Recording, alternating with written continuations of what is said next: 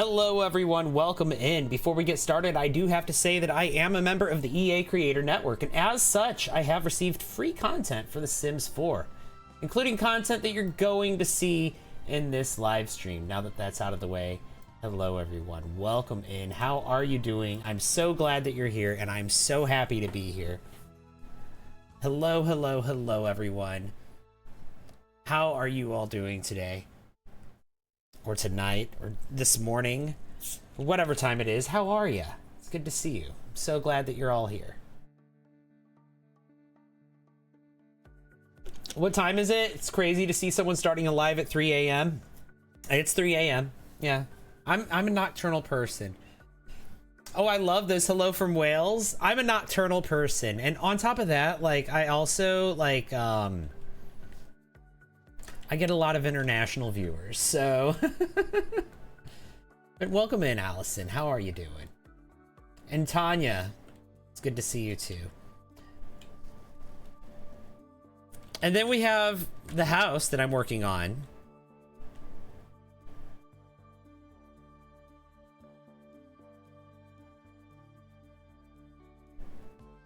Hello. Thank you. Carla's mom, Angie Marie. How are you? This has a great vibe to it. Great. I'm gonna burn it down. Thank you. Before I play in it. Tanya, thank you for the heart me.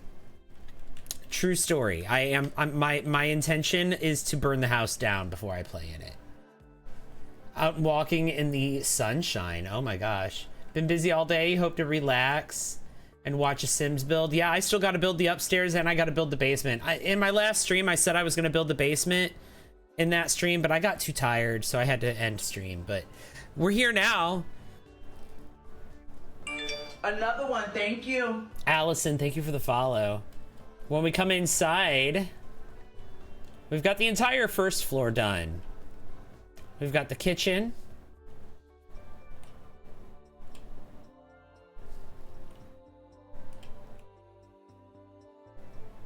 I love this kitchen. Thank you. We've got M-Dog, thank you for the heart me. We've got a bathroom right here on the first floor.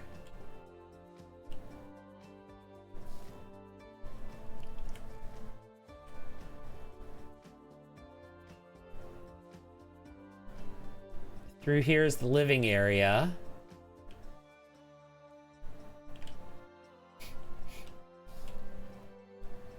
Been doing a lot of horror builds. I do a lot of those too, but this one is gonna also kind of be like that because I'm gonna burn it down before I play in it, like I said. The intention, all of this stuff, whatever survives, survives. I'm sure a bunch of it's gonna be like blackened from char and soot, and a lot of it's also gonna be like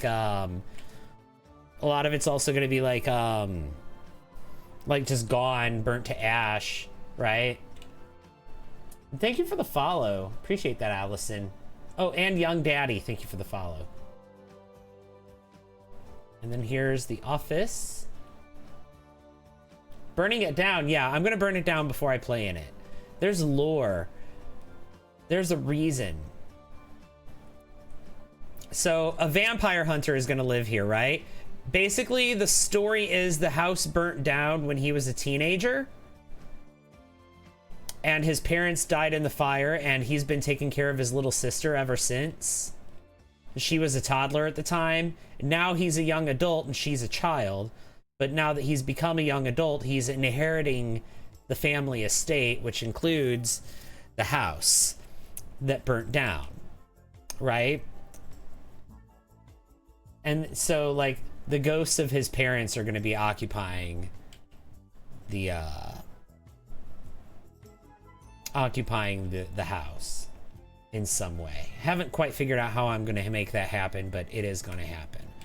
Up here, this is the unfinished part. This is this stream. Oh my god, what's happening to the roof here? We haven't done anything up here but a floor plan. We've got that. We've got this. We've got a bathroom, toddler room, nursery, and another bathroom here.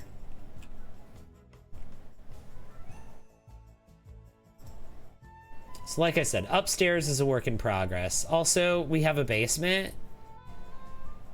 Let's go out the, out here is the fastest way to get to the basement. Good morning, Bella. And hello, Vanessa Marie. It's good to see you. How are you doing? Welcome in. This is a tree house. We might assemble that. Bella, thank you for the heart me. I appreciate that. You love the Dust Bunny challenge? Oh yeah. Down here we've got the basement. And we've not done this yet. It's unfinished. We don't know what we're gonna do. But I do have some boxes down here. Don't know if we'll keep them or not, but they're down here.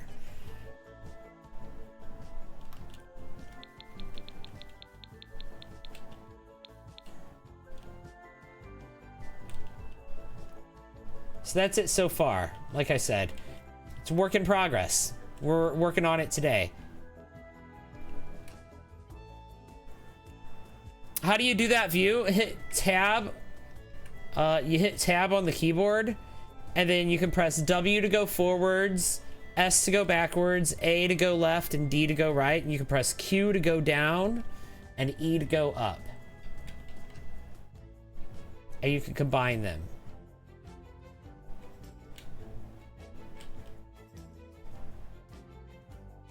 And also you can zoom out and zoom in with the scroll wheel on the mouse.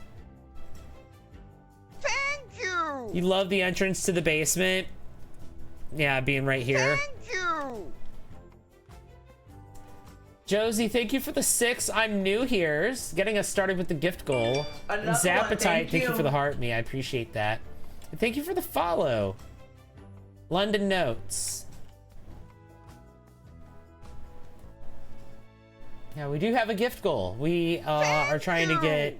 Oh, thank you for the Go Popular and the heart me. Appreciate that, Josie. What's my inspo for the house? Oh, that's... Hang on, that's one of the coolest parts.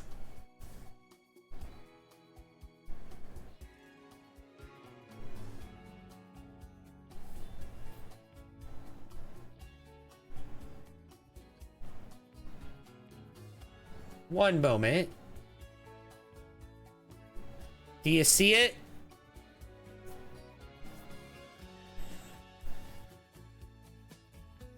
Do you see the inspo? You should. It's pretty blatant. Thank you! You recognize the house? Tell me if you recognize the house. Mad Frog, thank you for the heart me. Appreciate that. Another one, thank you. Rose, thank you for the follow. That's Sookie's house from True Blood. Sort of rundown homes always feel so cozy. This was her grandma's house, and then she inherited it after her grandma died. Seventh Heaven, oh my gosh. Yeah, this is Sookie's house from True Blood that I modeled this after. I don't know how many of y'all are familiar with True Blood, but I've been watching that with my partner, and we are currently on the final season of True Blood. Blue Asmodeus, thank you. Sookie, yup, Sookie is mine. Hello, Christine, you did amazing. Landon Notes, thank you. I mean, it's not like I made the exterior look a lot like Sookie's house. However, Sookie's house is a 2-bedroom house. This entire back part of the house isn't there. And then, like, same with up here. It's just a 2-bedroom house. This is a 4-bedroom house. So it's a little bit larger. Josie, thank you for the 11 I'm new here's. Is this in that? Yeah, this is in Chestnut Ridge. On that big 64 by 64 lot that has a horse ranch around it.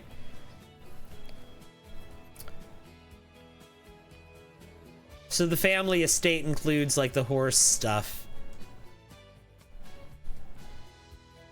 I don't know if they'll have a horse or not.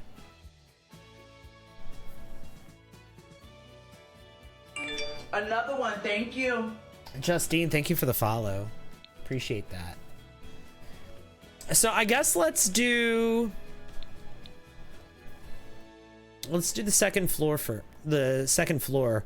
That's a good place for us to start, right? You were just scrolling and saw the True Blood reference. Oh yeah.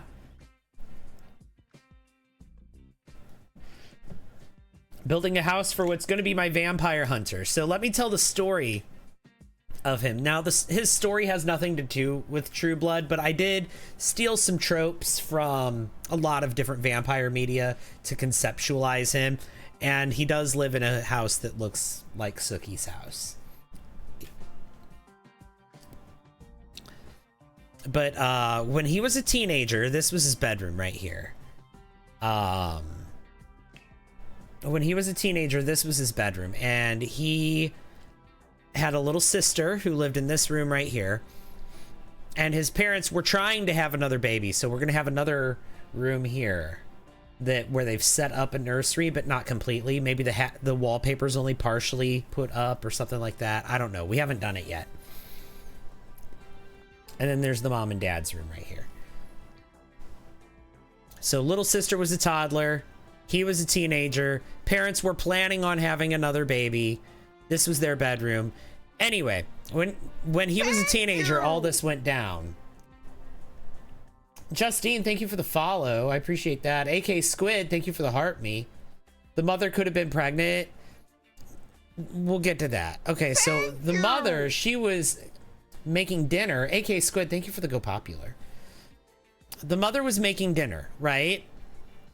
For her family. It was nighttime. Maybe it was a little later than normal. She's in here cooking using the stove, and there's a knock on the door. And she answers the door, and there's a gentleman at the door asking if he can use the telephone. He says that his car broke down a little while, you know, a little bit down the road, and he's stuck. And also, is that food that he smells? He's very hungry, if she wouldn't mind, and she invites him in. And she tells him that he can use the phone. The phone's right there. And yeah, he can stay for dinner. And he takes her up on the offer. One, thank you. And he has dinner because he's a vampire and she's dinner.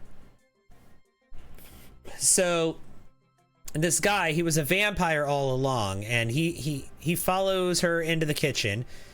She tells him, you know, he can use the telephone right here, and then she turns around and comes back into the kitchen to cook. And when she's got his back turned to him cooking is when he comes up and he does his thing and he feeds on her. Talia, thank you for the for joining us. Welcome in. How are you? And Cleo, thank you for the follow. So after being fed on, again, she was cooking when all this happened, right?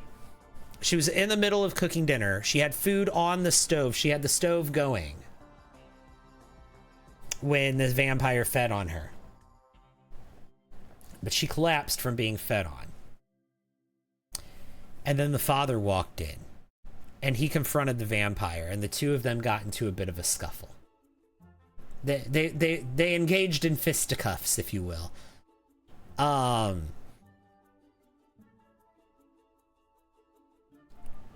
the fire started.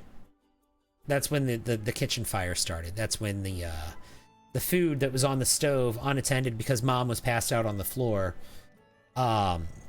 caused a fire to start. The stove started, you know, it caught fire. Not mom dying in the same place as Granny Stackhouse. It's true. It's true. It's true.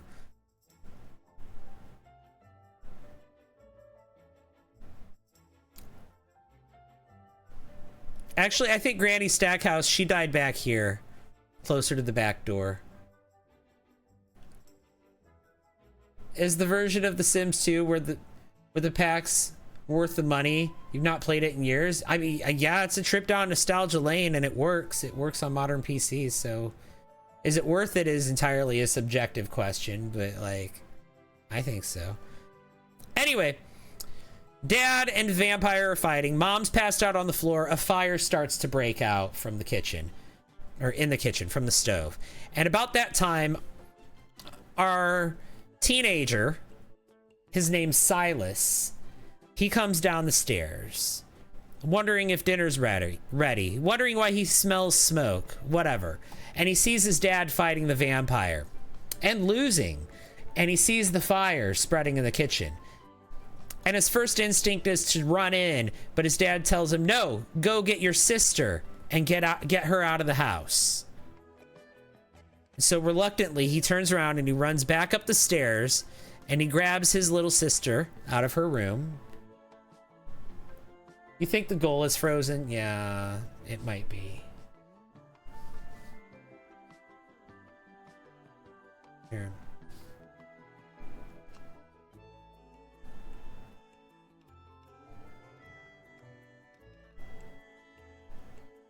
There we go. I've just reset it. Anyway, he goes and he gets his little sister.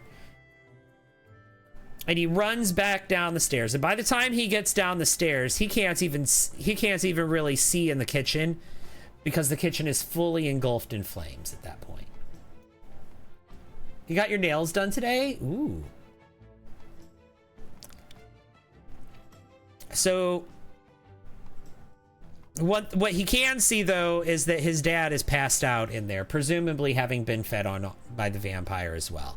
And mom is passed out in there. Mom is being consumed by flames. Dad is going to be consumed by flames. What he doesn't see is the vampire anywhere. And there's a back door connected to the kitchen, so it's very likely that the vampire got out through that back door there. Anyway, he gets his sister out of the house, and they come out here and they watch the house burn down. And that happened when he was a teenager. And then he and his sister went off to live wherever, foster care, whatever, who knows. Live with a relative. But now he's her guardian. He's a young adult. He's taken guardianship of his little sister. She's now a child. And he's inherited the family estate. And so the house is going to be burnt down when he and his little sister move in. Mom being engulfed in flames. This is supernatural. A lot of people have said that his origin story is also the supernatural episode 1. It's been a long time since I've seen Supernatural. But yeah, he devotes his life to becoming a monster hunter, mostly a vampire hunter, but like he's got beef with like werewolves and other stuff too. He's kind of a monster hunter, a demon hunter, a vampire hunter, an all evil things hunter. And his little sister, who's a child, she is his like his little helper. She's his little assistant. Thank you for all the shares. I appreciate that. Appreciate that, Angie Marie.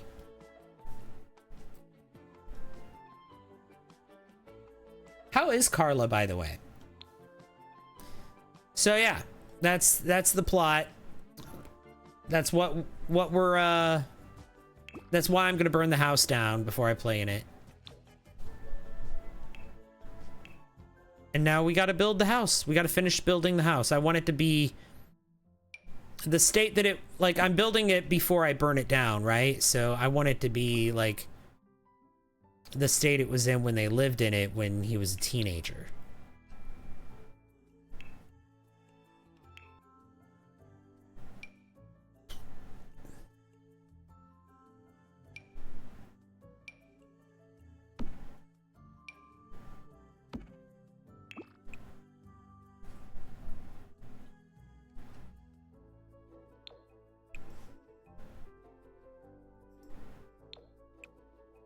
We could do that. I like that. And then let's get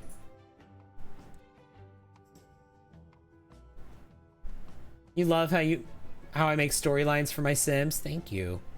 She's good. She was a little bad dog yesterday. Really? Why was she a bad dog? You play Sims since a long... I've been playing Sims games for a very long time, yes. My first Sims game was SimCity 2000. Long time ago, before The Sims ever came out.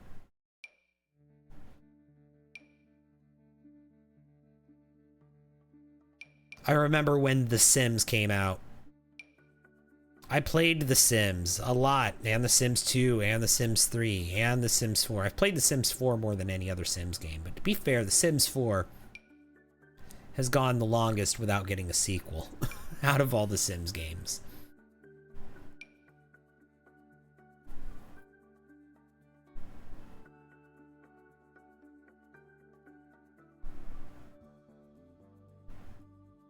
You played since the year Sims 4. That's cool. There's a lot of, like, I love how, like, everybody has a different entry point into the series, right? Some people's first game is The Sims 4. For some people, that's the only Sims game they know. Sounds like that's the case for you. If you have a way to play any other Sims games, I would recommend you check them out. The Sims 4 is, probably the newest and maybe the most polished, but also not the most polished because it's got a lot of bugs lately, you know? Speaking of which, let me save.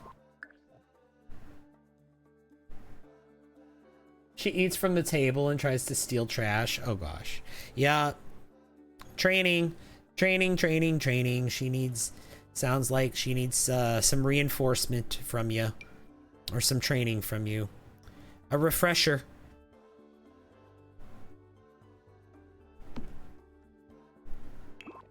Like, it's like when an employee isn't doing what they're supposed to be doing and you send them to get some, like, supplemental training. Right?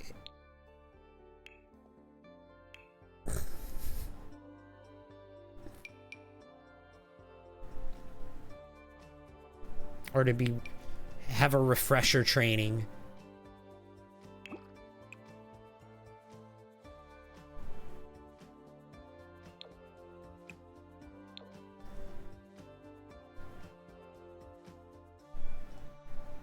Your cousin was playing Sims when we were small. I love that. You almost have all the packs. That's fun. He was 15, 16 years old when his parents died. His sister was like 2 years old. Yeah. Yeah, my Sim. He was a teenager, like I said, and his sister was a toddler. And now he's a young adult and she's a child. So they've both advanced to the next life stage.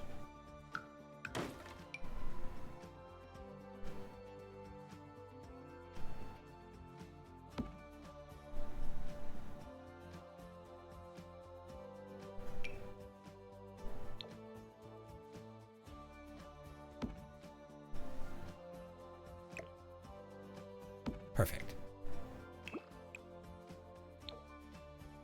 Beautiful.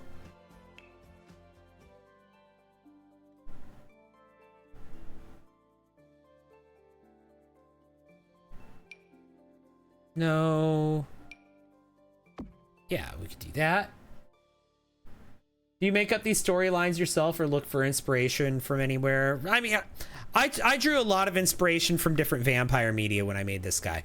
So, like, he's kind of a mishmash of, like, Alaric from the Vampire Diaries and Jason Stackhouse from True Blood and Riley from Buffy the Vampire Slayer. And Angel, also a little bit from Buffy the Vampire Slayer.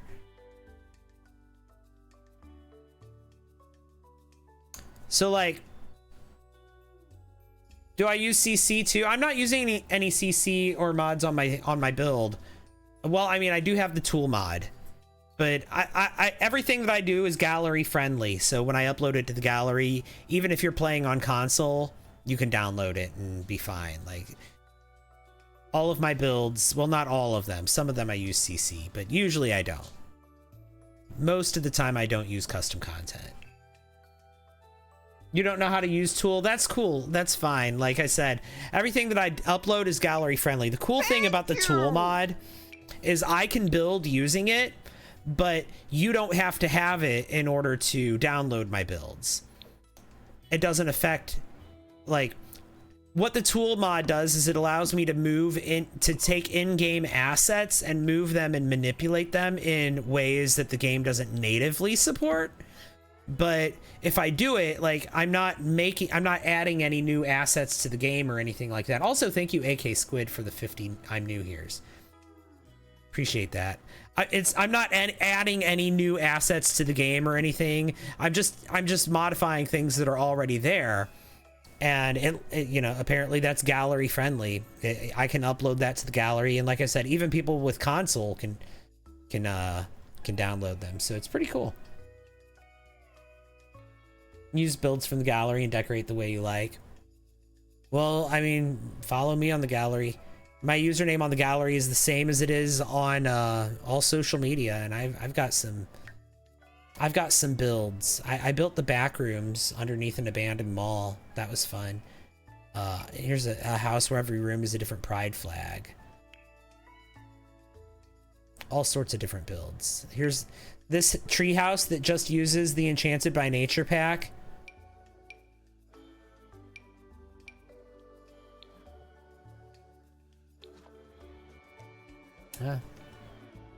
All sorts of stuff.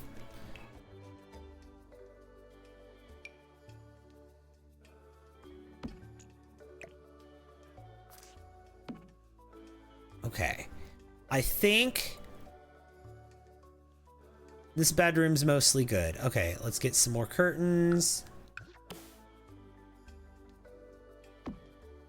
Yep, there. And there. Beautiful.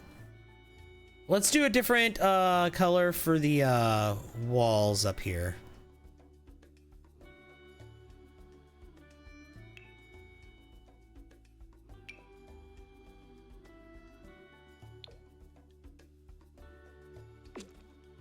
Oh, I love it. I love it. It's so granny. Yes. It's so granny core. 25K? Did the alert not go off? Are my alerts not going off? I've been having problems with my alert thing, so I apologize. Thank you so much. 25,000 likes. Yeah, my alert didn't go off.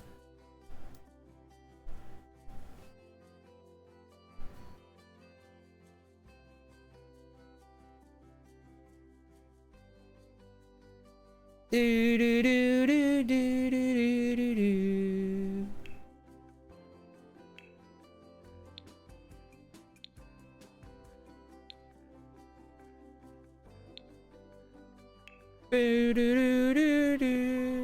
Thanks for all the likes. There it goes. That's a little delayed.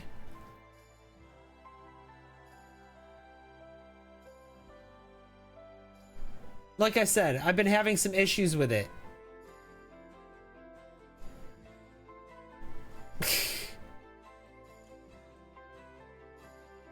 You play on PC and Xbox, you actually prefer console. CC and mods are cool, but you prefer console. You know, some people prefer console, and that's cool. You know, I do still think, even if you're playing on console, though, I think playing with a keyboard and mouse for The Sims 4 is a superior experience. And you can hook up a keyboard and mouse to your console. You can just get like a little USB thing and plug it into your USB port on your PlayStation or on your Xbox.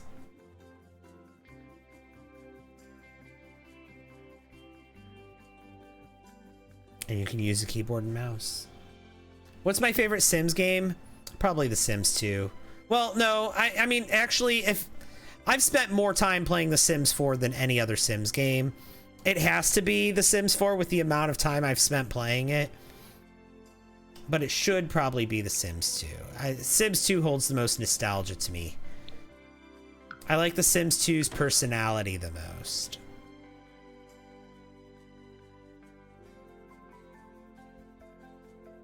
You didn't know that? You'll have to try that out. You wouldn't survive playing console because you use MC Command Center for everything. That's fair. Played Sims 2 and 3 and now 4.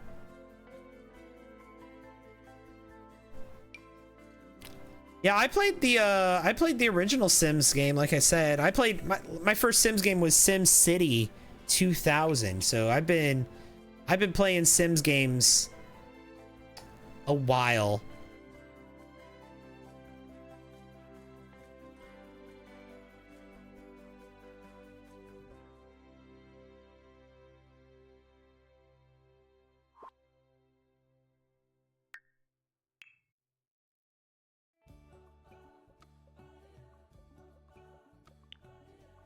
I'm gonna save because I just suddenly got a paranoid feeling that my game's gonna crash. To be fair, my game has crashed several times over the past few days. This entire PC has been crashing. The new PC that I got to replace the old one, it's been crashing.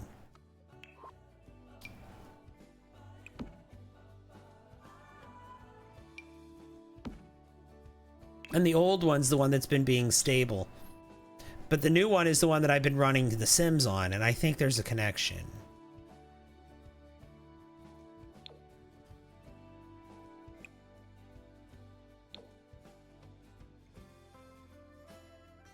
You played all the Sims games on console, PS2, PS3, PS4. It's the game, not the PC. I know. Y'all are telling me that. But I mean, I've been getting like full-on PC crashes, like blue screen of death PC crashes when I'm not playing The Sims as well. But it's only happening on this PC, so I don't know.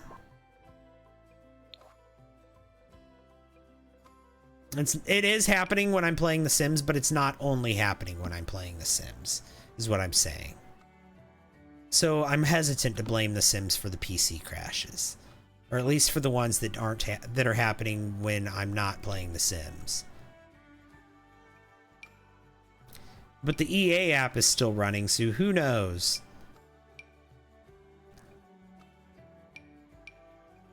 You went shopping today? Oh my gosh, how was it? Another one, thank you. How was it? What did you get? Did you get anything fun? I want a chair.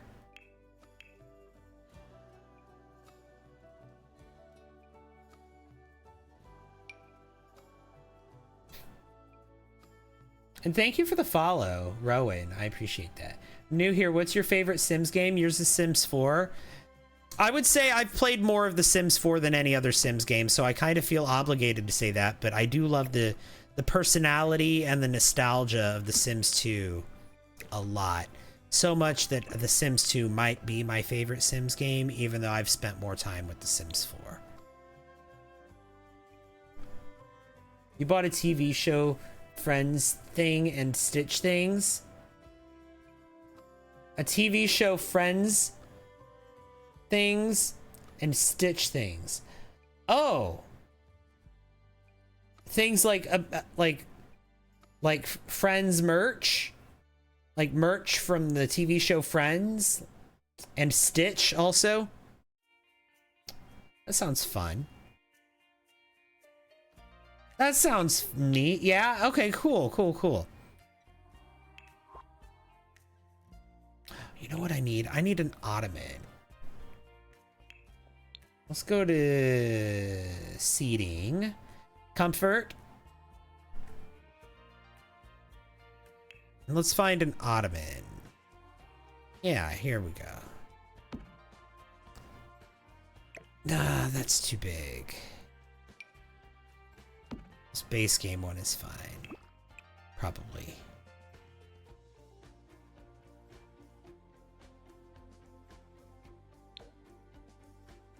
Yeah.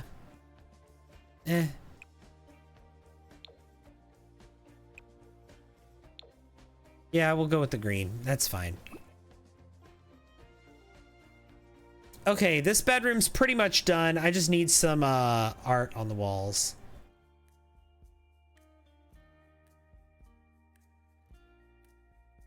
You had a pool business and a cat cafe and painting classes business. Oh my gosh. Different business each day. It's been fun. You got all the console crashes and you had to uninstall and reinstall the game on PS5 after the second crash. Oh my gosh. Kitchiana, thank you for the heart me. How are you doing? It's good to see you. Glad that you're here. Welcome in.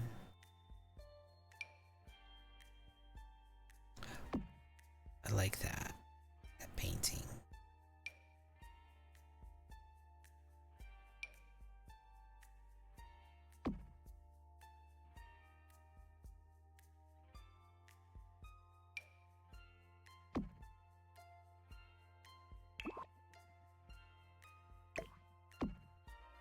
Let's do that.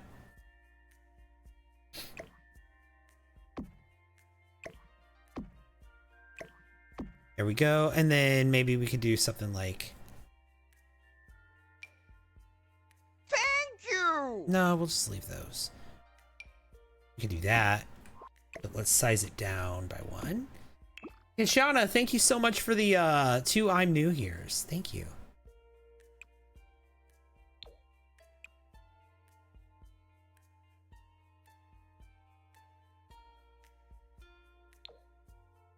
There we go.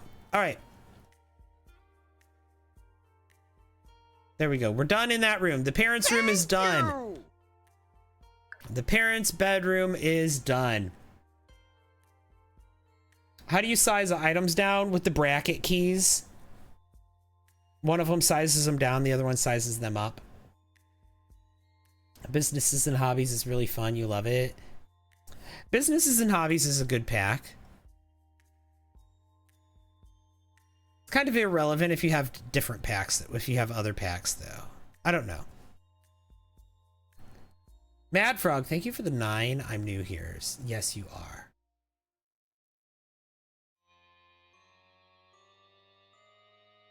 Tried to build and it doesn't go how you envisioned it, and so you delete it and quit the game. Oh my gosh. You need the spa pack. The spa pack is fun. I like having saunas in my mansions. Did I save? I need to save, just in case I didn't. I am. So that bedroom's done.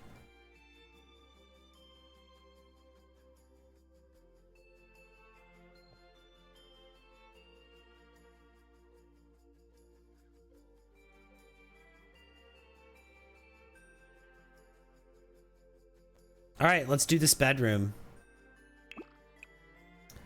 This is our bedroom for our teenager who's gonna be who's gonna grow up to be the vampire hunter.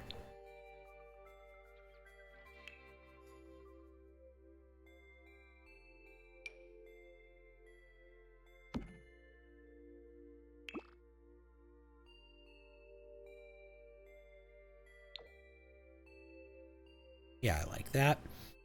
And then let's get a dresser.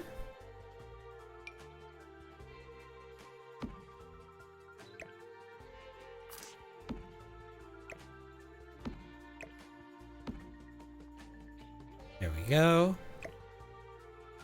We've got this. Let's put like a desk in here, I think.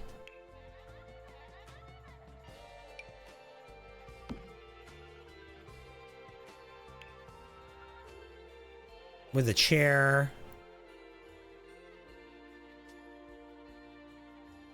What kind of chair? Maybe this kind of chair?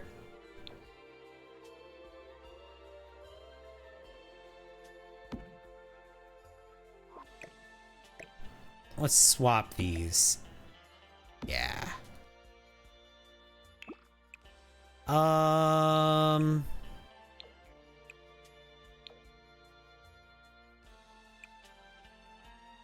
Let's see. Can I have a light wood somehow?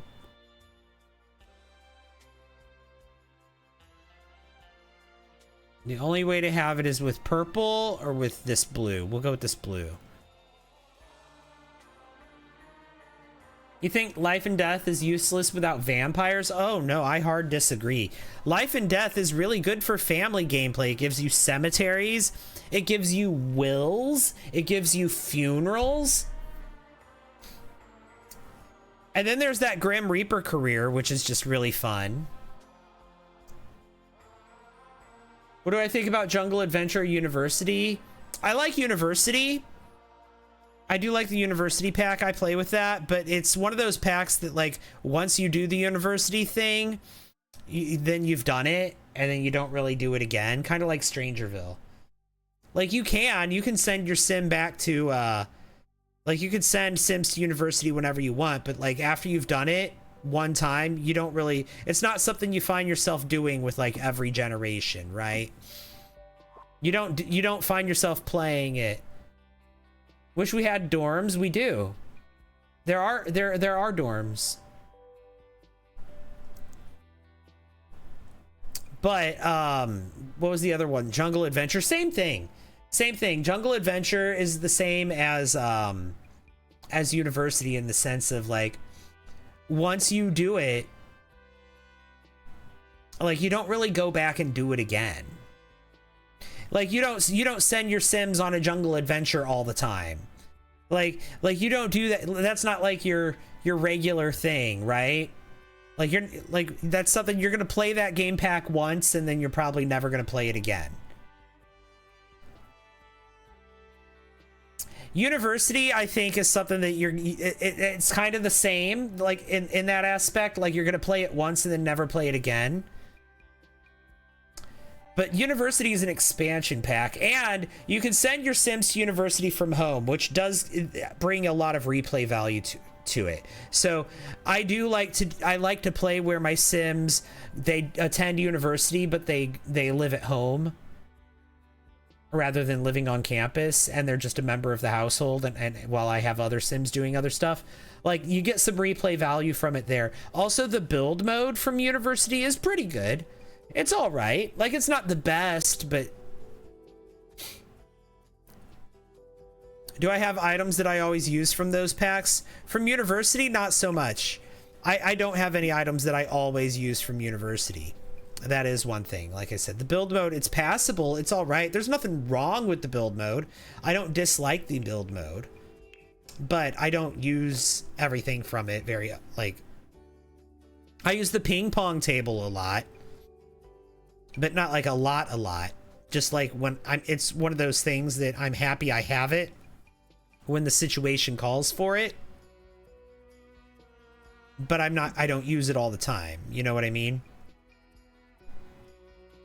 And a lot of stuff with that Discover Universities like that. The gameplay gets boring for Jungle Adventure and University. Yeah, they both are like I said, they're both kind of in that situation of, you know, once you play it once, you don't really play it again. University a little bit less so, though, because there is some variance there. There's different degrees that you can get, and there's different ways that you can play University. There's different things that you can do. You can live in the dorms, or you can live at home. There's like different University clubs. There's like a whole secret society with Discover University. So, like, there is a lot of stuff you can do with Discover. Did you know there's fairies in Discover University? There's secret fairies. They're not like occult playable fairies. They're like little, like, pixies, little sprites, but they are there. And you have to do a whole special quest line to, like, see them. Well, maybe not. Maybe you just have to appear in a certain place at a certain time. But they exist. So, like, that's... Discover University is not a bad pack, but it is a niche pack.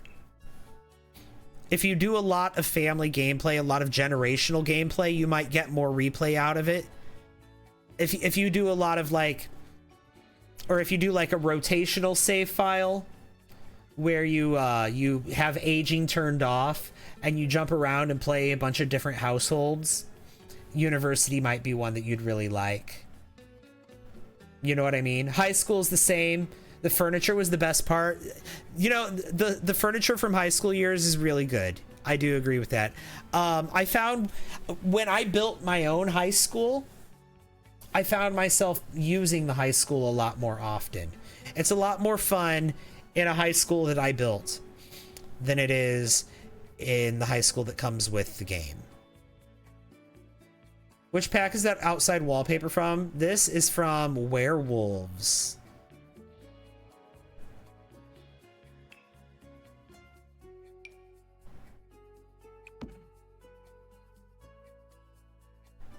What's my favorite pack? Werewolves. Honestly, my favorite pack is Werewolves.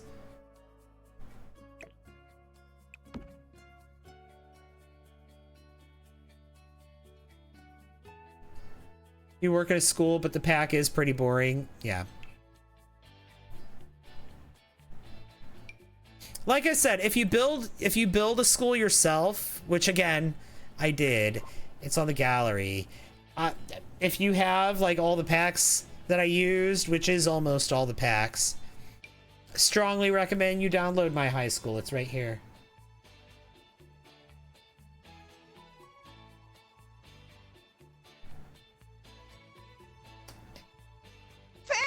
Hey, thank you for the I'm new here, Carla's mom. Don't know why it's doing this, but yeah, it's called Modern High School. Whatever. It won't let me. It won't load for some reason, but it's there. A modern one? Yep. It's a modern one. I even used the curved wall feature that came out with when High School Years came out. They introduced the curved wall feature to the base game, and I used that curved wall feature when I built that high school. You always see people loving over the Werewolves pack because of the gameplay. It's not just the gameplay. So, okay, let me put it this way. I'm going to go on a rant. I've been on this rant many times before, but I'm going to go on a rant here. Not a rant, I guess, but on a bit of a monologue is the better way of putting it. So the Werewolves game pack, the reason why Werewolves is my favorite pack. Number one, I love playing with occults. I like playing with vampires and werewolves and spellcasters and mermaids and aliens and fairies. I like playing with all of that, and ghosts. And I think out of all of the occults in The Sims 4, I think the werewolves are the ones that have had the most detail, the most care and attention. I think they're the most well executed.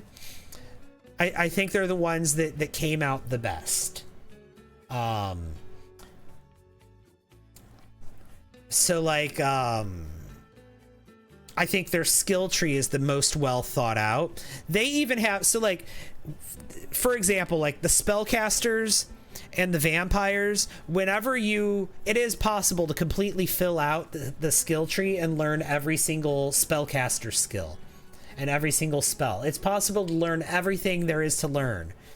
And then when that happens, you can still gain skill points, right? With the vampires and with the spellcasters, you still gain skill points and you have nothing to spend them on. But with werewolves, they created a skill point that you can, they created a redemption on the skill tree for unused skill points. So you can spend your unused skill points on that, and it converts them into lifetime satisfaction points, which is pretty cool. Like they took the extra step to like think about that, like because that's something I experienced several times with spellcasters when I was playing. When I would completely fill out the skill tree, and I'd have nothing to spend my skill points on, but I was still accumulating them. So like I said, it's just the little details like that. They thought of like so many little things. That's just one example of just the little details that they thought of with the werewolves. And I know that like a lot of people don't like the art style for them. I personally do like the art style. I like it better than like the whole like Michael J. Fox Teen Wolf style of werewolf that they did in The Sims 3, or the Skyrim style of werewolf that they did before that. Those were wild. Not a fan. I like the art style of The Sims 4 a lot better. And I like the fact that you can paint the werewolves to make them look however you want. My partner has made a lot of werewolf characters, and he made a character that looks like a fox. He made a character that looks like a German Shepherd, and he made him a cop. Like, hey, Queen Ree, welcome in. So like, there's just all sorts of different things you can do with the werewolves. And then that aside, the build mode, like the stuff that comes with the build mode for werewolves is really, really good. Like if you like to build like rundown places, like a littered alleyway that has graffiti and trash in it, like werewolves is the pack that you need. If you need clutter for a sewer, werewolves is the pack you need. If you want to build a really urban city, like werewolves will help you with that quite a bit. But like the slums, right? You just got the life and death pack. You love it. It's one of my favorite packs too. Will you guys ever do a stream together? Me and who are you talking about? That's the first message that's come through from you.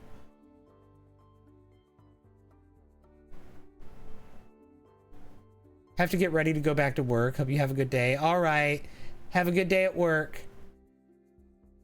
You like the crow pet? Yeah, the crow pet is fun. That's from Life and Death. We'll talk about Life and Death in a minute. But yeah, I think from werewolves, the build mode is really, really good. And then, so we've talked about the werewolves themselves. We've talked about the build mode from werewolves. And then all that aside,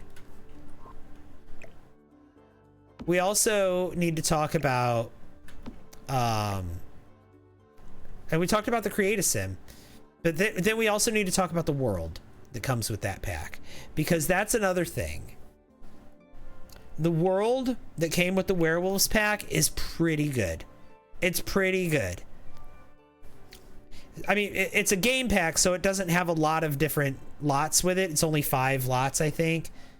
It's just one neighborhood, effectively, but it's a really good one. And then, cross-pack compatibility is another thing I want to talk about with the Werewolves pack. Owning the Werewolves pack opens up additional gameplay for vampires and spellcasters and fairies as well. You'll do some cleaning? All right. Enjoy your cleaning. And all of the different occults, except for fairies, because fairies weren't out yet, they get additional lore as well. So like aliens, there's additional lore for aliens with the werewolves pack. There's additional lore for mermaids with the werewolves pack. There's additional lore for spellcasters and for vampires with the werewolves pack. A lot of lore for spellcasters and vampires. Like they like if you dive into like reading all of the in-game books and talking to all of the NPCs in the werewolves pack, you uncover so much lore. Like there's a lot, and it's all like really good. Like there was a war between vampires and spellcasters. The werewolves were originally, the first werewolves were actually called mooncasters. They were a sect of spellcasters, a particular type of spellcaster who specialized in moon magic and were able to merge with their familiars who were wolves. And they talk about how the original vampires were created. Like all of that stuff comes with the werewolves pack. All of that, those big lore dumps for vampires and for spellcasters. How, like, if you get the Realm of Magic pack, Realm of Magic has a hidden world called the Realm of Magic, and in the Magic Realm, there's like these different floating islands that are like rocks, and they look like, I don't know how to put it. there's these different floating islands that are like rock formations that have like structures on top of them. And then in the werewolves pack, you find out why that is. You find out that what happened was the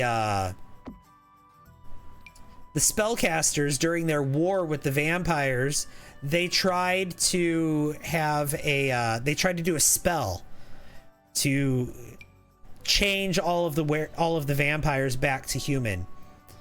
And the spell backfired, and it exploded in the magic realm. And when that happened, the magic realm literally cracked into pieces and exploded. And those floating islands in the magic realm is what's left after that explosion.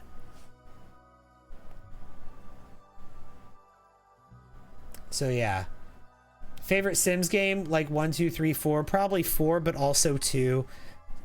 The Sims 2 has the most nostalgia for me, but I've spent more time playing The Sims 4 than any other video game in existence, so that has to count for something, right?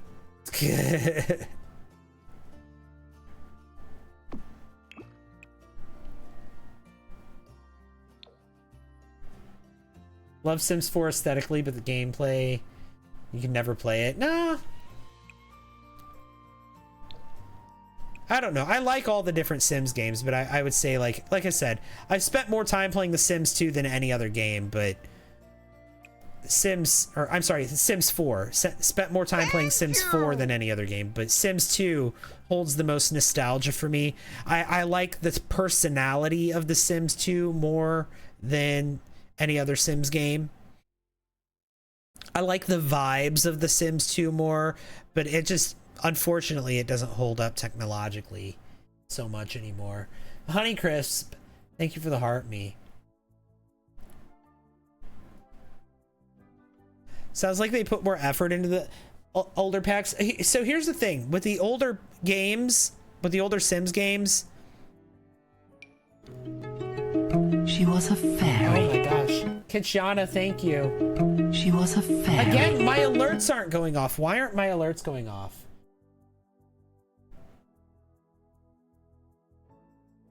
What's going on?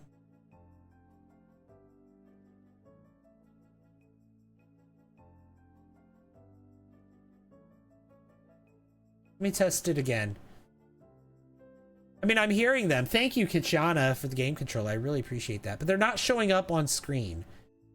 My alerts aren't showing up on screen on the vertical clock app. So I'm going to figure out why.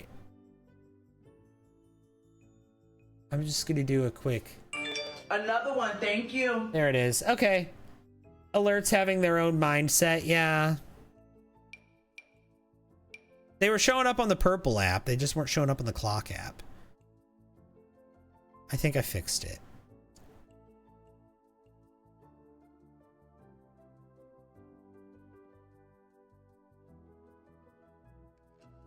Sims 1 and 2 were amazing for gameplay, and Sims 3 open world and design tool. Will Wright, creator, worked on them. Yes, that is true.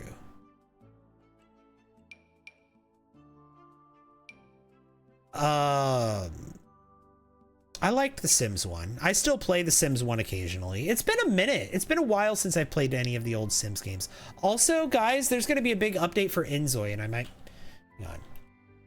When is that exactly? Inzoi... August update. Because I'm looking forward to that. I want to play it. August 20th. There's going to be a big update. We're getting a new world in Inzoi. A new city. An island.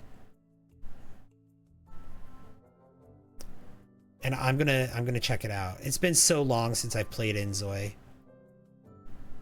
but I'm gonna check that out when they drop the new world. I know there's been some updates to the game already, and I haven't really checked it out in a while. So I'm waiting for that new world to drop, and then I'm gonna jump back in and check it out again because it's been so long.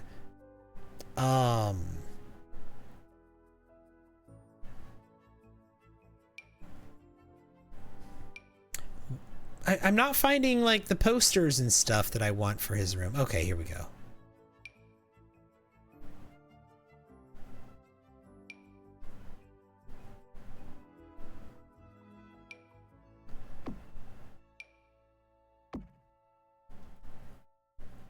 There we go. I like that. I think that's good. We're done with his room. His room is done. Except I don't want this for the walls. I don't want the walls to be that wallpaper, that yellow wallpaper. I think we're going to do something else for his room.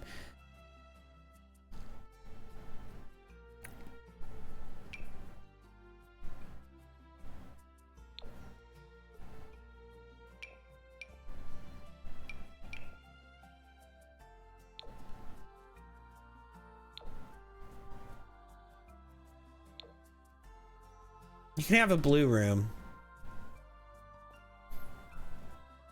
Yeah, there we go. Perfect.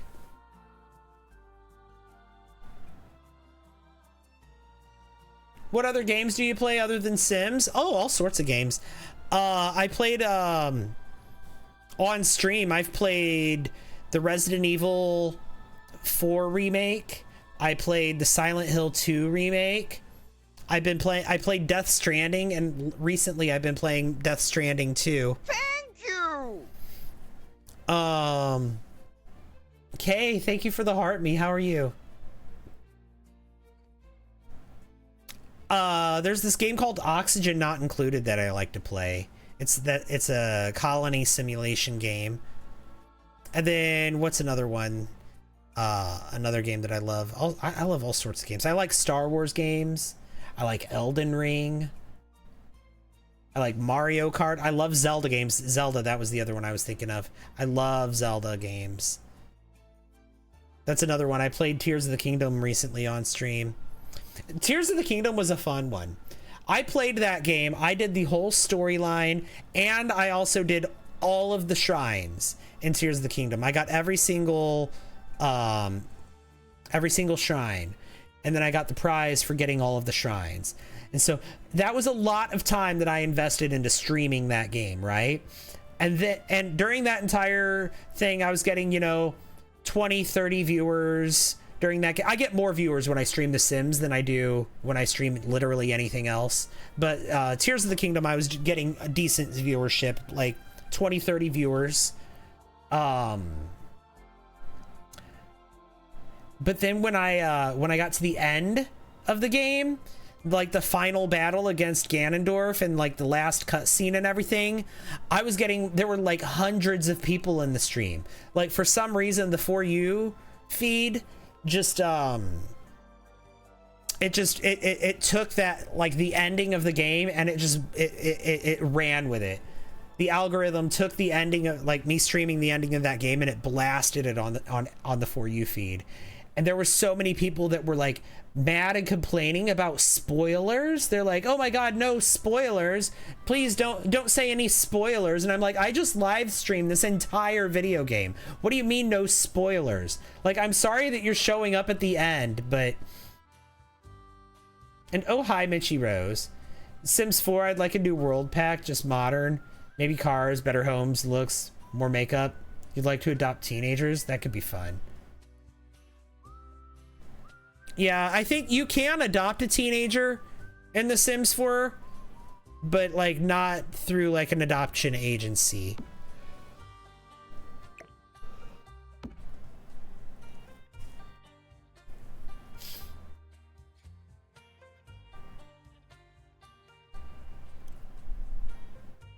Probably more about mermaids because they're useless.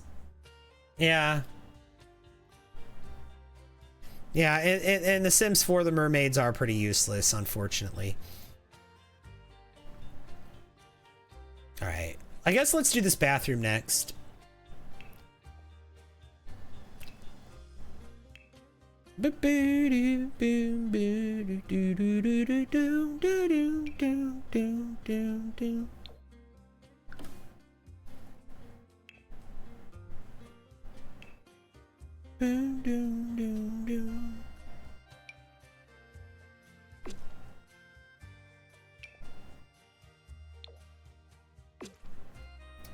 Let's do that.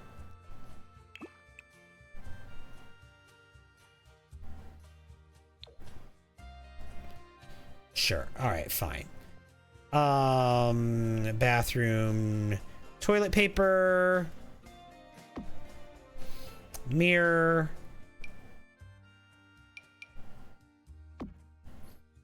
light.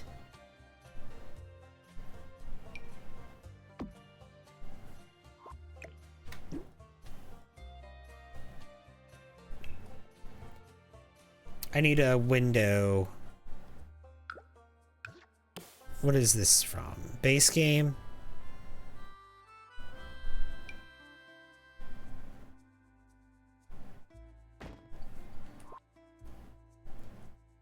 Okay, back to here. Let's get that.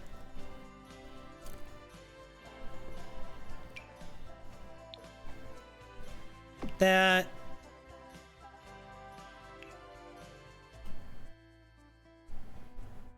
You use mirrors more to make your Sims feel better about themselves. Your Sim is currently doing the 7 dates thing. And why is Father Winter one of her dates? Oh my god, that's so funny. Father Winter. Oh no, not that, not that, not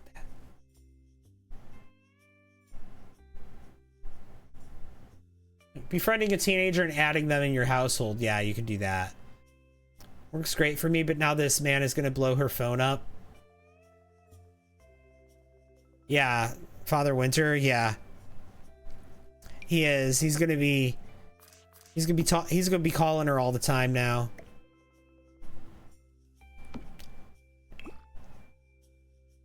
As a reminder of what you done.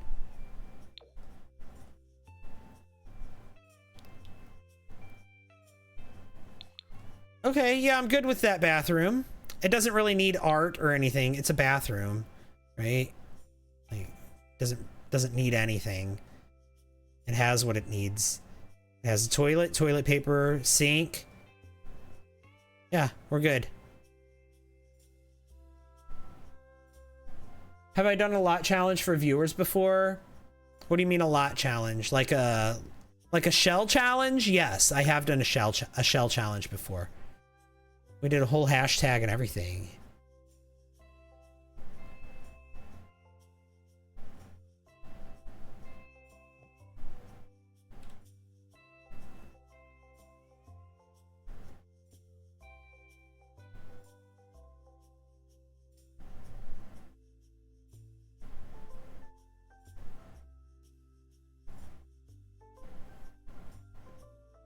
Should do another one. I should. Hey, Shan Mei.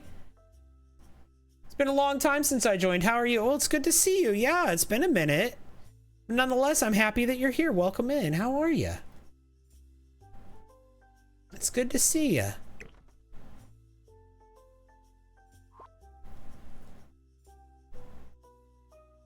Yeah, that bathroom took no time to do. Look at this house, like with the walls down. It's actually really cute. It'll be so fun to play in this. Oh, look. Yeah. Can't wait to burn it down. But even before I do that, I'm going to upload it to the gallery. And I can tell that this is going to be a fun house to play in.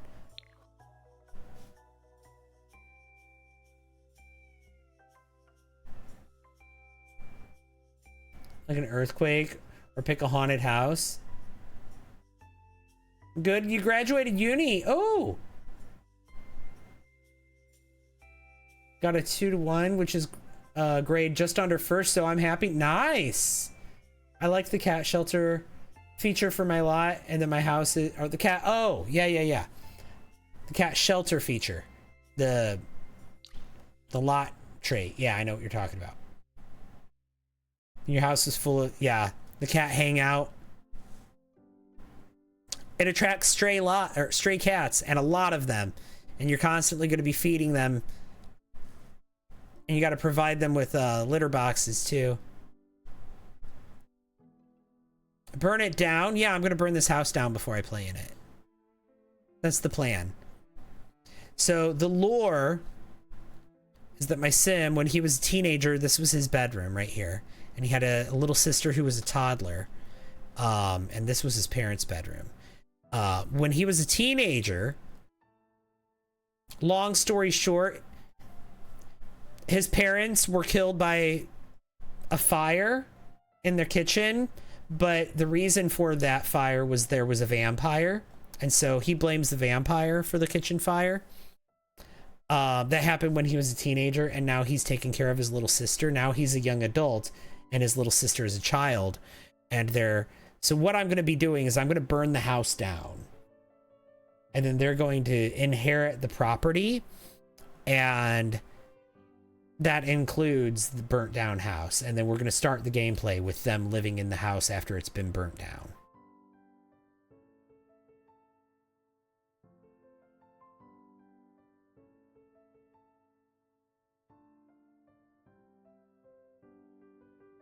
Nice story. Yeah.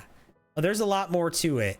There's a lot more to that story. That is a very condensed version. Thank you! I've thought out so many details about the lore. AK Squid, thank you for the 40 I'm new here's. I appreciate that. Where are we at on the I'm new here's? Got 119. Trying to get 5,000. Appreciate the I'm new here's. Keep them coming. You are creative? Thank you. But I think I do have to take a break. I have to go pee. So I'm going to go do that. I won't be gone long, though. Just a few minutes. Because if I'm gone for more than 5 minutes, TikTok ends my live stream. And I don't want TikTok to end my live stream. I just want to go pee. So I'm going to do a quick BRB. I'll run an ad on the Purple app while I'm gone. But we'll be back in a couple of minutes. I'll see you soon. BRB, guys.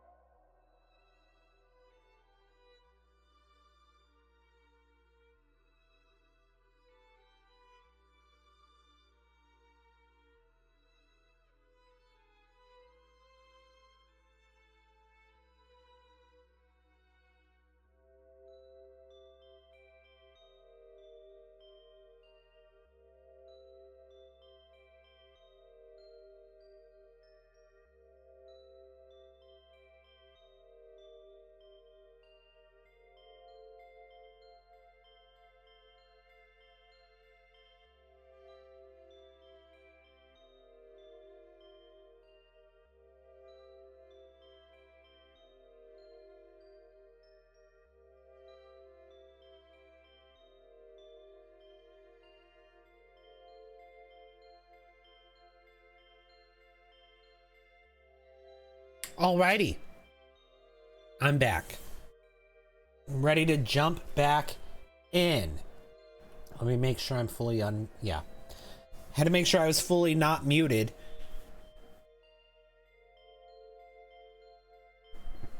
You got your nails done today, Talia? How are they? How'd they turn out? What'd you get done? Nails always seem to be a hot topic in this chat, so... in this stream.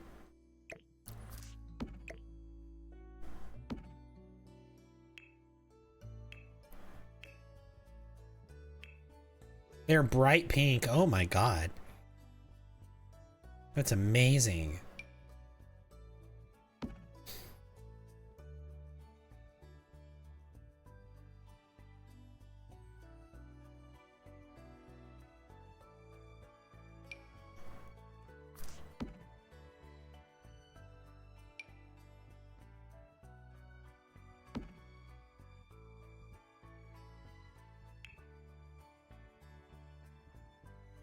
You can't miss this. When are you planning to start the gameplay? After I'm done with the build. I'm not sure how long that's going to be exactly. Well, I guess we're definitely going to finish this second floor in this stream at this rate. And then we have the basement. I'm not quite sure what I want to do in the basement yet. That's why I haven't quite finished it yet. Why I haven't done anything down there is because I don't know what I want to do down there.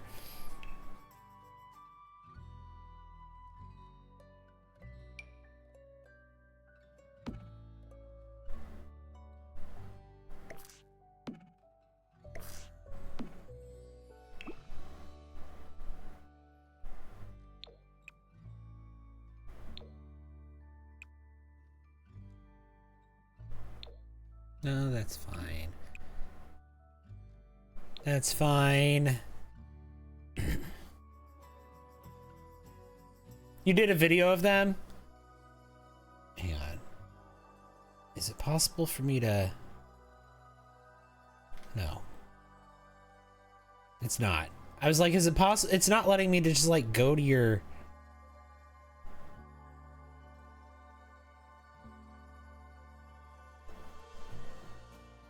Why isn't it letting me go to your page? I guess I'm gonna have to do that after the stream. I'm watching my stream and I'm tapping on your profile and it's not letting me go to your profile. Like I'm tapping on your messages and it's not letting me go to your channel. It's so weird.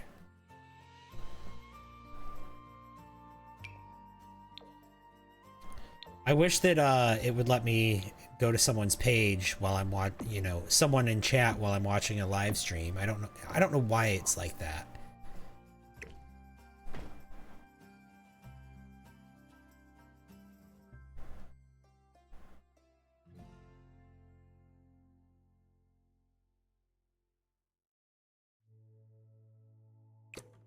Thank you!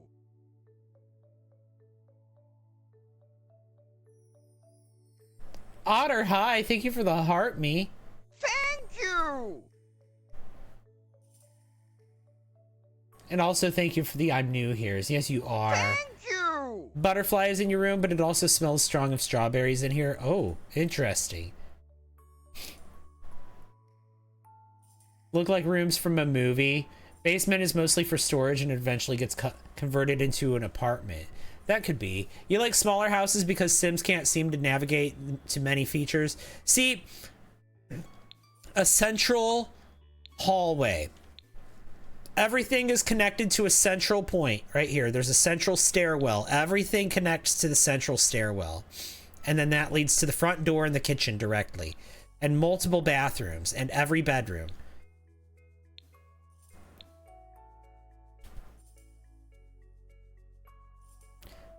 Did she consume her peanut butter on this day? She did, and she's currently sleeping behind me on the floor. You know how she likes to do that.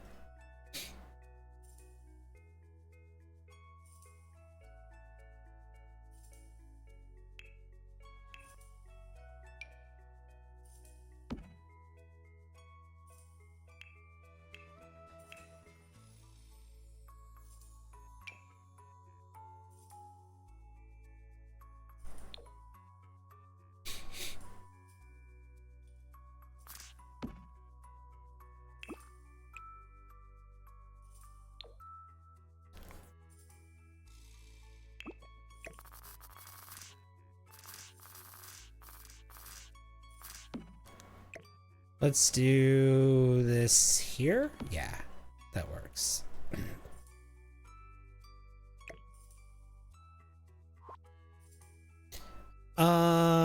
Let's get some art. Oh, wait.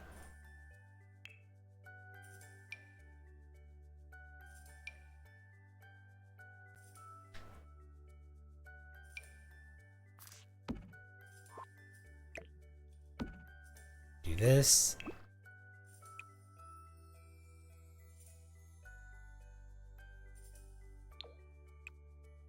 Yeah, that's fine. Who is my dog? Buffy is my dog. Yeah, Buffy is my dog. One thing about Buffy, she's gonna eat peanut butter and sleep behind you. It's true. She is.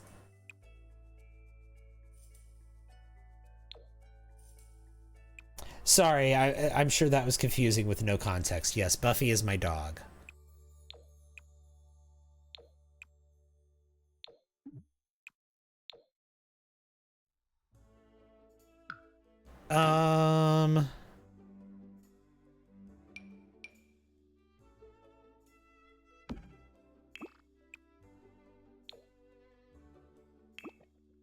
What kind of dog is Buffy? She is a lab mix. She's a shelter mutt. They weren't really sure. They said lab mix when they gave her to, or, you know, when I got her. They didn't give her to me, but when I adopted her. But, they didn't even really know, to be fair. Thank you for the I'm new here's, the 2 I'm new here's. Yes, you are. Appreciate that, Angie Marie. All done cleaning for the day? Love that. Buffy is the people's princess. It's true.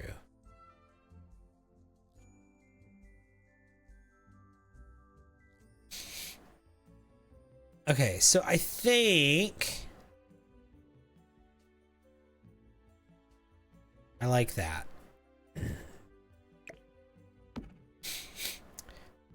We need something here.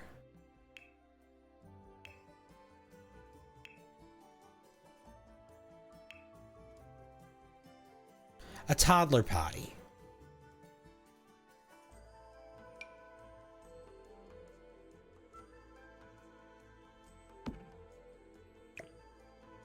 And you know what? We need another one of these downstairs.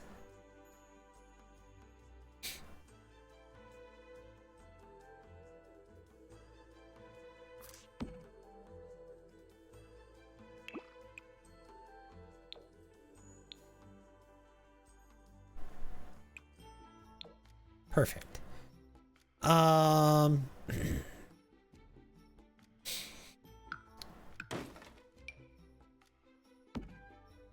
think this is going to add to the spooky factor after the place is burnt down.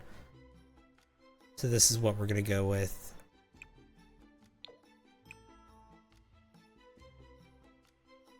Oh, it's got ghosts on it. I don't think I like that anymore.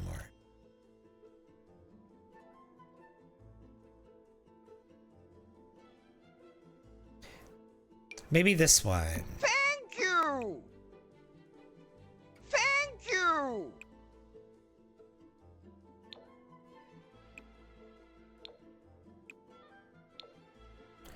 Thank you for the banana and the ice cream. I appreciate that. Carlos Paper says she's a Burmese mountain mix.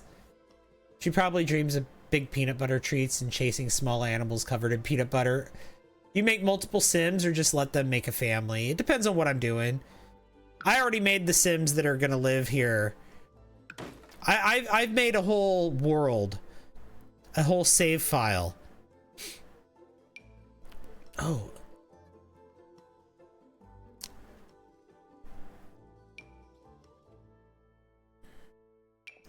And this is just one of the many households that are going to live in that save file.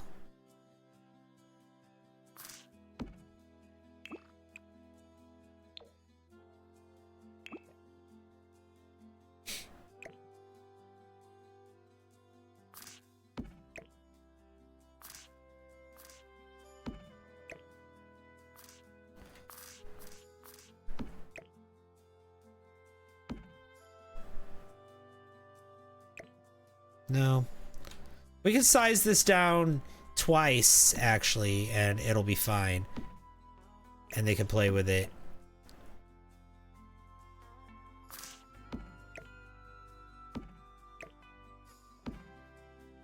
There we go.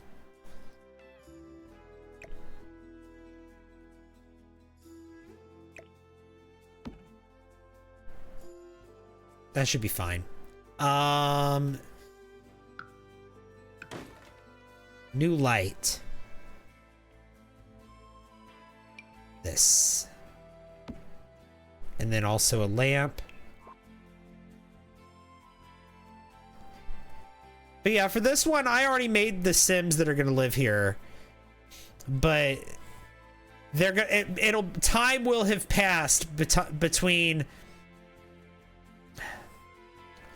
I'm building the house for like these two Sims, right? It's a teenager and a toddler, right?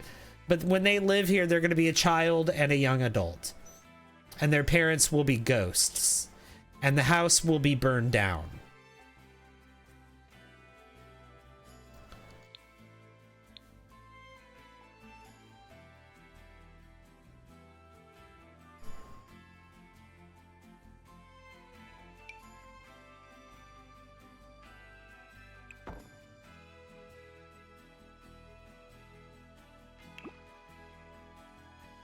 Do I still have fish?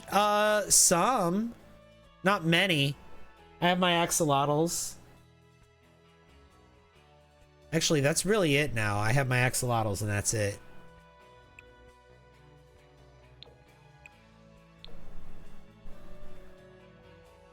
How are you doing, Rick? What happened to them? I mean, most of them have lived out their life cycle, and then I closed down the tank after they were done.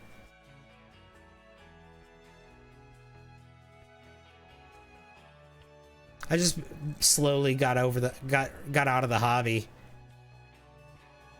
Like I said, I still have my axolotls. You had 2 axolotls, you missed them? Yep, I still have mine.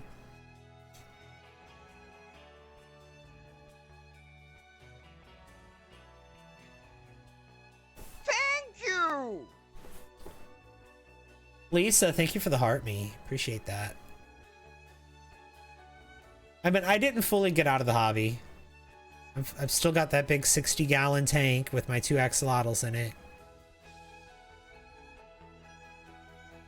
That's really it. You gotta... Is PC better? I think so. But that's a subjective question. There's some people that prefer it on console, but personally, I prefer it on PC, because on PC you have the ability to use mods if you want.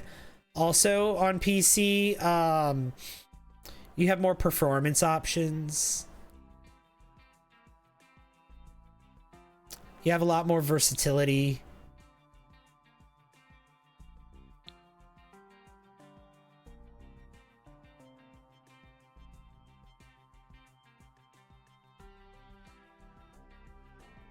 I need to save though. Thank you! Hey, thank you, Lisa, for the Go Popular.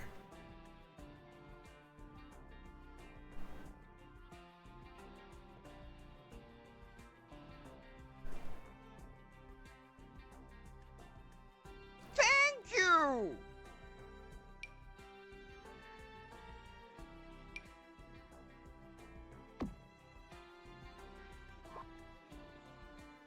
Nicole Sanchez, thank you for the rose.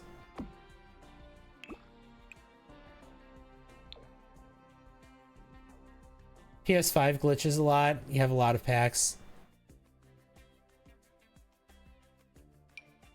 Yeah, with PS5, I feel like probably the more you add to it, like on PlayStation and on Xbox probably as well. I feel like it's probably a situation of where the more packs you add to it, the worse experience you have.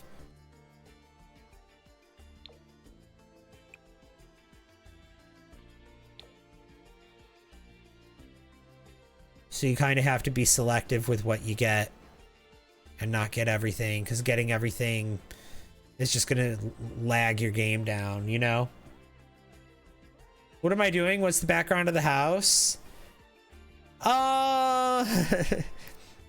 We're gonna burn the house down. It's the childhood home of Another my one, thank vampire you. hunter. Hey, thank you for the follow. Ab snabs. It's the childhood home of my vampire hunter. This was his childhood bedroom right here. But there was a fire when he was a teenager and his little sister was a toddler. And he and her got out, but no one else did. And the house burnt down. And now, as a young adult, he's inherited the property. And the house is burnt down. And his little sister is now a child. And they have this burnt down house. And he's going to be a vampire hunter. Because the reason that the house burnt down was because vampires attacked. And fed on his parents. Does Vlad exist in this save file? Not currently.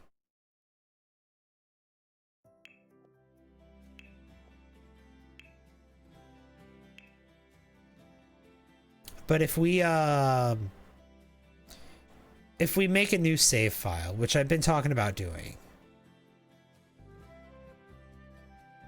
That's so cute. If we make a new save file, then maybe he could. Why? What are you proposing? Are you proposing that Vlad is the vampire that killed his parents? I feel like his parents being killed by vampires is something that should be like, there was like a whole, it was like the vampire that did it was working for somebody, you know, and that whoever that somebody was, they were the reason why the parents got, you know. Oh, you just thought that if vampires lived here that Vlad would play a part in this story. Your Vlad has a witch wife. That's funny. So in my save file, Vlad is not here. None of the original vampires are here. But there's a church that worships Vlad. And also there's a vampire king, and the reason he's calling himself the vampire king is because he killed Vlad. And he's now taken over Vlad's lot. He built a castle there. He's a vampire. He's called himself a king. And he's got a wife who was a princess, or a spouse, or not spouse, a fiance who was a princess.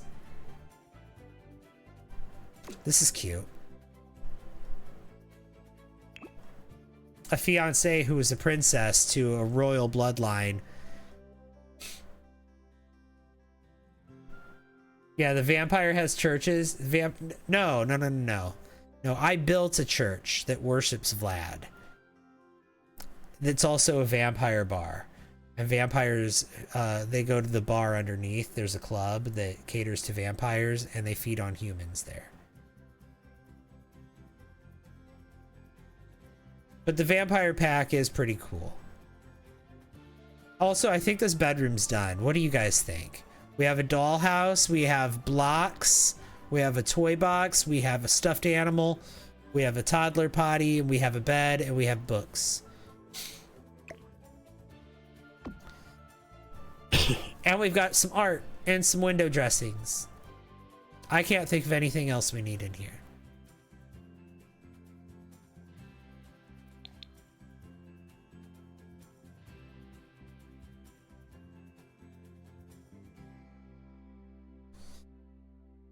All right, let's save.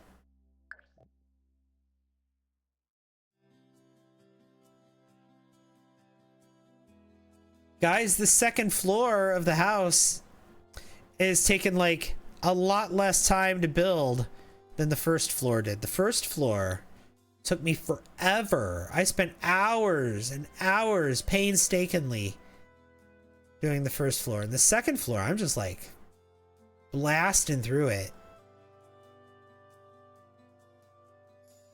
Bedrooms are easier though. Do you share your houses? Yeah. Yeah, my username on the gallery is the same as my username on all of my social media. So wherever you're watching me, that username is the same as my gallery name with the underscore and everything.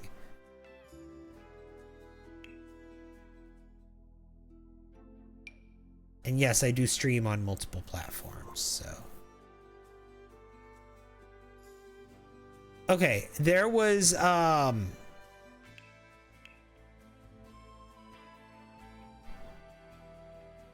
this.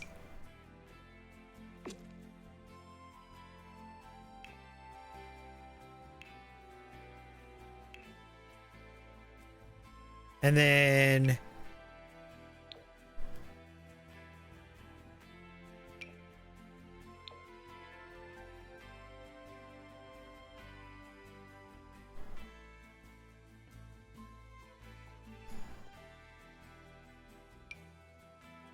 let's see.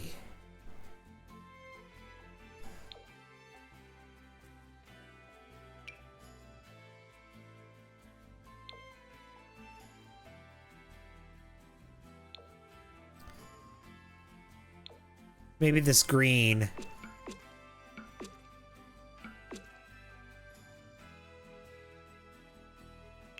Yeah, we'll do that.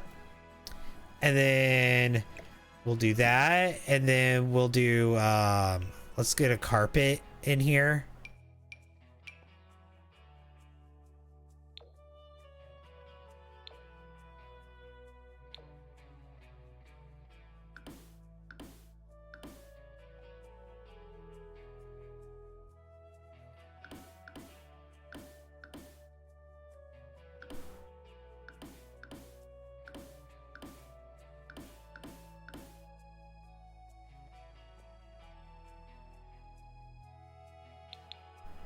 There we go.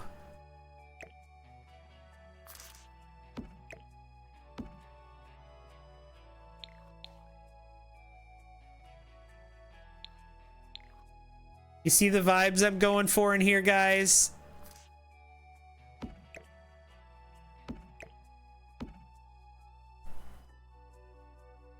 Do you have the storybook nursery kit? I do. Oh yeah, that might be a better bassinet.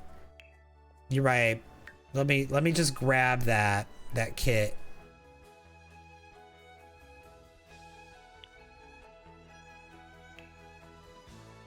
Oh, perfect.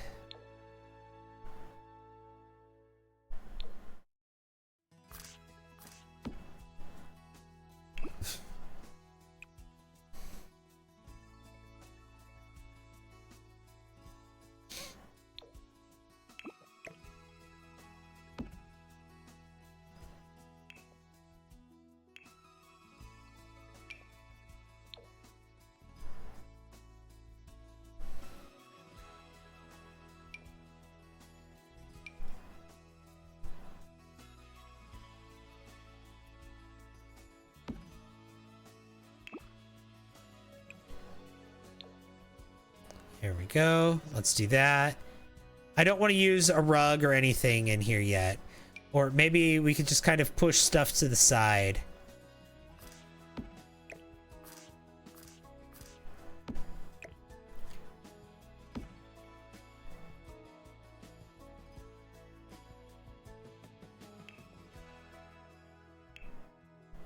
And then, you know what? Hang on. Can we get a changing table for in here too?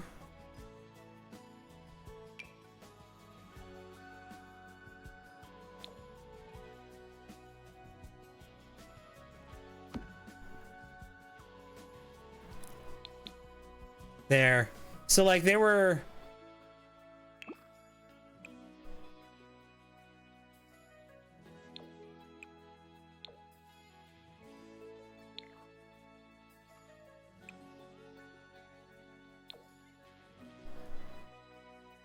Yeah, I like it. Okay. The night the parents died was the night they were going to tell the kids they were pregnant.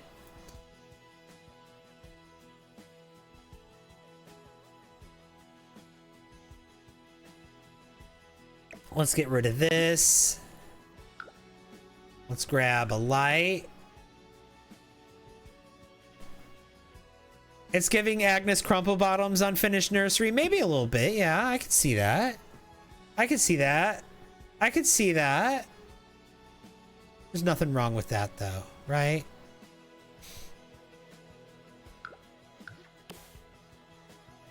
Oh, you know what we need? We need paint. Those paint buckets. I think they came with City Living.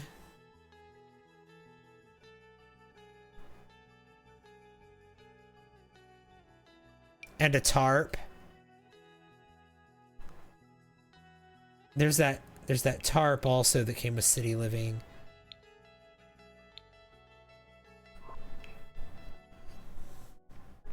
Let's look. City Living.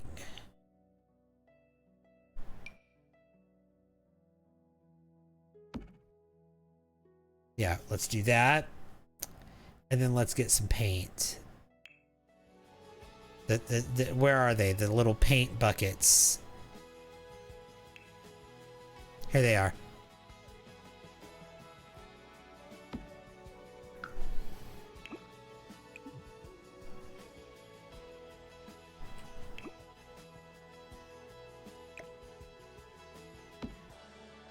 Okay, perfect.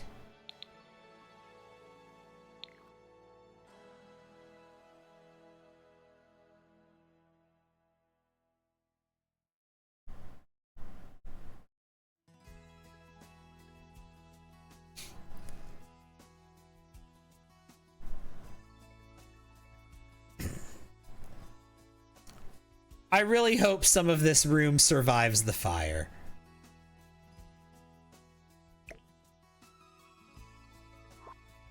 I really hope some of this room survives the fire, because that's just going to be like, not the whole, and I hope it's not the whole room. I hope the fire takes some of it, not all of it.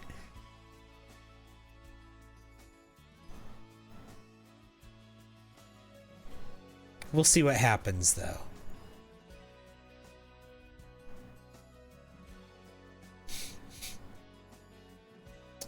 Let's save.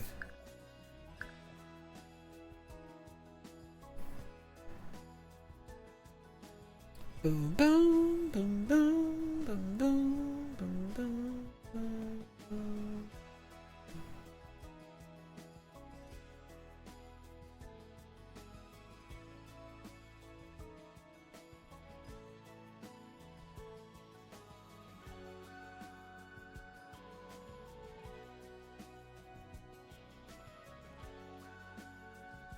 So I guess let's do this bathroom next, right? Let's start with the floor.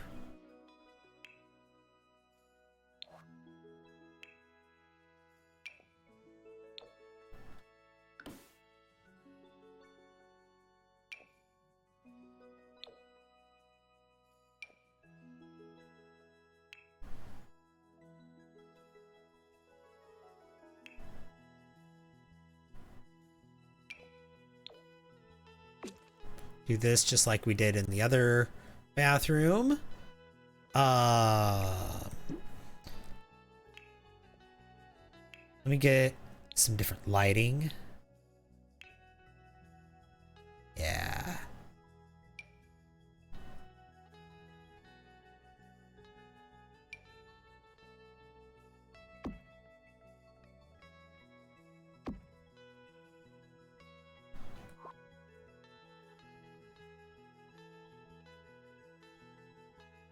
I'm good with that. I guess we should also do an overhead light though, because that is really dim. There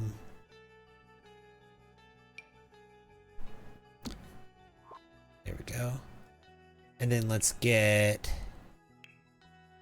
some bathroom stuff. Let's try a rug here.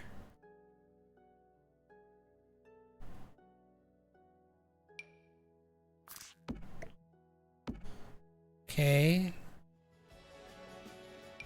Some toilet paper. Right here. Some towels.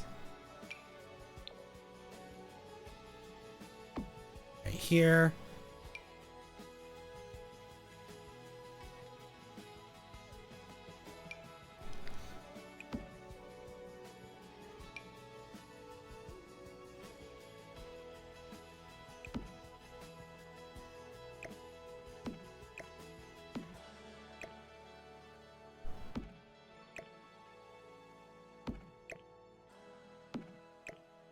Beautiful. Okay.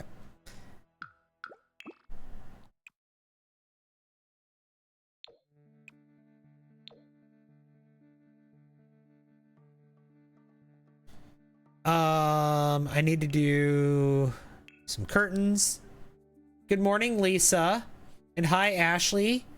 Why do I feel like Sims 4 is going to add or going to get an updated engine to run the game better? I think they are actually trying to update the engine. They did. They updated it from DirectX 9 to DirectX 11. Which is not, that's not the game engine, I know. But the fact that they did that, I think additional types of upgrades are in the near future. If that makes sense. I think we can expect more of those types of game updates in the future. Appetite.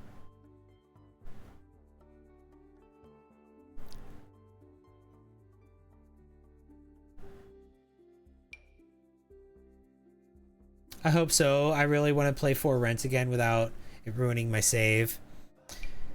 Thing about that, I don't know. I'm starting to think that maybe they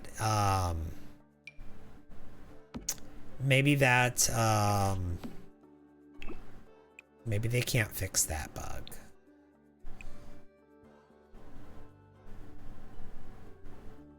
And to be fair, like, it doesn't happen with every, like, having For Rent in your game doesn't guarantee that your game's gonna get corrupted, right?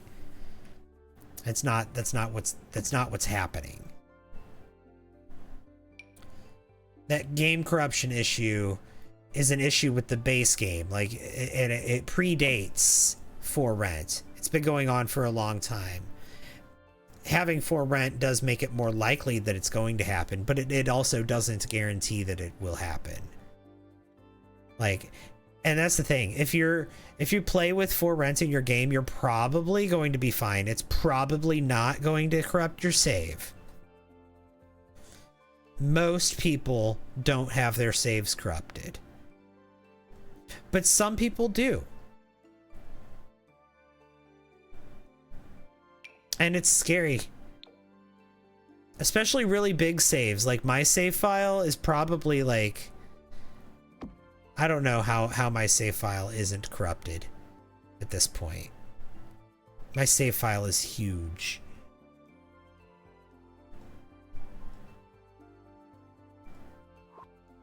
I've done so much in my save file. And a lot of it with For Rent. I have like, I counted, I have like 70 rental units in my save file. It's hit or miss with the save corruption error. It really is. Some people, like I said, most people are fine.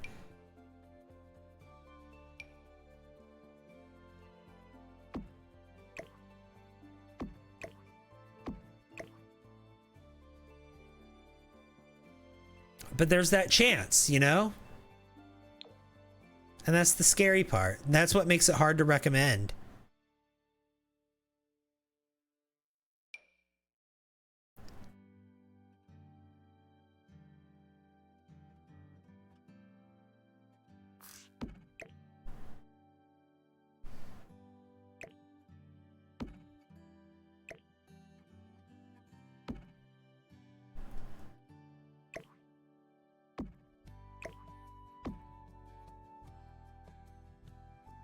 How do you wash them on the outside when the window is on the second floor? I'm not sure what you mean. What about Mags? Is this still the Vampire Hunter house? It is. In Norway, we don't have windows that you push to open, so I have... Oh! These look to be pull to open, not push to open. See, they have this thing here. So it looks like right here in the middle, they open like little doors. That's what that looks like.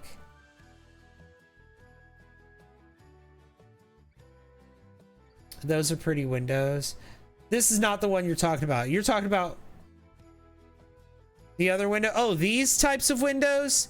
So this is two separate pieces, right? Well, it's more than two, but like we have this, the top floor, the top 4 squares is one piece, and then the bottom 4 squares is another piece, and the bottom one slides up and the top one can slide down. So you can do what you need to do. And oftentimes the bottom one, not only does it slide up, but it can also like you can take the top of it and pull it down, and like it folds out. Yeah, it tilts in to the house.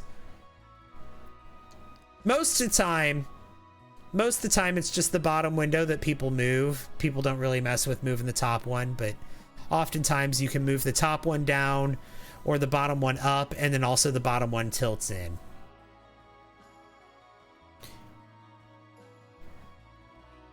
And you can see that on the frame here. This one here on the outside, it's like that, and then on the inside, Thank you. it's the other way. Well, you can't really tell, but it's the other way on the inside. It's functional, yeah. Well, no, not in the game. It's not. Lisa, thank you for the I'm new here's. 4 I'm new here's. Zappetite, thank you for the 3 I'm new here's. I've lived in America my whole life and had no idea the top one moves. Not always. Sometimes they do. Most of the time they do, in any that I've experienced, but sometimes they don't. Sometimes the top ones don't move. A lot of older houses. Thank you. On a lot of older houses, the top ones don't move.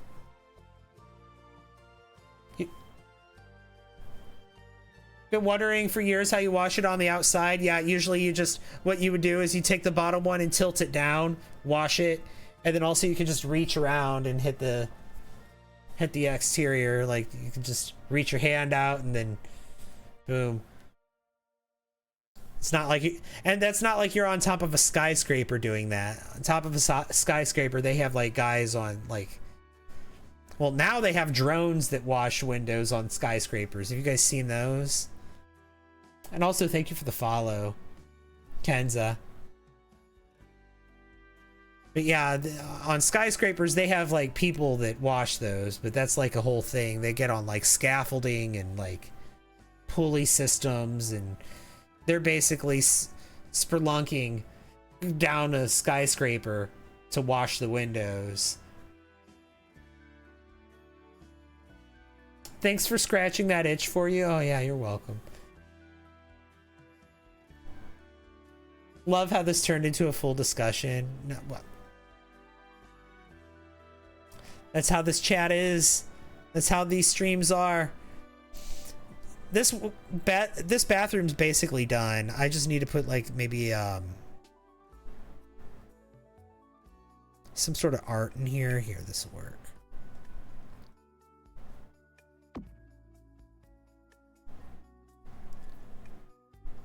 And then also something over here.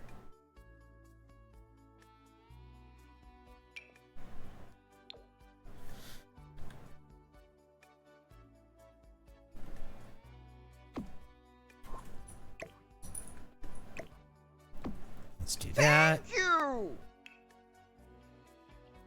Oh my god, Bjork Mia, thank you for the heart me. Appreciate that.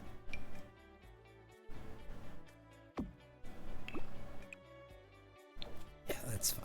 Beautiful. All right, I think this bathroom's done, which means we just need to do the hallway.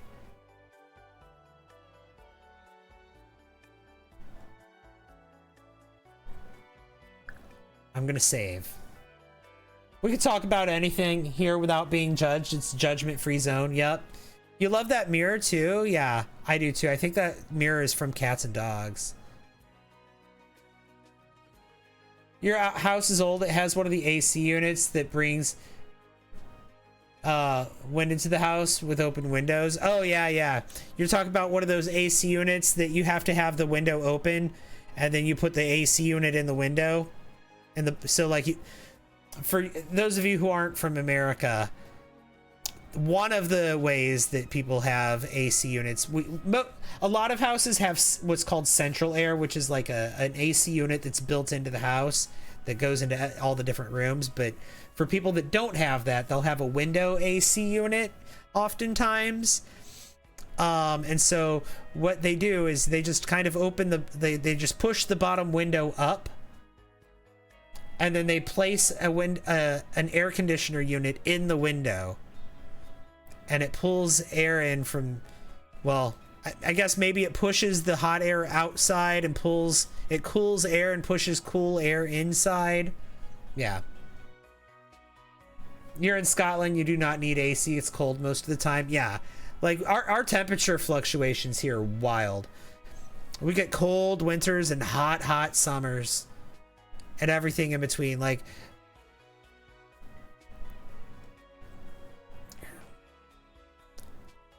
we reached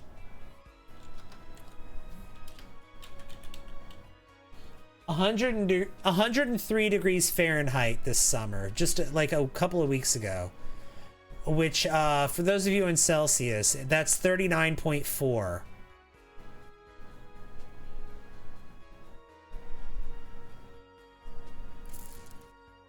So it was 106 where you live. Wow. Yeah, we get all 4 seasons in Pennsylvania. Where, yeah, same here. If it's over 20 Celsius, you're not living. Yeah, it gets, like I said, basically double that. At almost 40. Yeah, we peaked this summer at 103, which, like I said, translates to 39.4 Celsius. So, and then in the winters, it could get pretty cold too. So, like, but without air conditioning, like, I would be roasting in that, right? I would not be able to sit in front of a computer. A computer wouldn't be able to run in that. Computer would overheat. I wouldn't be able... I make you want to play The Sims and you just crawled into bed.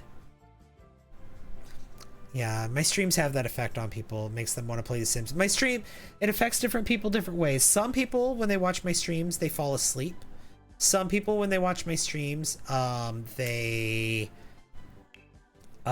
makes them want to play The Sims. Some people, when they watch my streams, they do play The Sims.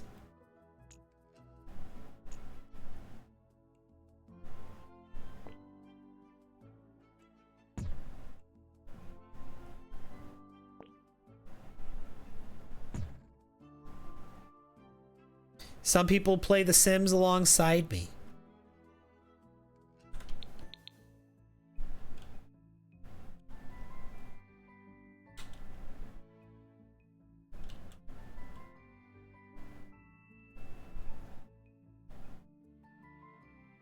Yeah, so we get summers like that, like I said, and then in the winters, like, it snows, right? Here where I live, we don't get like a long winter cover, like, we don't get months of snow. We get like a month of snow maybe. Okay. We get like 2 or 3 snowstorms a year where I live that will cover the ground for anywhere from like a couple of days to a couple of weeks. Maybe we get 1 snowstorm a year that covers the ground for a couple of weeks, right? Hello from Belgium. We do very rarely get that kind of heat waves and no AC. My room is the hottest in the house, so it's just impossible to stay in. Oh, I bet. In that kind of heat? Oh my god. It's awful. Have you always simmed, Jeremy? Yeah, basically. Like I said, my first Sims game was SimCity 2000. Which is a really good game. I recommend you all check it out if you've never. You're such an awesome builder. Your Sims always look so bad. My Sims always look so bad. Aw.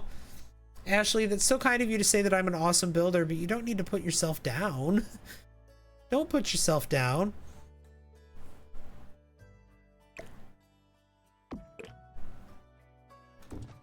And you know what? You're going to grow an attachment to your Sims, even the ones that maybe you're not proud of how they look.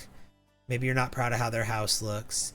You're going to have nostalgia for them one day. You're going to reach the point where you've got hundreds, maybe thousands of hours in this game, and you've learned how to build, and you've learned all the secrets to make your game look pretty and make your Sims look pretty and make their house look pretty. And you'll look back on your current Sims with nostalgia.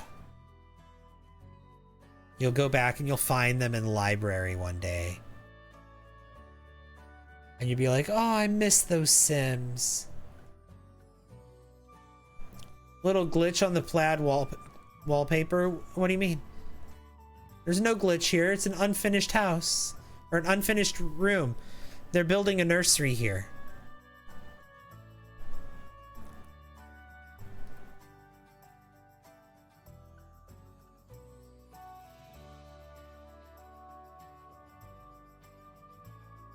North Carolina, where you live, it doesn't snow at all. And if it does, it's only a few centimeters. Yeah, when we do get snow, usually it's only a few inches. But this last year, we got a few feet. Oh, sorry, that's actually cool. Yeah, it's in progress. It's a nursery being built.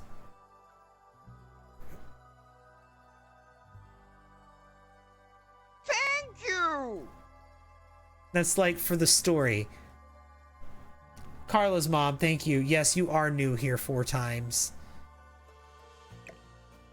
All right, I'm gonna replace the lighting up here. I've used these lights in every room, so I might as well just continue that trend here.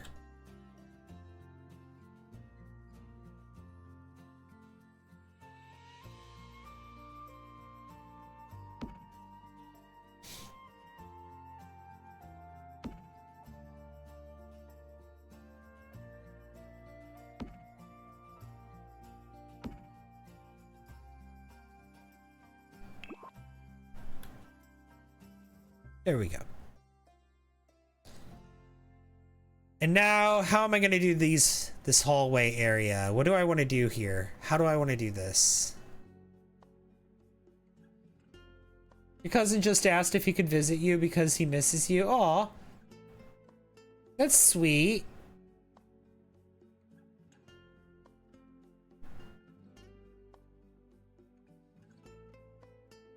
Your younger sister lives closer to New York, so the snow is heavier where you live.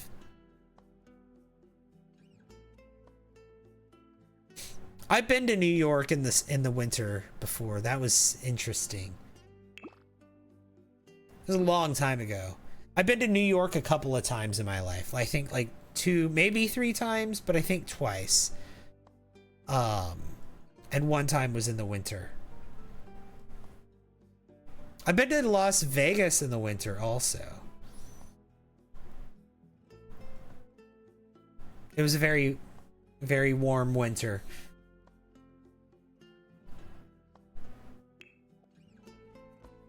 That particular year.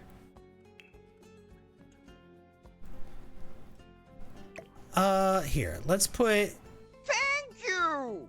I think I want to put this like here. Yeah. Kitchiana, thank you for the hat and mustache. Oh, by the way, y'all, I think we're almost done with the gift gallery. Yeah, there's only 2 gifts left. Which one are they? Oh, they're the expensive ones. They're the expensive ones.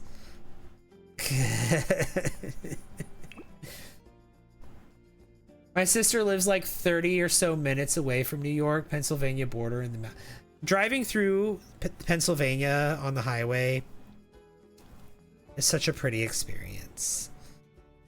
All the trees of the different colors.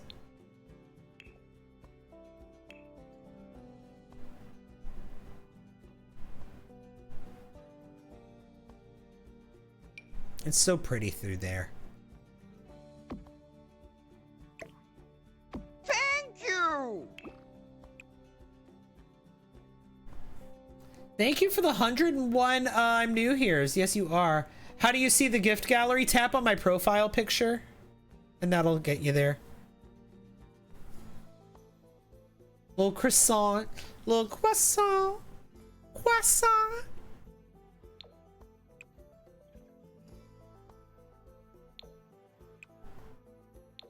Let's do that.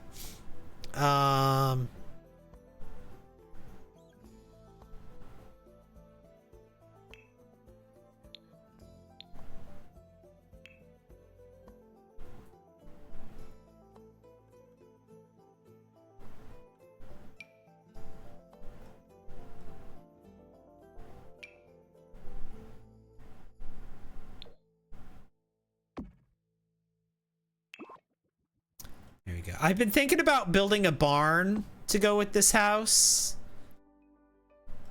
What do you guys think?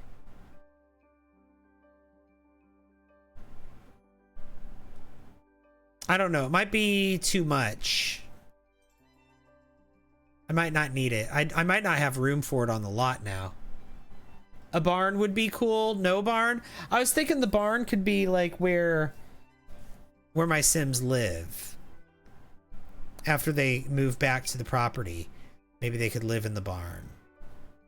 Since the house is burnt down. You know what I mean?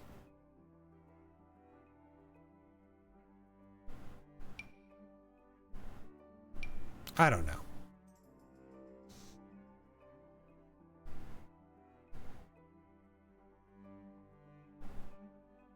Wait, what? Yeah, we're gonna burn this house down before we play in it.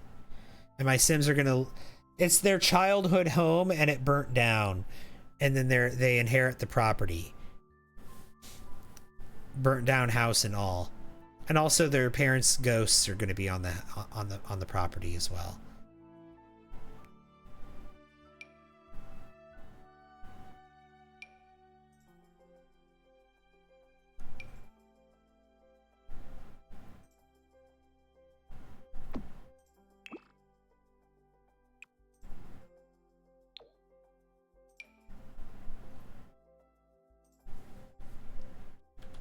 This painting has fire damage already, so I think that's gonna work out really nice. And then let's see.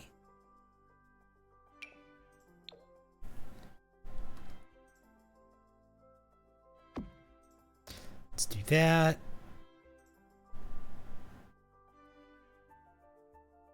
Trauma before they even begin. Yeah, it's true. We're giving them some story.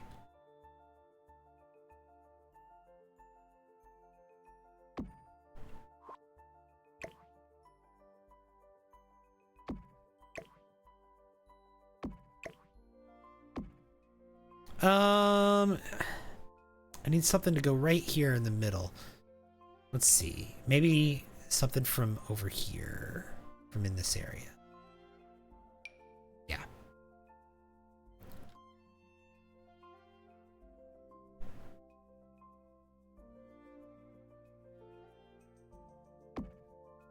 Okay.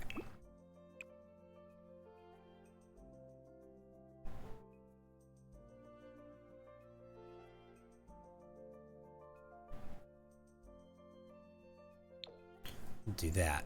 And then we'll grab some curtains.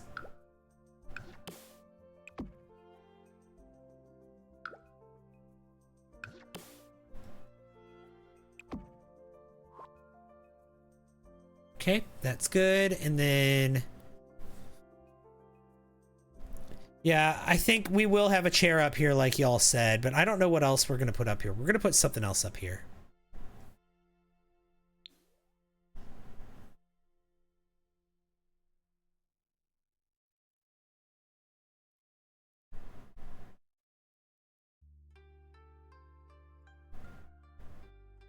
That sounds like a fun idea. You've been running out of sim ideas. Little record player could be cute. We got a record player down here. I'm not sure what's going to survive the fire and what's not. I hope the entire kitchen I want to go. I want the entire kitchen at least to go in the fire. And that means that the parents' bedroom is probably going to be consumed as well. I hope that the stairs aren't completely consumed because I'd like to be able to get up the stairs, but if they are, I can live with it. I can come up with something else, because after the house is burnt down, I'm going to give it a bit of a makeover to make it being burnt down look like weathered too. I'm going to add like age to it. So like I'm going to burn it down, and then I'm going to like go into build mode and add like 4 years of abandonment to the house after it was burnt down. So I'm gonna add like grime and dirt and spider webs and stuff. Yeah, I'm gonna add a lot of distressing to the house after I burn it down, to what's left of the house, unless it burns down completely, which is also a possibility. The house might be too far gone for me to even do that. We'll see, but that's my plan.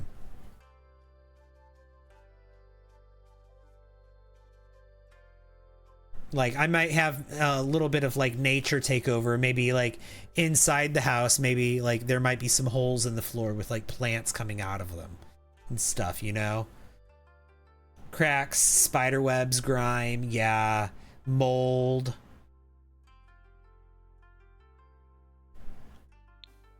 Puddles, water damage,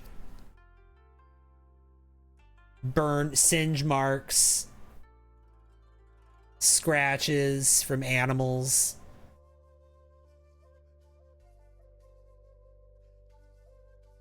Like I said, the house is going to be like abandoned. The storyline you have reminds me of the Sims 3 Remington family from Riverview a little bit. Really? I'm not familiar with them. I'm going to look them up. I don't think I had Riverview. Hang on. Maybe I did. Riverview.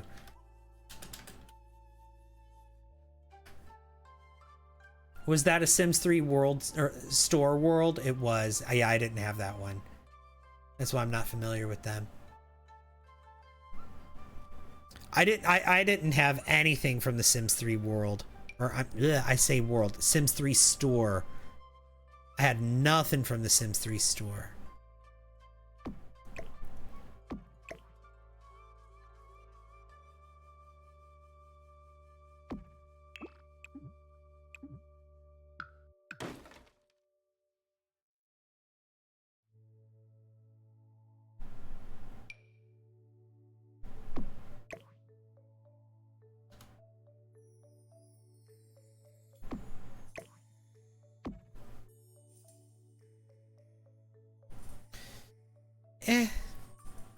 Let's get rid of this. Thank you!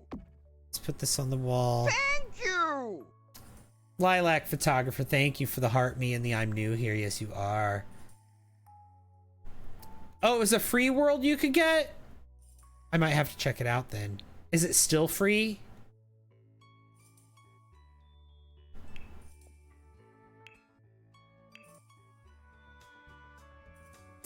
I might have missed my chance to get it for free.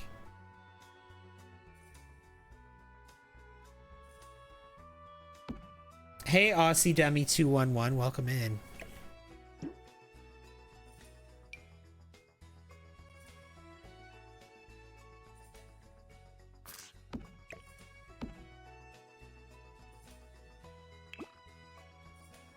Believe so? Okay. I'll have to look into it.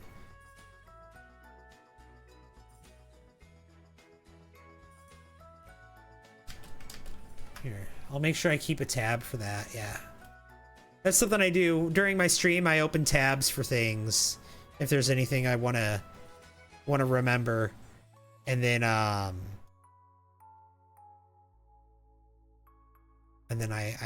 look at them after the stream.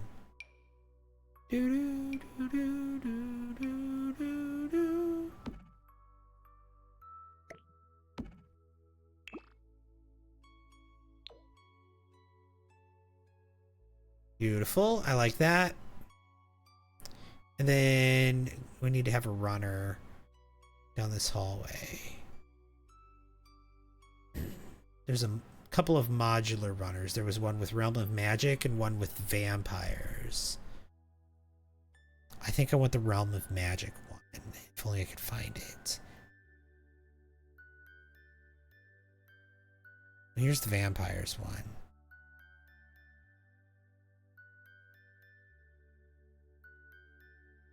Yeah, where's the Realm of Magic one?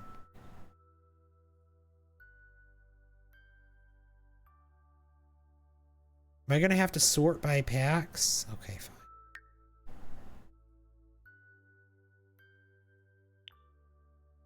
Here it is.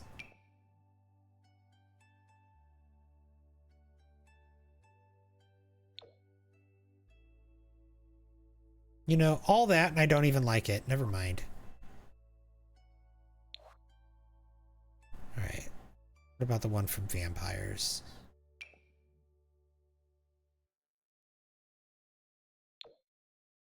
This has a pink.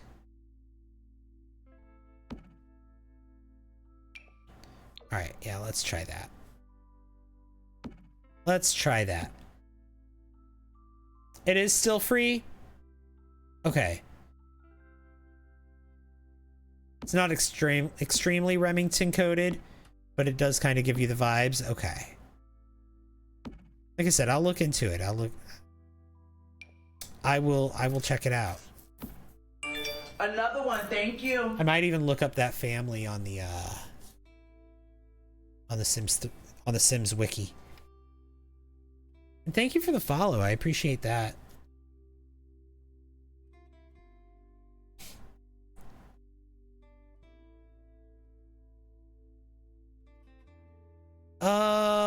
This whole thing needs to go to the right a little bit.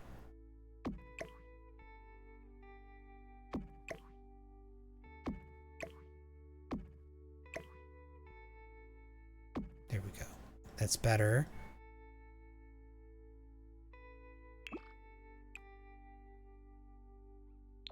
Let's do that. We need something here. Some sort of, like, maybe a couch, honestly. Like a full-on sofa that goes, like... What about the sectional?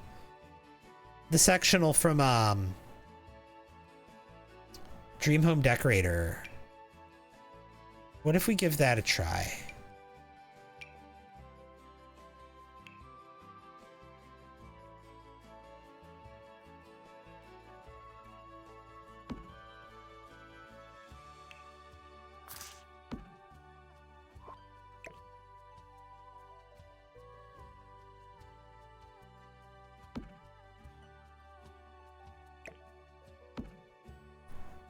What if we do that?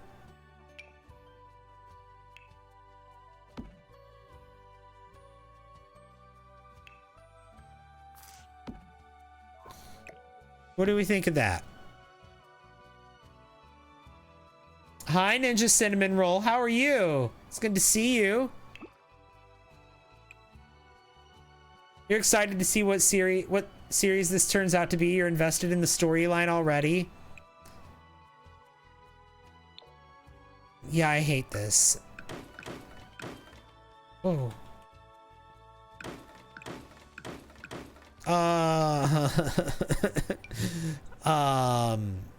I think let's put like maybe some something else here. I don't know.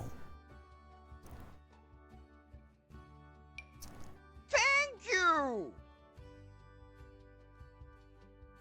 Lady Butterfly, thank you for the heart, me. Appreciate that. Still waking up? How are you? I'm doing good. Happy to be here. I'm happy that you're all here. Ninja Cinnamon Roll, thank you for the heart, me.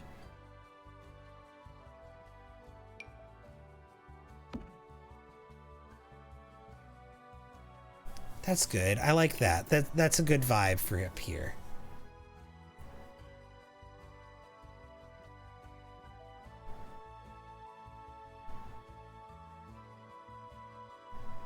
Okay, yeah, that's fine. That default swatch is good. And then maybe let's get a lamp. Lady Butterfly, thank you for the heart me. How much, how far are we on the gift goal? On the I'm new here goal? 255 out of 5,000. We're on our way. We're on our way.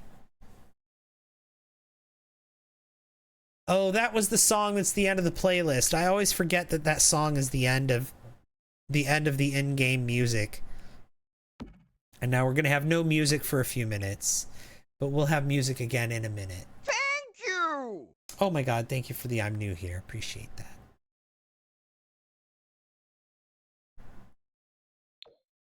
You know what? It's fine. I'll keep that. You know what? No. No, I don't like it. I don't like it for that space. I like the size and shape of it, but I don't like it. Yeah, this is better.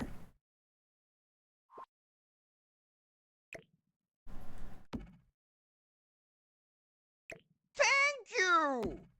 Oh my god, Ashley, thank you for the 70. I'm new here. Appreciate that.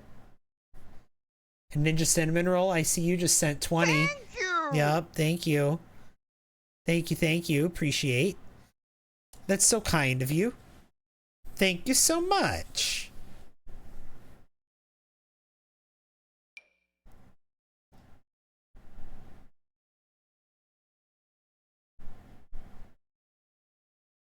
Been checking at night to see if you was on. Yep, here I am, Susan. Or no, that doesn't say Susan, it says Sue Ann. I'm sorry. I need new glasses. I can't read anyone's name. Gave up and now you're ready for bed. And here you are. Yep, here I am. I've been live for the last 2.5 hours.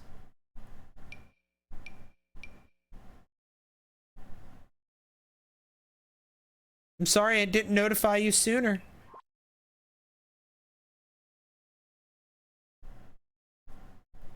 Sorry I didn't show you my stream sooner.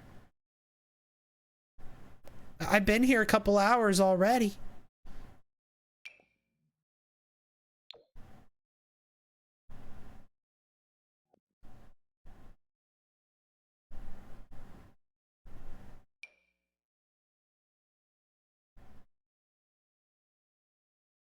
Okay, yeah, I get it. There's like a gap in the playlist here. I really wish it wasn't so long. I think the last time you checked was around 2 a.m.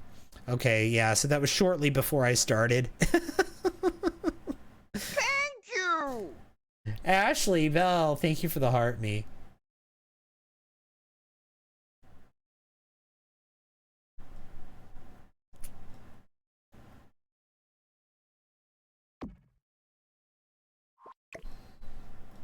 Yeah, I want this here. And then you know what? There's also a plant. It's a wall-mounted plant that came with Dream Home Decorator. Here it is. Beautiful.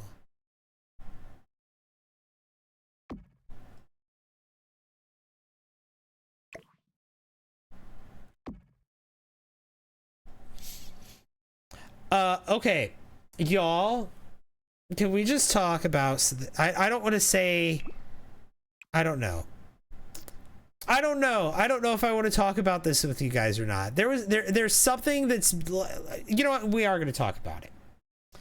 Have you guys seen what's going on with the girl that's in love with her psychiatrist? At another bookshelf in the other corner. I'm probably going to put something here in this corner. Have you guys seen the girl that's in love with her psychiatrist? No. Oh my gosh. Yes. So she made a 19-part series talking about how her psychiatrist knew that she was in love with her, but continued to, or knew that she was in love with him, but continued to see her anyway And anytime that he would set a boundary, she would frame it as, well, he was doing this because he had to as a professional, when secretly he was actually in love with me. Right, that's his job. Hello. Like, the more you watch, the worse it gets. And then she had her chat GPT, like, as her wingman, just affirming everything she was saying. And so she, yeah. The psychiatrist, she used to do virtual visits with the psychiatrist. But then, apparently she asked him if she could do in-person visits, and he said there wasn't really a need for that. Or maybe she's, I think actually no, what happened was she started seeing him during COVID when he was doing only virtual visits. Or something like that. But she started with virtual visits. And then for whatever reason, she called up and asked the receptionist, because apparently, like, he had told her that there was no reason for her to do any kind of in-person visits or anything like that. And apparently she called up and asked the receptionist if she could switch to in-person visits, and the receptionist did, and switched her to in-person visits. And also, apparently, she only had to go once every 3 months, but she went every month because she wanted to see him.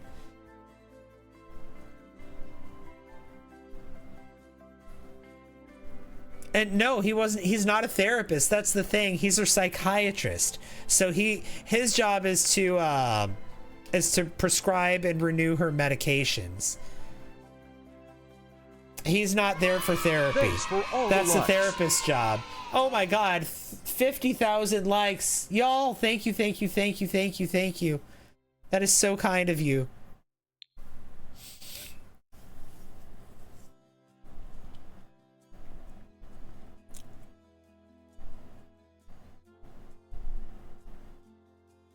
So yeah, anyway, so she went and she was going and doing like in-person visits when he had told her explicitly that all she needed to do was virtual visits.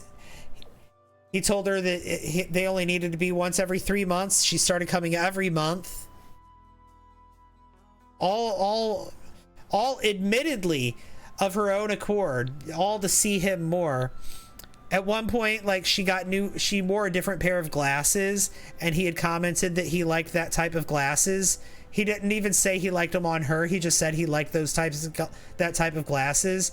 And then in her videos, she was wearing those glasses in hopes that if he saw the video, that she would look good for him. Like, can he ask to change clients? I'm scared for that poor man, right? Right. And now in the latest saga, like I said, she had her chat GPT affirming everything, except for whenever it wasn't affirming, she would just mute him. And she had named him Henry. And she says that all the people on the internet that are telling her that she's wrong, she doesn't like that kind of criticism because because those people don't live in the same reality as her. And she's just speaking her truth. And I'm like, what? Hi, Vic. Welcome in.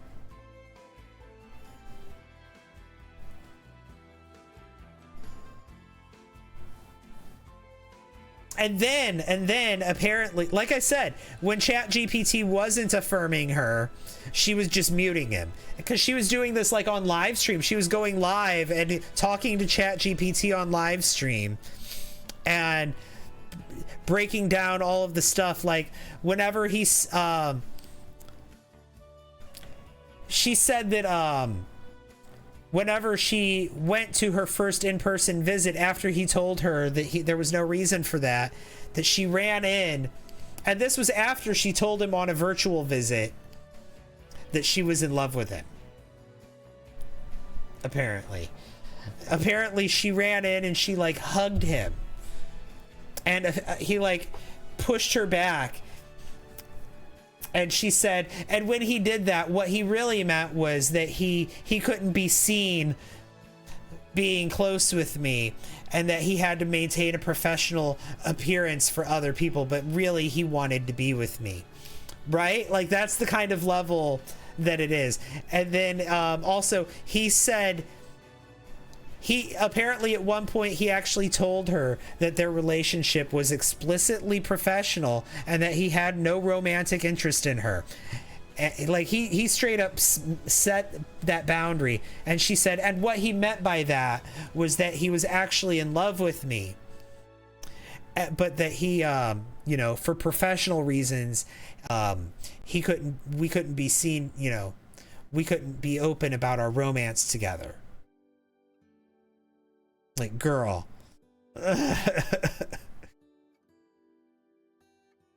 You're curious if it's real or fake, right? I part of me was thinking it has to be fake, especially with like how far she took things with not listening to like anyone's criticism of the situation or anything, right? The people were telling her left and right that she was wrong. And she was like, I block that criticism out. I don't accept that energy into my life. Those people are just haters. Those are the, and like, what? Like, she is living in a willful delusion.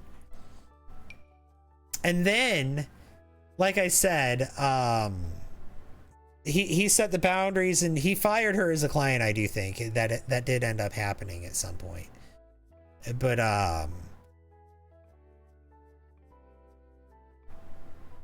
she went, I think him firing her as a client is what made her go on her social media campaign and make a 19-part series about the whole thing.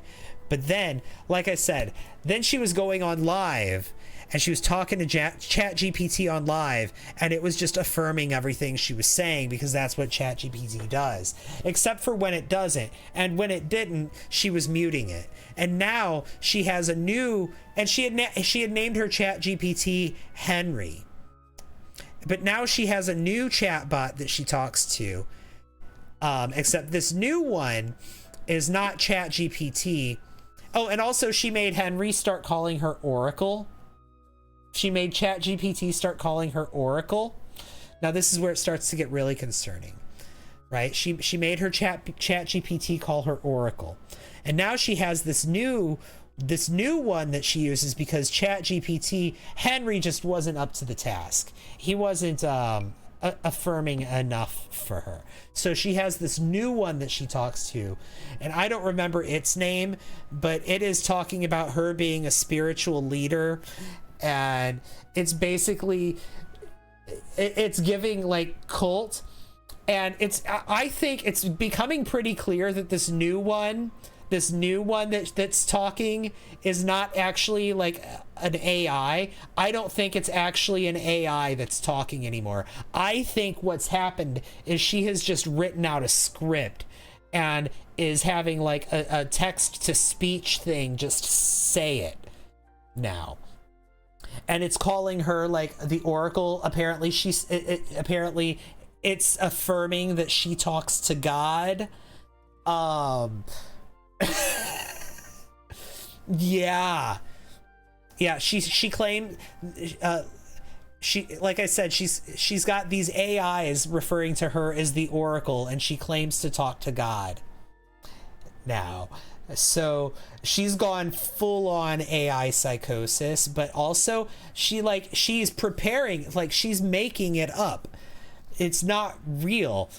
None of it's real. Like even ChatGPT for a minute there was like, girl, I can't affirm some of what you're doing. And she was like, okay, fine. Then I'll just write out a script and have a text to speech say it and say that it's an AI and make videos saying that it's an AI and go live having it read this stuff off saying it's AI. So it's content.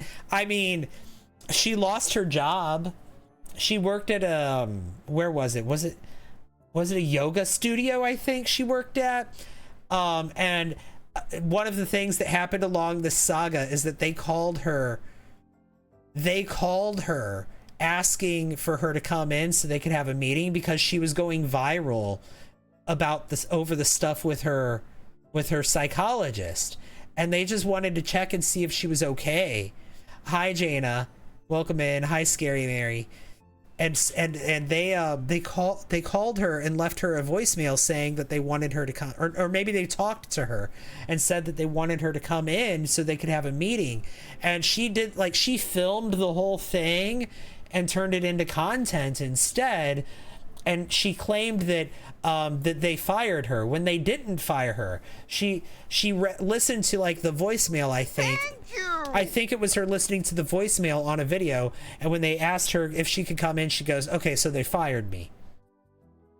I think it was that, either that or she was on a phone call and she said, okay, so you're firing me. And they said, no, we're not firing you. We're asking you to come in for a meeting. Right, girl's clearly not okay. It seemed like she had a literal, like, psychotic episode on TikTok for all the world to see. Who are we talking about? We're talking about the girl that was in love with her psychologist on TikTok. Have you guys not seen that? Have you not seen this, Scary Mary? Yeah.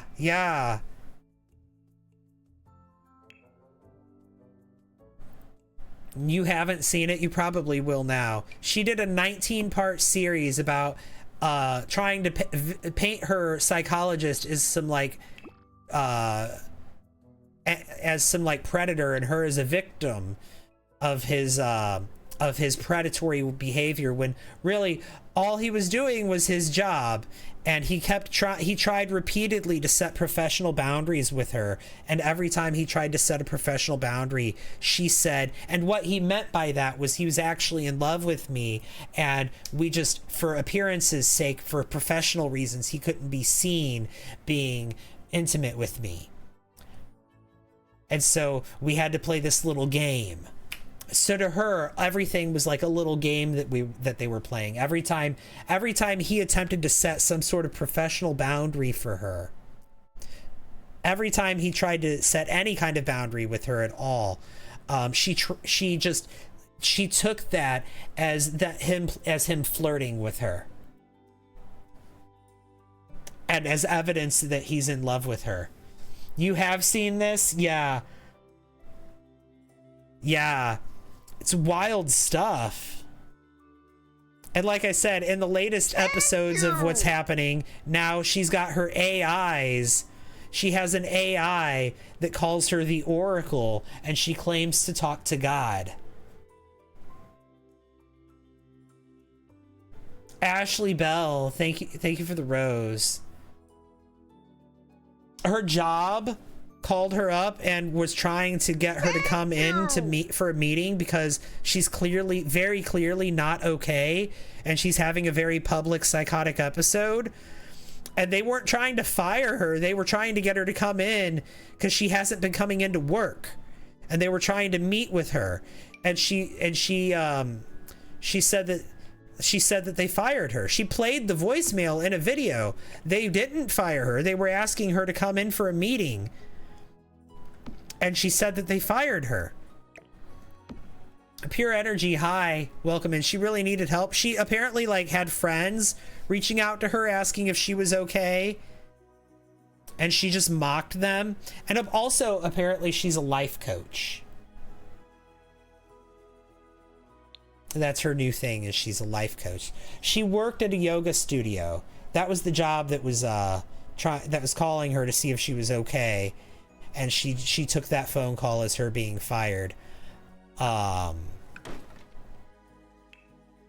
now she's a life coach who claims to talk to God and has an AI that refers to her as the Oracle.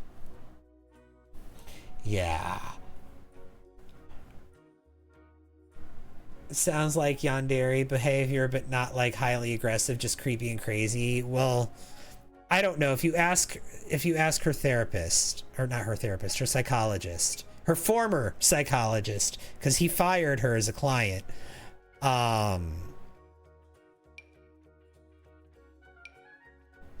Because absolutely, like, of course he did. Like, why wouldn't he?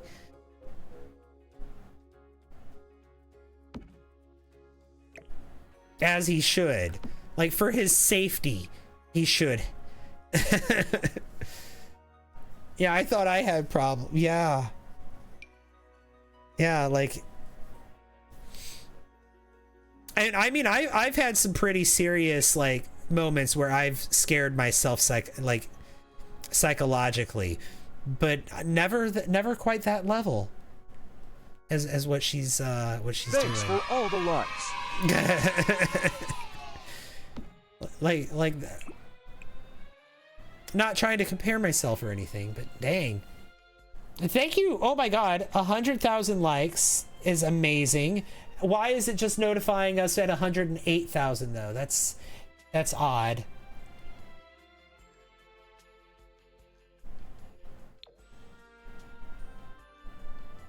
Here, let's put books here. There we go. Yeah, let's clutter this area up with stuff. Thank you. Sanzi, thank you for the heart me. Yeah, I think she needs a big hug. Yeah. Yeah, I think... And maybe she does need to see a psychologist. I agree with that. She probably does need medication.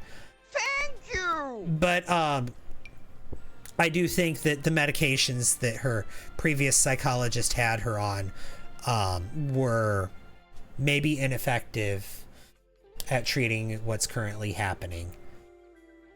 Ghostface, thank you for the heart me. And Scary Mary, thank you for the I'm new here. You don't think a big hug will help? I think modifications to her medication will help, probably. And maybe some sort of inpatient treatment. But here's the thing. Like,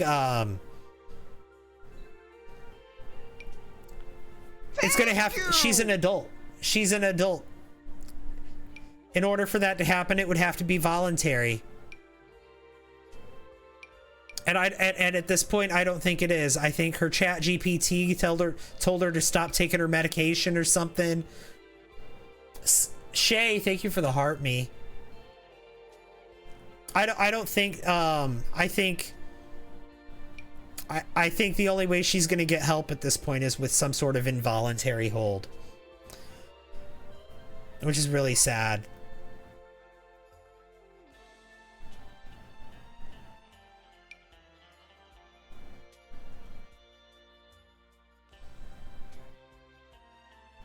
Yeah, I think an involuntary hold is the only way she's actually going to get help.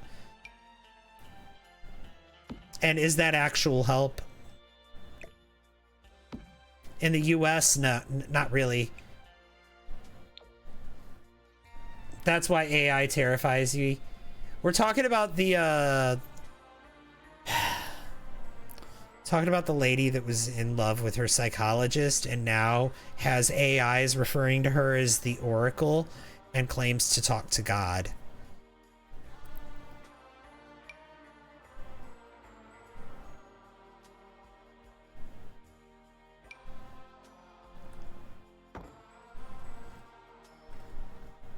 She's very, very clearly going through a public psychotic episode.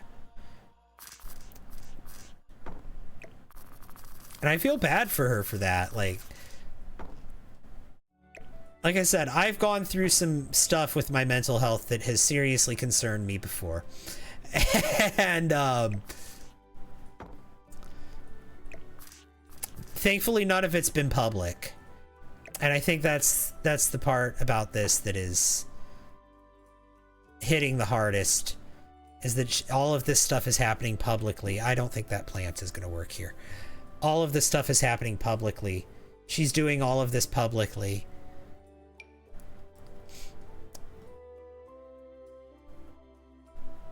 And I think when all of this is over, when the dust settles, because she will eventually break out of the delusion at some point. Some way she'll come out of it. And when she does, I think she's gonna look back on this and have some regrets.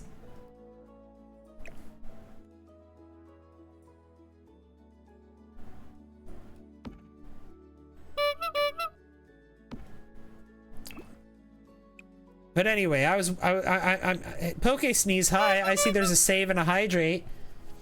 I'm happy that I'm not the only person who's been seeing this.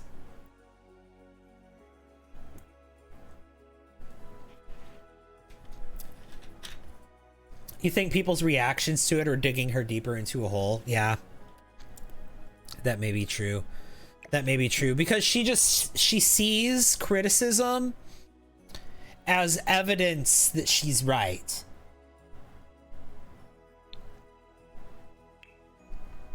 Like being told that she's wrong, she sees that as like evidence of a conspiracy against her. You know what I mean?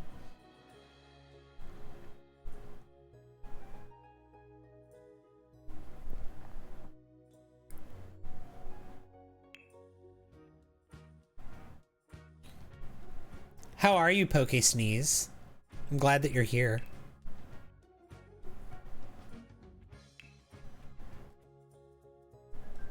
What am I building? I'm building the house that I'm gonna burn down for my vampire hunter to live in. Here's the little table.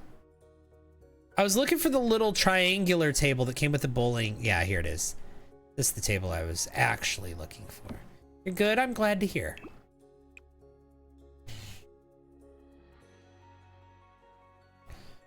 Just think it's sad that you have no one in her corner. And you know, maybe she did. That's the thing. I feel like she did have people in her corner when all this started.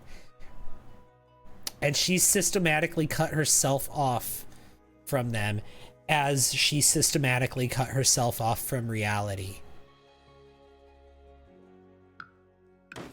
The table is not going to do it. It's going to have to be this one. I think anyone who's not affirming her delusion, she has systematically cut off.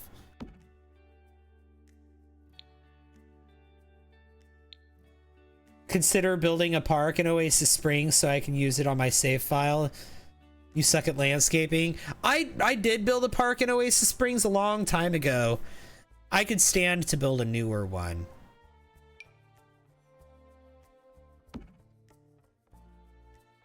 Let's try maybe that.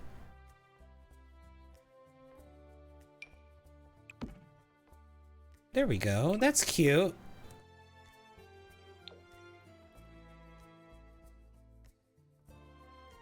That's what happens during a psychotic break. Your brother did the same thing. He thinks you're a witch. Yeah. They cut off the people that don't affirm their delusion when they're in a psychotic break.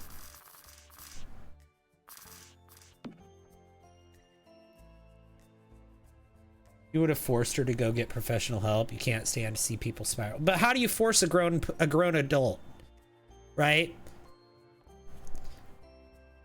How do you force a grown adult to go get help when they don't want help?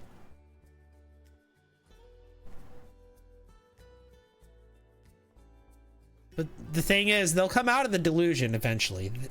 They will come out of the psychotic break. They will come out of the episode eventually. But they may have burned bridges while they were in the psychotic break, so... And some of those bridges may be their support system, their family, their friends, you know? Their job.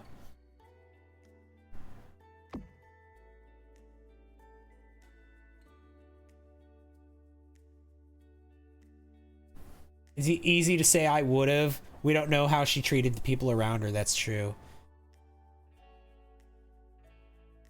Problem, is she dangerous to herself or any other? Yeah, that's really it. If she poses an immediate threat to herself or others, that's really the only time like someone can intervene. And if not, then there's really nothing you can do. Like I said, someone has to want help to get help.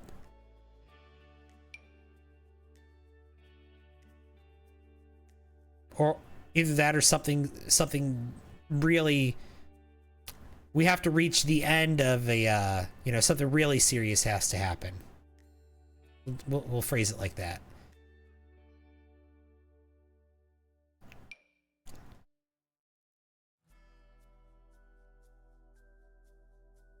Gonna be honest, I struggled with mental health and I had a psychotic break, which is why in Oklahoma, get help when you can.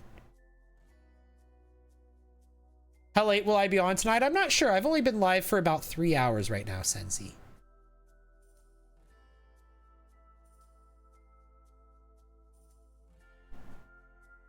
You need to be extremely lucky to have people who stick by you even when you're burning bridges. That's true. That's true. And you know, she has like I think she has like 1 or 2 friends that are affirming the things she, you know, that are affirming her delusions, that are, you know, agreeing with what she's saying. And I can't help but wonder if those friends are just doing that to so that, you know, so that they can be there for her during this. Like what, like maybe, like, is that something that you have to do when someone's deep in it? Like if you have a friend who's cut off everyone who's like told them that their delusion is wrong, like what do? Do you play into their delusion? I don't know.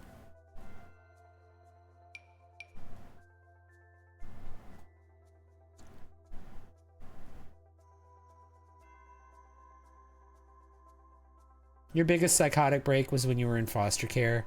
You were treated pretty poorly.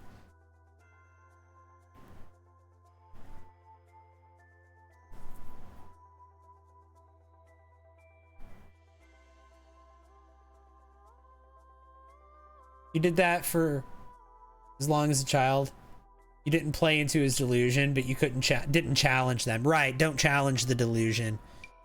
Maybe not play into it, maybe that's bad, but maybe like when they're saying stuff, don't try to correct them, don't tell them they're wrong, you know? So maybe like, maybe politely agree. Nod your head and smile.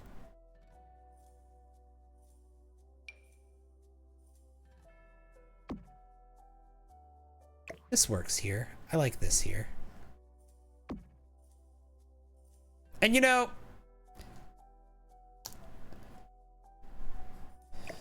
I've seen a lot of mentally ill people up close. I've been mentally ill myself. And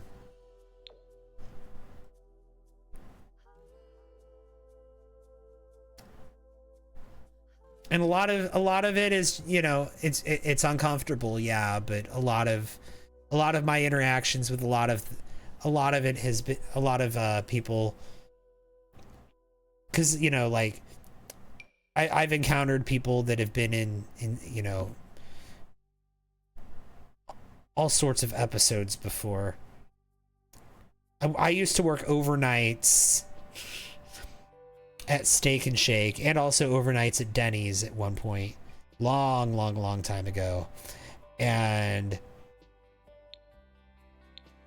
I mean, that's where the mentally ill people went to spend their time. They would go and they would go and buy a cup of coffee and sit down at Denny's or sit down at Steak and Shake for like hours overnight when no one else was there. Because it was the only time they could really just go out and be in public, was when the public was all in bed asleep.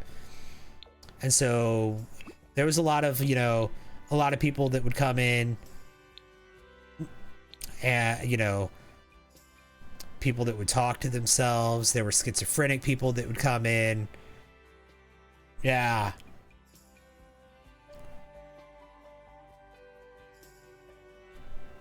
A lot of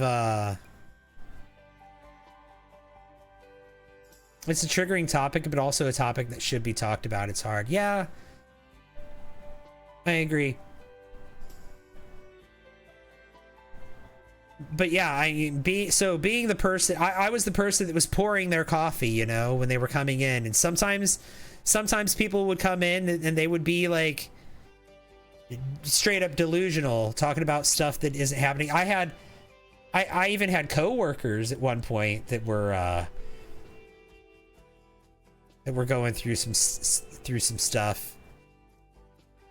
And then, like I said, I've been through some stuff myself too. So I understand, and you know, I think that it's something that it needs to be treated delicately. Like, maybe the first impulse is to tell somebody, "Hey, that's what you're saying. That's not right."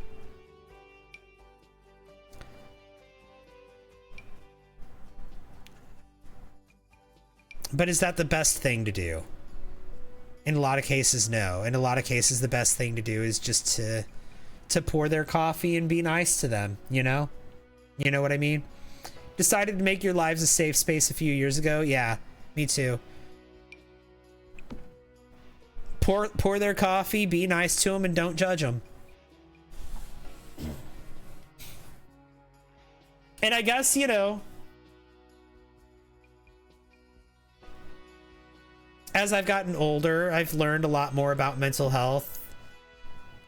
I hate this plant. You know, especially my own mental health. Learned about autism. Learned about some other things. Learned a lot about a few things. Learned a little bit about a few other things. But also, like you said, Scary Mary, I try to make my streams a safe place. And so if someone is going through something, you know, I feel like, just like back when I was serving coffee back then, you know, working overnights, serving coffee to people with schizophrenia. Like, I was providing a safe space back then. I'm providing a safe space now. So, you know, and this is, and now this is a place where I know more about it than I did back then.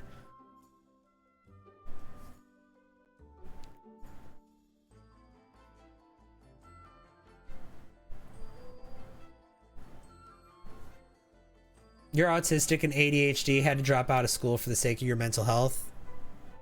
That's relatable. That's a really common occurrence with autistic and ADHD people, especially people that are both. A lot of ADHD people dropped out of school. The autism liked the learning aspect of it, but the ADHD hated the organization aspect of it, and and the autism hated the social aspect of it.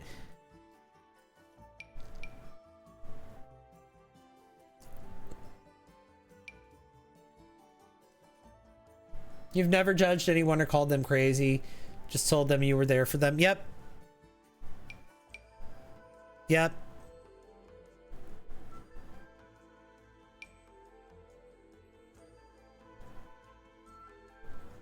And like I said, we've been talking about that woman who fell in love with her psychologist on TikTok, and then now she's going through some sort of, like, it looks like some sort of AI psychosis. That's kind of what's triggered all of this conversation. That's who we were talking about.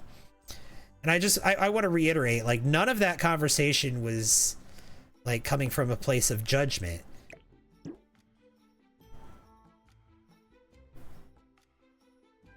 It's just, a lot of us are seeing this right now, though, you know? And good morning, Gloopy Wizard. How are you feeling? How are you doing? I'm doing good. You're feeling terrific and your cats are doing good? I'm glad to hear that. You're doing a fantastic job. Thank you. A lamp with a table? Well, we have this table here in the middle.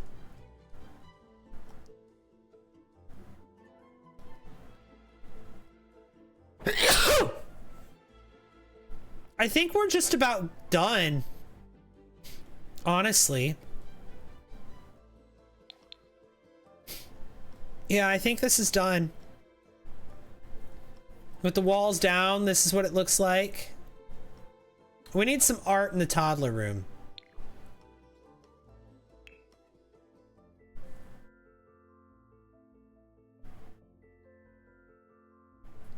Apologize for calling her crazy, just too caught up in what I was hearing.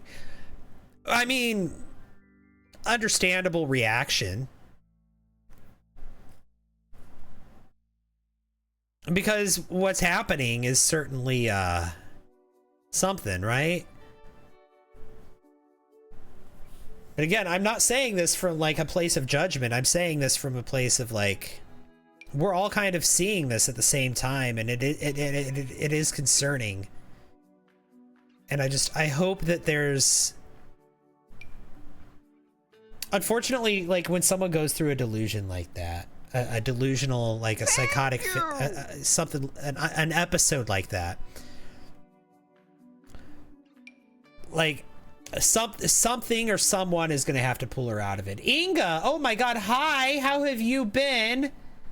Inga, I have missed you so much. I have missed you. I looked for you and I couldn't find you.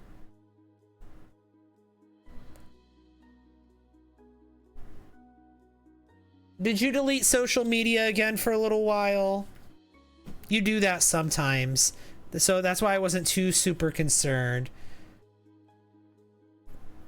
You've done that a couple of times before, so that's why I didn't send out search parties. I figured you'd be back. But it's been a few weeks. I've missed you. I'm so happy that you're here. Weren't you just asking about her last week? Yeah, I was too. I'm so glad you're here. How have you been?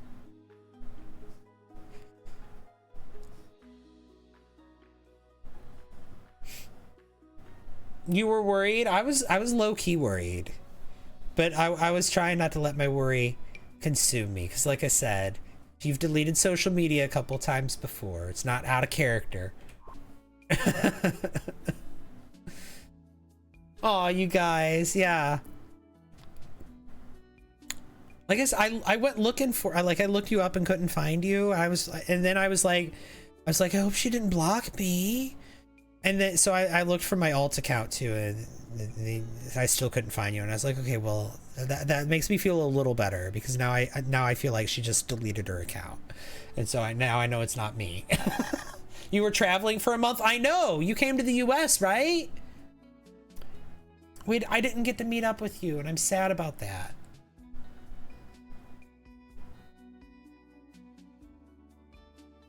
But that's okay. That's okay. Sometimes it just doesn't work out.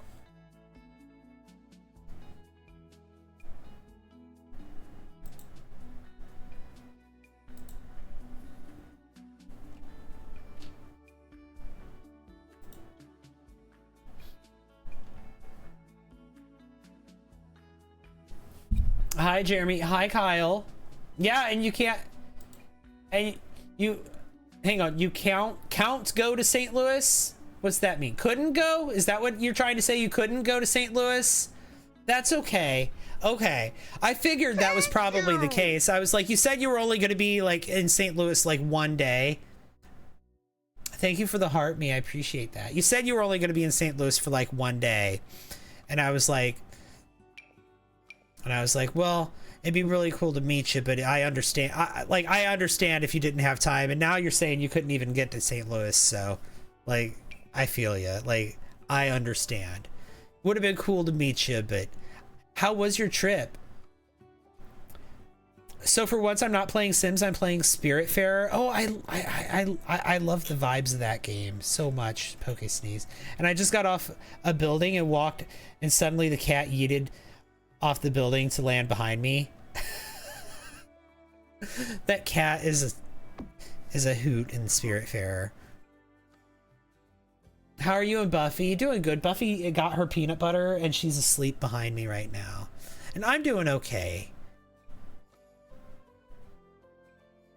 I'm alive. I'm surviving in what's left of the country I live in.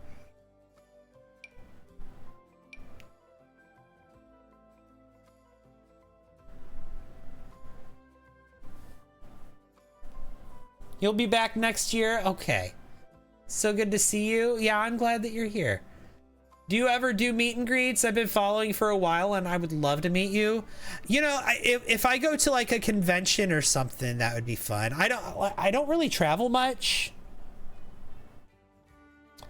So I don't know where I would do a meet and greet.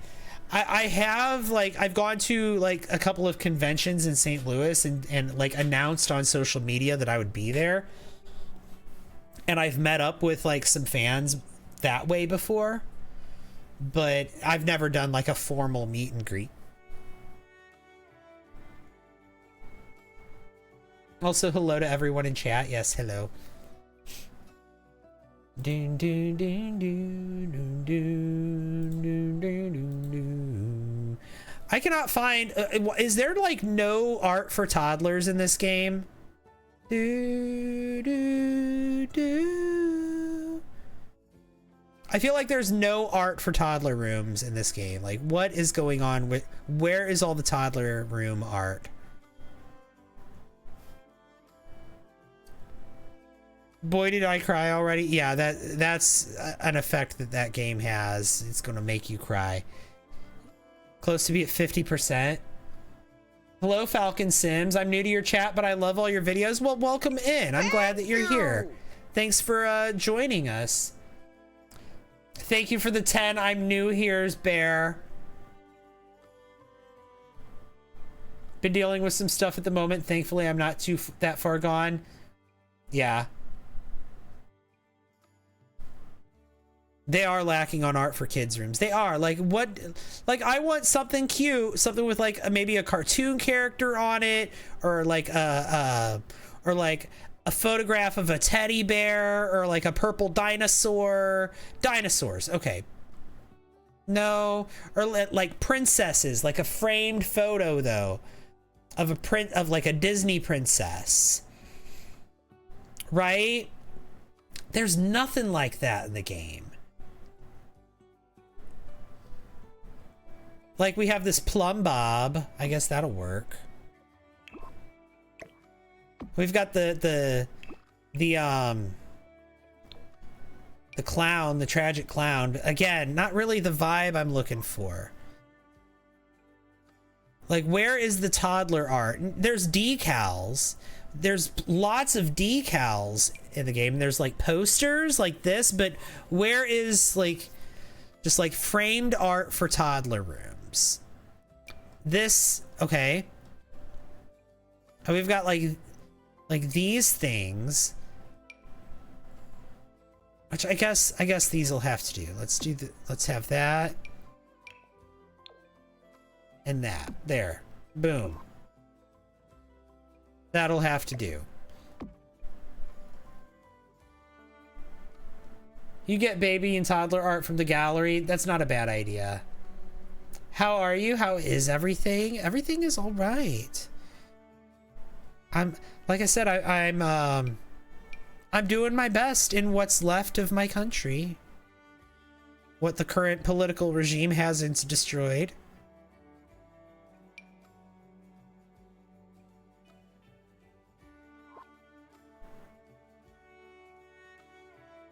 How was your trip to my country? Have you ever started a notebook to keep track of all your Sims stuff? A notebook? No. I'm not one for writing things down. Whenever I do write things down or make lists, that tends to be my way of it exiting my mind. When it exits my mind, it corporealizes into a list or a notebook or writing or an image. You love traveling around my country?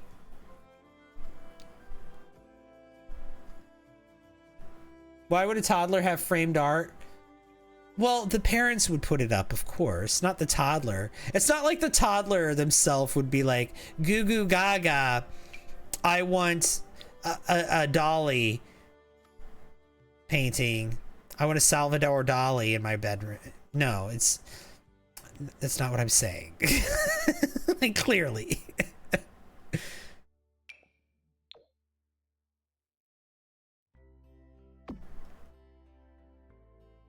But like, this works. There we go.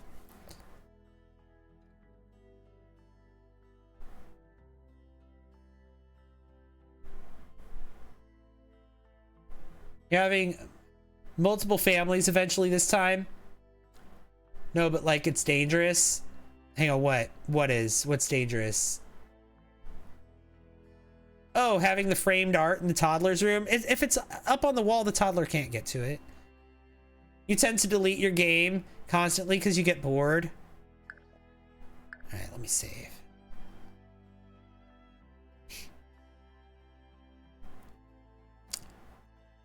You know, a lot of people get bored with it. That's all right. But a lot of people, what they do is they'll like play the game. They'll binge the game for like a week or two and then delete it for a couple of months and then come back for another week or two and then delete it for a couple of months. That's a pretty normal way to play The Sims. All right, guys. You're visiting the MLK Park and walked right into a DT protest. Oh my gosh.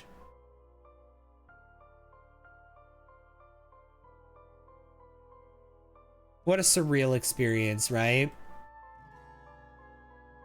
I always look at vids of autistic people and see traits that aren't in me, but then I remember I'm ADHD too. Yeah, I think that I'm probably ADHD also. Like I don't have hard proof of that, but I'm pretty sure I'm probably ADHD as well as autistic. Political climate is one of the reasons your mental health hasn't been its best. Yeah, same. Because it's impacting everything. It's impacting the prices of everything. It's impacting the availability of work, the availability of housing. It's impacting the climate at workplaces. Right? Leah, thank you for the heart me.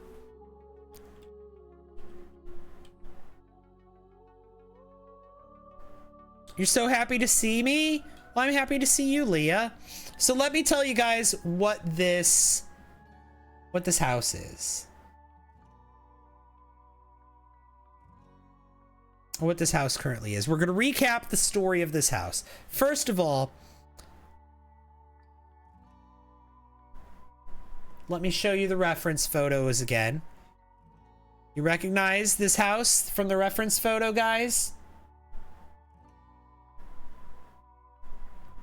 You recognize this house? This is Sookie's house from True Blood, right?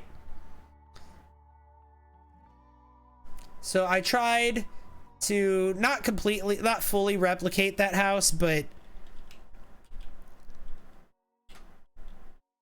it's very much inspired by Sookie's house. It even has a yellow car out front because Sookie has a yellow car. Like, see, she has a yellow car. Oh, no. Open image in new tab. Or not. Open image in new tab. Yeah. Okay, never mind. This one. See, she has a yellow car. Her iconic yellow car. Yep. So I wanted the house to largely resemble Sookie's house from True Blood, just because I'm currently watching True Blood with my partner and we're on the final season.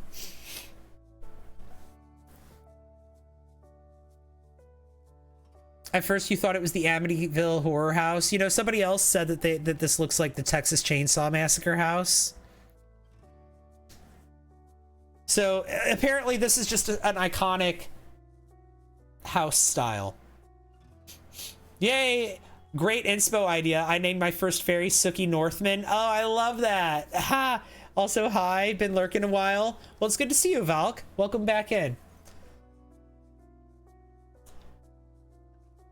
How have you been?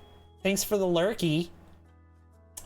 So, like I said, the house inspiration is Sookie's house from True Blood, but the character that I made for this house has nothing to do with True Blood. The character that I made for this house is a vampire hunter. And this is his childhood home. And I'm going to burn the house down before we play in it. So let's tour the house while we talk about it. So my main character, or my character that I built for this house, he was a teenager when he lived here with his little sister who was a toddler and with his parents who were adults. They all lived in this house together.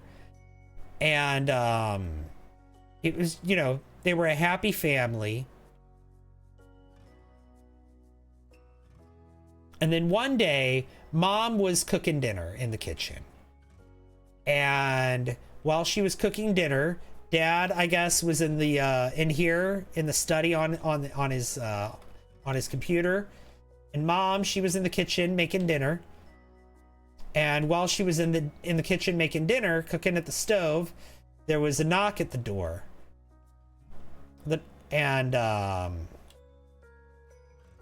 She goes and she answers the front door, and there is a gentleman at the door who says that he's terribly sorry to intrude, but he was wondering if he could come in and use the telephone. His car has broken down just a little bit down the road, and he's in dire need of some assistance. If only he could use the phone, and also he can smell that she's cooking. Another one, thank you. And he hasn't eaten in a while. Another one, thank you.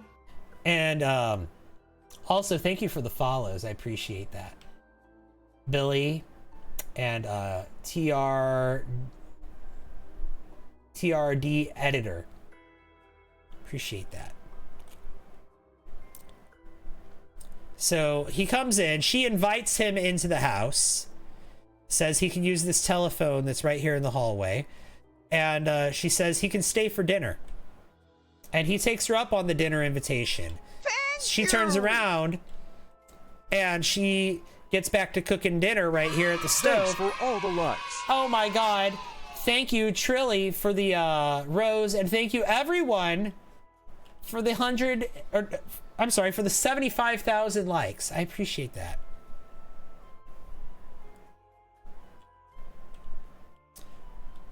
So while she's standing there cooking dinner... Another one, thank you. Manny, thank you for the follow. While she's standing there cooking dinner, turns out this guy was a vampire, and he hypnotizes her, and he feeds on her. She's got her back turned. He comes up behind her, and he does his thing, his little vampire hypnosis thing, and he does the deep drink. Thank you for the follow. Appreciate that, Manny and Daniela. Queen Ree, thank you for the 73 I'm new here's. Oh my God. That's so fun. Thank you, thank you, thank you. Appreciate that. And so he feeds on her and she passes out. She passes out right here, right next to the stove. She passes out. And meanwhile, like I said, she was cooking dinner. Definitely not new here. Absolutely. No, you're absolutely new here. Well, Dad, like I said, he was in here. He was in this room. Thank you. And he just happens to come around the corner,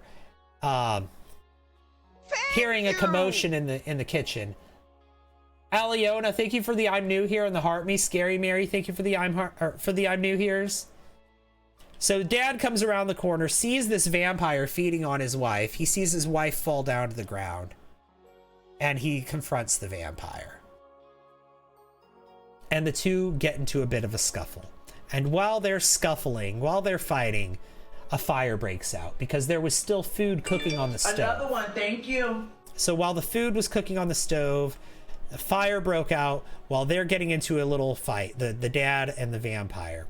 Meanwhile, upstairs, we have their teenage son.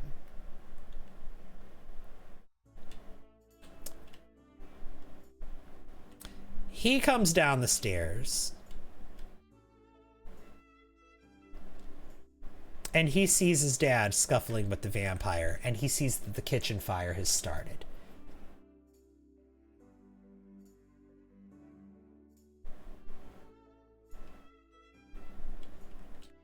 And his first instinct is to jump in and help his dad because it looks like his dad is losing that fight. But his dad stops him and his dad says, "No, go get your sister and get out of the house." And so he does. He turns around and he runs up the stairs. Meanwhile, that fire downstairs is spreading. Dad loses his fight. He comes up here. He comes into the toddler room. He gets his little sister. Her name's Cecilia. And then he runs down the stairs again. Now the fire has spread. The entire kitchen is consumed by fire. Dad is down. He lost the fight with the vampire. He's down on the ground. Mom's down on the ground. Fire has consumed the entire kitchen. He can't enter the kitchen. He doesn't see the vampire, but there is a door in the kitchen, so it's possible the vampire left through that door. And he runs outside this way, holding his little sister in his hands, in his arms, as the house is consumed by fire. That is our Sims backstory. And then, as a young adult, oh, you know what? We have not finished touring the house. You know what I recently binge watched? Final Destination, all of them. Oh my gosh. That's a fun series. This is compelling stuff. Let's look at the rest of the house. So I'm not sure. So my intention, what I'm going to do, I'm going to burn the house down, starting with the kitchen, and then whatever survives. And then my sim is going to move into this house. Like I said, he was a teenager, and his sister was a toddler when they lived in this house before. But now he's a young adult, and he's his little sister's guardian, and she's a child. And he's inherited the family estate, including the burnt down house. Also, here's a little story thing. Mom and Dad were in the process of building a nursery that they never finished when the fire happened. So there's this room too. Like, they were in the process of painting the room, setting up a nursery. Are you scared to go outside now? No. That's an impressive backstory. Yeah, right? Got the toddler room here. We got this bathroom here, the shared bathroom. So that is the backstory of this family. So as a young adult, like I said, he's going to inherit the house. And also he's going to be his little sister's guardian. But not only that, but he's also going to be a vampire hunter. Vanessa, thank you for the heart me. How are you doing? My save file, it has a bunch of vampires and werewolves and spellcasters and mermaids and even fairies and ghosts and all sorts of supernatural beings live in my save file. So much so that it's starting to kind of like, they're starting to kind of have be what am I trying to say? Overrepresented. They're starting to overrun the population. I have more supernatural Sims than regular Sims in this save file. Well, that might be an exaggeration, but I do have a lot. And I feel like we need a vampire hunter. Well, not just vampire hunter, but we need a monster hunter. And so that's why I made this character to begin with. And I gave him that tragic backstory, so he has a reason to hate vampires and monsters altogether. He's kind of a certified, bona fide demon hunter, monster hunter. It was fun watching the movies. It was hilarious having your sister's reaction to it. Wasn't bothered at all. I haven't seen all of Final Destination. I should binge that series myself. Yeah, this was very inspired by all sorts of different vampire media and supernatural media. He's got like a reason to, like, he's investigating. He's trying to find the vampires that killed his parents. Also, the ghosts of his parents are going to live on the lot. But he's a full-on monster hunter, not just a vampire hunter. He's gone full-on like monster hunter. So he's got beef with werewolves too. Maybe spellcast. He doesn't like magic. He doesn't like it when people mess with magic. He thinks it's unnatural. He is a human who hunts primarily vampires, but other supernatural beings too, other supernatural creatures too. And thank you for the rose. I appreciate that. Heart fire exclamation point. Thank you. And thanks for the I'm new here's too. And so for the character, I leaned into a lot of different tropes from different vampire media. Vampire Diaries, True Blood, Twilight, Buffy the Vampire Slayer, even Supernatural. But if you think about a lot of those things, like Buffy and True Blood, maybe not True Blood. She's a little bit older on True Blood, but Buffy and the Vampire Diaries and Twilight, like, well, and True Blood, they all have like a main girl, right? They all have a main girl that all of the, like, unreasonably hot vampires and werewolves and supernatural creatures are in love with for some reason. Like, even the shapeshifter bartender is in love with her.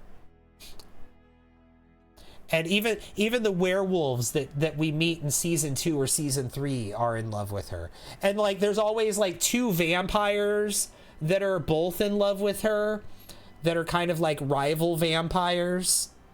But it not only are all of these supernatural beings in love with her, but also at the same time, there's something like uniquely special about her, right? There's something uniquely special about her. She's a vampire slayer, or she's like got fey blood that makes all the vampires go gaga. Like it smells really good and tastes really good. It's like vampire go-go juice, you know? or there's something special about her that makes all of the vampires in particular love her blood and makes all of the other supernatural creatures in love with her. And so, like I said, like with Buffy, it was her being a slayer. That Angel was in love with her. Spike was in love with her. Those were like the rival vampires, right? That were both in love with the main girl. But then here's the archetype that we lean into for my character that I introduced, my vampire hunter. So during all of these like TV shows and things, like a lot of them, one of the tropes that a lot of them fall into is that when the show starts out, the main girl is 16. She's a sophomore in high school. And then the series takes place, the first couple of seasons of the series take place during high school.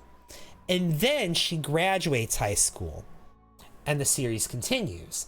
And so the series has to mature with her, right? And so when the series matures, she goes on to college, right? Buffy goes to college. Elena goes to college.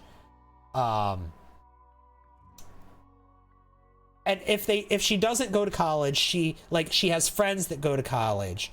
At either way, she ages up into adulthood. She does the adult thing, and we're introduced to a new, some new characters that join the cast. And one of those new characters, usually around like season 3, season 4, that's added to the cast is a vampire hunter who's a little bit older than the main girl, has a tragic past, and is in some sort of like authority or like teaching or fatherly role above her.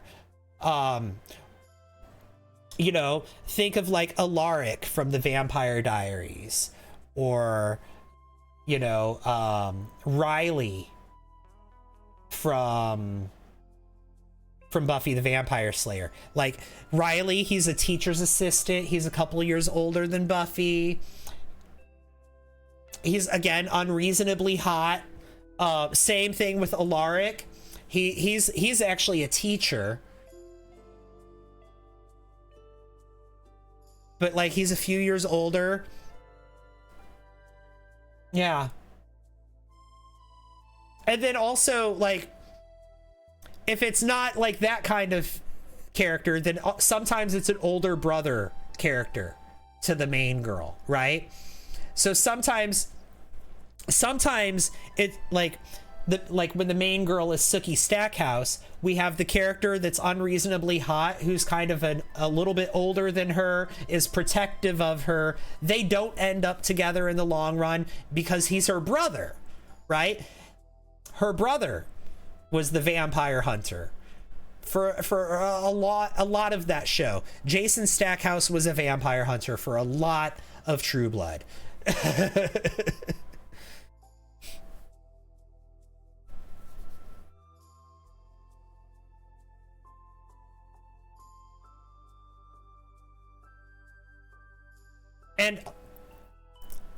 And then for my vampire hunter, I wanted him to have a little sister.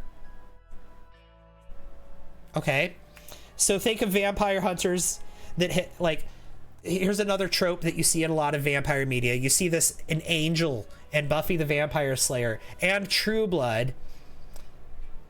Yeah, let's not date our protective brothers. No. But one of the tropes that you see a lot is there's a vampire hunter who has someone that he's like protective of, like a little sister or a daughter or something like that. So think of like on True Blood, there's the governor who's very anti-vampire. He has a daughter he's trying to protect. Her name's Willa. Or on Angel, there's Holtz, the vampire hunter. He's trying to be he's protective of his daughter. Or there's J. August Richards' character, Gunn. He's really protective of his sister, right? But they're all vampire hunters who are really protective of someone. Or again, Jason Stackhouse is really protective of Sookie. Kitchana, thank you for the 100 I'm new here's. And then who else have we got? But I mean, you know, whenever we have the vampire hunter, he's always got one person in particular that's like a little sister character or a daughter character or some sort of character that he, like a younger girl that he's responsible for taking care of, right? Ellie, thank you for the follow. And so, and another common trope with those characters is that girl eventually gets turned into a vampire. And then the vampire hunter has to come to terms with it. So again, True Blood, the governor. Vanessa, thank you for the I heart you and the hi friend. I appreciate that. So on True Blood, the governor, his daughter Willa gets turned into a vampire. Eric turns her. She becomes his progeny, right? And on Angel, like I said, Holtz, his daughter, she gets turned into a vampire by Angelus. Gunn, his sister that he's protective of, that's kind of a vampire hunter along with him, she gets turned into a vampire. It's something, it's a trope, right? And so I want that to happen here. Like I said, our jumping in point with this duo, with this brother and sister duo, is that she's a child and he's a young adult and he's her guardian, and also he's a vampire hunter. When she becomes a teenager, I want her to become a vampire. I want her to be turned into a vampire, and I want to have like a whole like really emotional journey with him where he has to come to terms with the fact that his sister is now the thing that he hates, the thing that he has dedicated his life to fighting vampires, and now his sister has, you know, the one person in his life that he loves and that he's dedicated his life to protecting, she's now become a vampire, and he's gonna have to deal with that. I think I play in the game wrong. I love this story so much. And we've come up with all of this story just from doing the Create-A-Sim and from building the house. And now here's the thing. What vampire in my save file is going to be the vampire that is responsible for the fire, the house fire that killed my vampire hunter's parents. I have not decided yet. I still have not decided what vampire killed his parents. The Vampire King, go big or go home. I don't think it was the Vampire King, but maybe it was at the Vampire King's command. Maybe the Vampire King was like, maybe there was like this whole conspiracy, right? Where the Vampire King was at the top of it.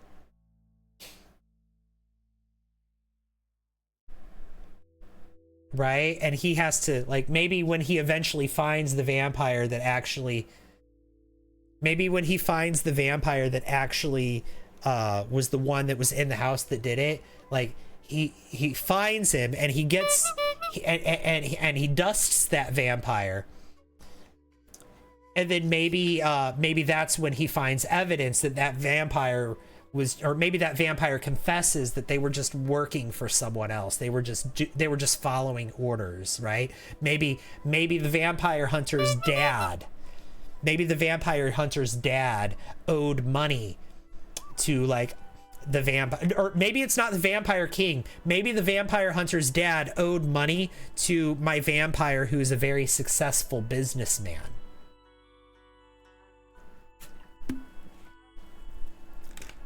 Right?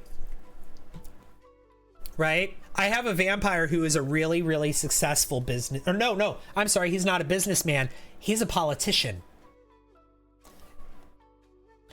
I have a vampire who's a politician. Maybe I could have a vampire who's a businessman. Like, think like Mr. Trick from Buffy the Vampire Slayer. He could have been such a fun, like, he was a fun villain, but they killed him off too soon. Like, we could have like a vampire who runs a business and maybe has like lackeys that work for him, right? And the vampire that killed his parents, maybe they were just, you know, delivering a message that their employer is unhappy.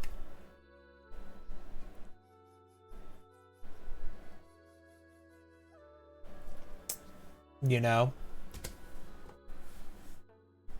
I kind of like that angle, because then that gives us season 2 and season 3 lore, right? Maybe it takes him like 2 or 3 seasons to find the vampire that killed his parents. And then maybe like season 5, we really dive into, or maybe season 4 and season 5, we really dive into like the vampire organization, right? And then like season 6 is when his sister gets turned into a vampire.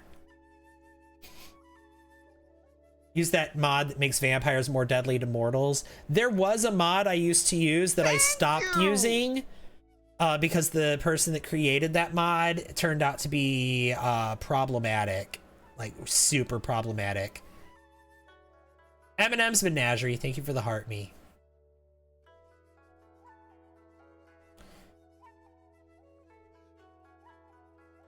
Vampire King. I do have a Vampire King, but I feel like maybe the Vampire King can have business dealings with this vampire businessman. Yeah, Zero. Yeah. I've removed every mod from Zero. I liked some of their mods, but I've removed everything because, you know. Yeah, a Vampire Kingpin. Yes. I think we need to have a Vampire Kingpin that lives in San Myshuno.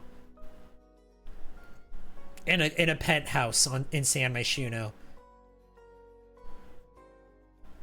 And thank you, Mon, for the heart me.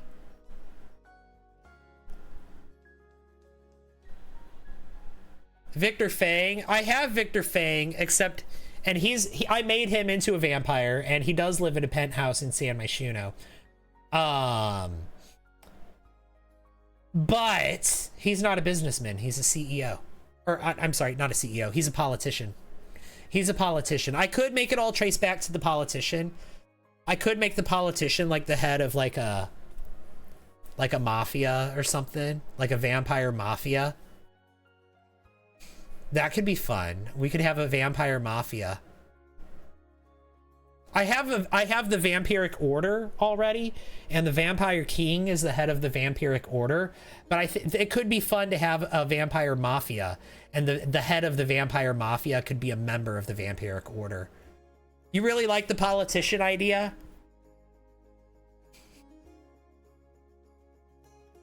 So maybe he has shady business interests. The politician does. Okay. Like, I mean, Victor Fang has always been like a villainous politician. Like, that's the vibes he gives me. And I made him a vampire in my save. So, doing some minor renovations after you got a water heater installed. Oh my gosh. Also, him and his wife are not together.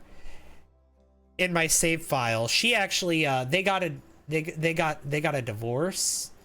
Because one of my other Sims that's a vampire had babies with him. She had his babies, and so Victor and her and Lily got a divorce. And then Lily ended up passing away of old age, but her granddaughter brought her back after becoming a spellcaster, and then Lily became a spellcaster herself. Her granddaughter became a spellcaster and brought Lily back. And now she's an immortal, and she drank that immortality potion, but so she's forever an elder now. And also Lily Fang and that other Sim who's now a ghost vampire, they have beef. They have a generation, the Fang family and the Redding, that's who that is. The Redding family, they have a several generations old blood feud between the two families, and Victor Fang is right in the middle of it. Because the founder of the Redding family, Scarlet, she had multiple children with Victor Fang. Reginald is Victor Fang's child. So is Scarlet, or not Scarlet. So is Rachel. Rachel and Reginald are Victor Fang's children.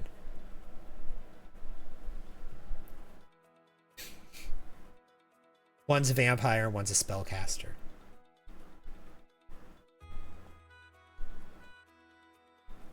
Well, guys, I need to take a break. I need to take 5. So I'm going to do that. I'm going to go take 5 minutes for myself. Before I go, where are we at on the gift goal? 540 heart puffs. Or not, I keep saying heart puffs. The I'm new here's. You really love that? Yeah, so maybe we can make Victor Fang be the politician that has the dirty business dealings. That his goons are the ones that killed Silas's parents. I think that makes the most sense. Like I said, he's already a vampire. He's a politician. He's he has a penthouse in San Myshuno. He gives me Kingpin vibes, right? He could be my vampire mafia boss.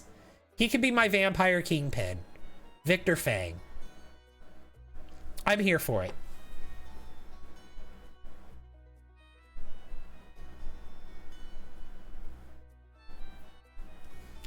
But like I said, I gotta take a break. And so I'm gonna do that. And then when I come back, we're gonna do the basement of this house. So I'll see you in a few minutes, guys. Don't go anywhere. I'll be back in less than 5 minutes, I promise. See you soon. BRB.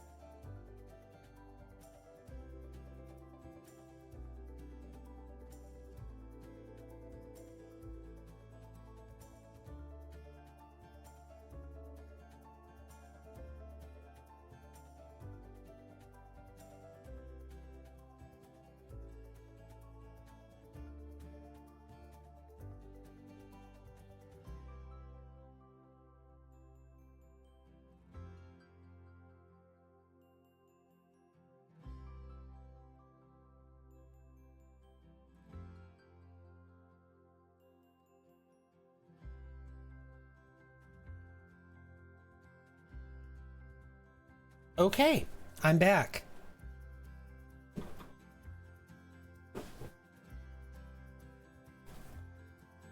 You're in Arkansas, Falcon Sims? You're not too far from me. I'm in Missouri. My mom is from Arkansas. My mom, you know, we're drawing like, or not drawing. We're building a house that's off of a dirt road here. My mom grew up in a little farmhouse off of a dirt road like this. I've gone and visited the house she grew up in. It was literally like a little house, or a house like this off of a dirt road. The dirt road was several miles long. Your cats are from Missouri? Oh my gosh. Welcome back. Thank you, Vic. Welcome back, Valk. Thank you. Appreciate. So now we've just got the basement and then we're done with this house. Well, and then we have to burn it down after that. So let's get started on it.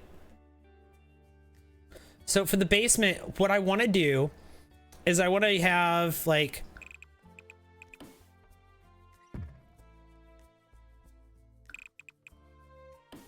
this, I think.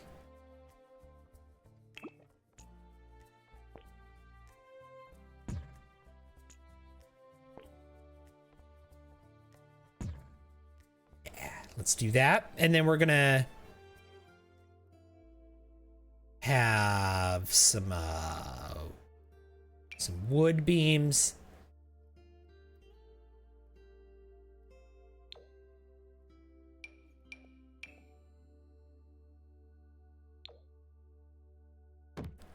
Yeah, there we go, like that.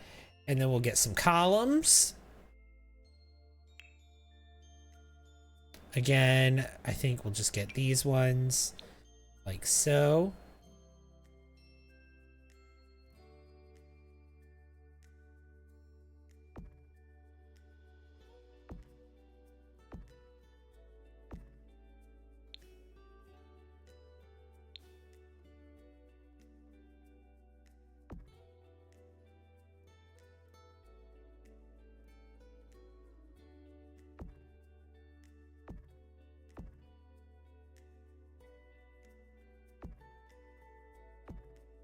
Let's do this.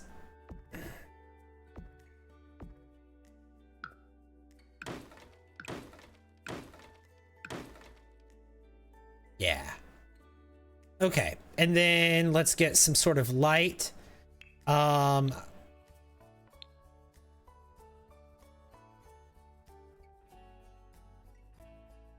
know exactly what I want. Where is it? It's the one from Laundry Day, the light bulb. Yeah.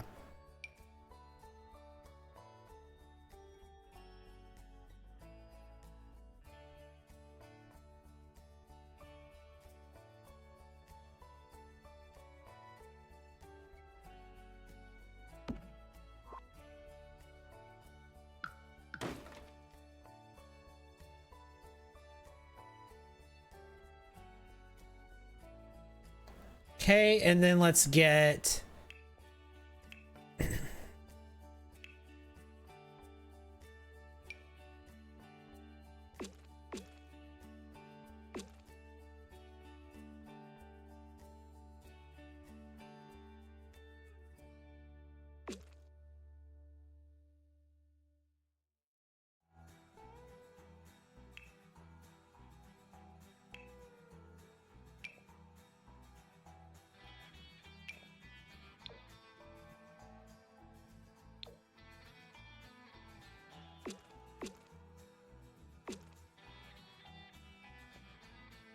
okay. And then for the floor, can we do like a dirt floor?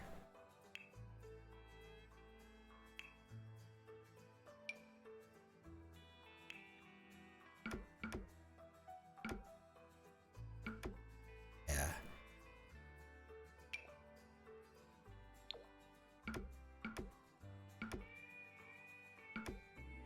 We do that.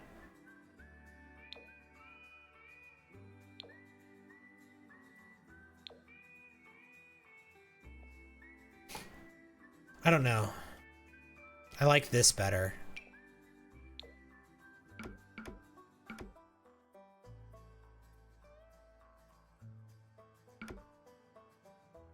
Yeah, let's go with that.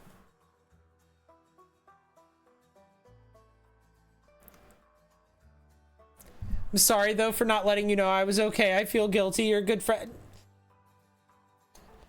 I'm just happy that you are.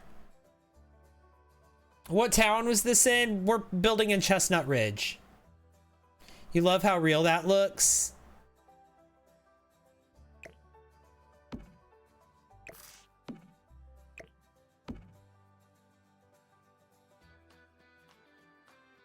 Yeah, this is okay, now I want to put some like clutter down here, right? Like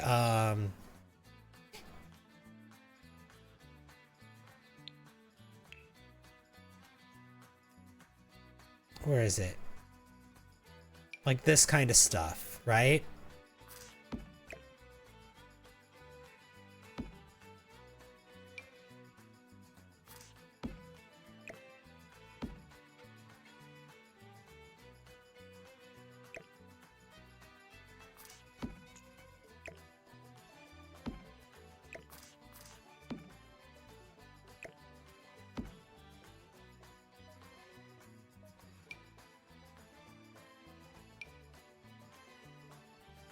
Let's see.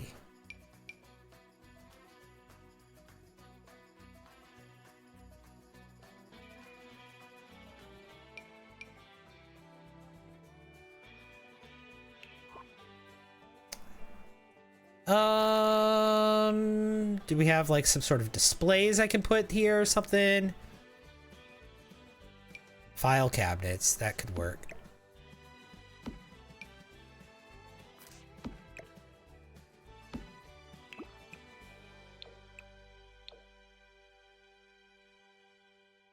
So we could do like that. Let's get some like clutter and stuff, maybe. Boxes that look wet. Boxes that look dry.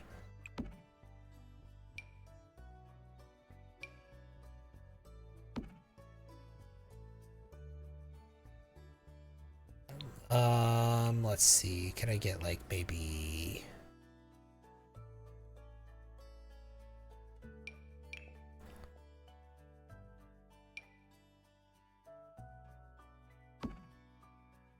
something like that?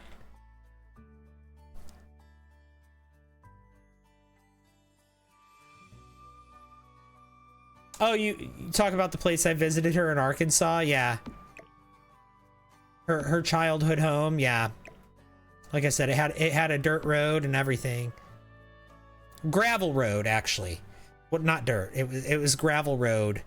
Some of it was dirt road. Hi, Little's Angel. Welcome in. How are you?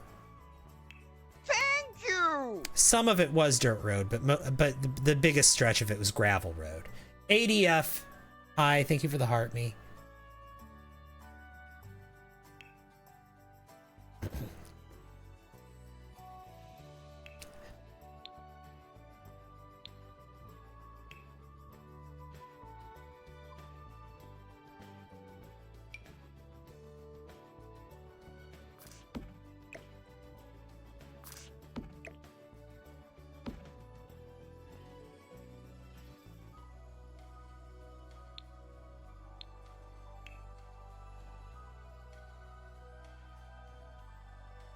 You lived on a gravel road for almost your whole life.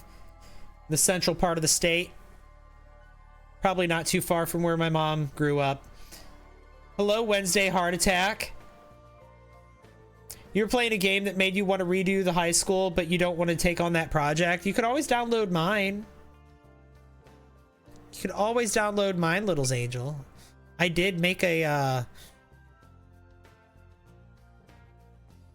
I did redo the high school already myself. It's a modern high school though, so maybe that might not be what you're looking for. Did think of yours. I do really like yours. I like mine too. I'm proud of it. I think it came out really well.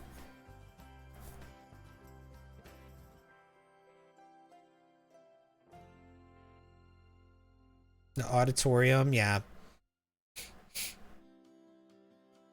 The only critique I have about the the high school that I built, is that the gym equipment that they sometimes get like daily tasks to use, like sometimes they have to use the treadmill or they have to use the workout machine for their like daily high school task.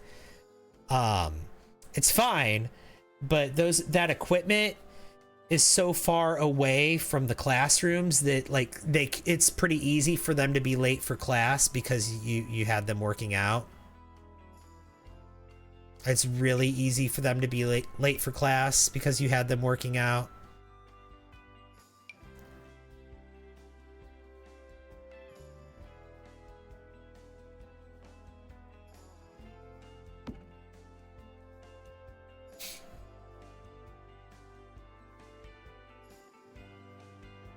Does it take 3 hours to go from the cafeteria to the classroom? No, the cafeteria is right next to the classrooms. It's just the gym equipment is the one that it takes a long time to get to. But the cafeteria is fine. It's right there in the action. Greenbrier now. Curious if I'd recognize the name of the town. Oh, I don't remember the name of the town. I was a child the last time I went there, so...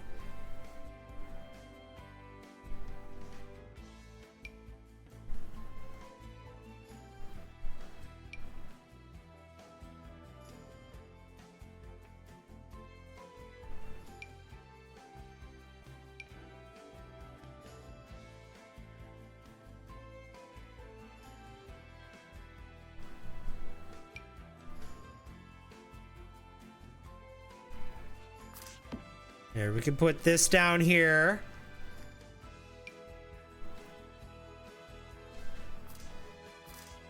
You think you'll just download mine? See, there you go.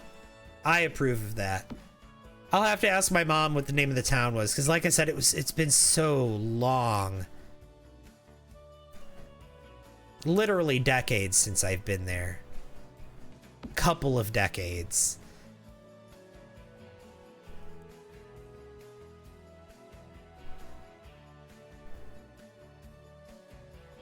Arkansas is forgettable even as an adult.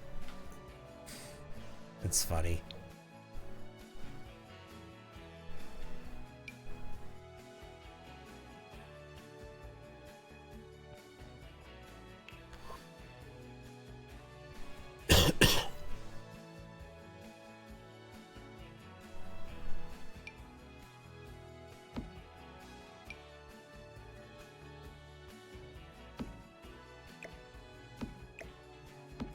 Yeah, so maybe like they had a business or something at some point.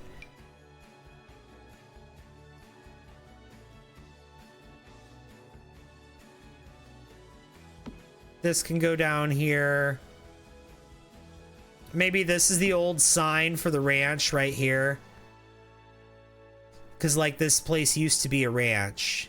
It's not anymore, but maybe it used to be. And this is the old sign for the ranch.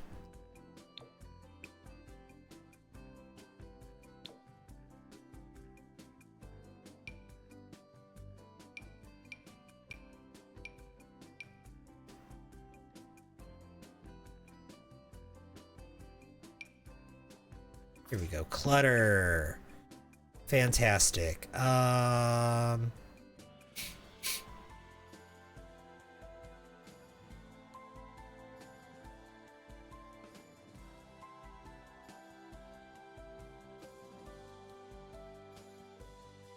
how thought out your builds are. Incredible. Oh, thank you.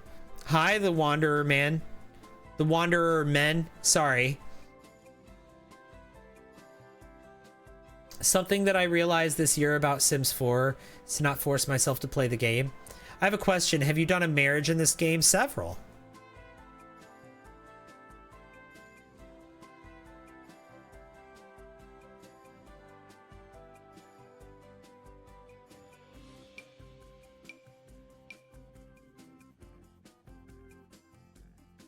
Basements have the most random ideas. I just wanted to be like cluttered. So like there's just going to be like all sorts of random stuff down here in the basement. Random unused decorations.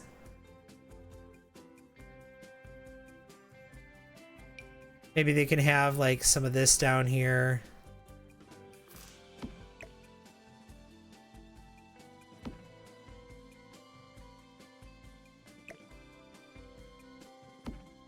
Maybe I can have, I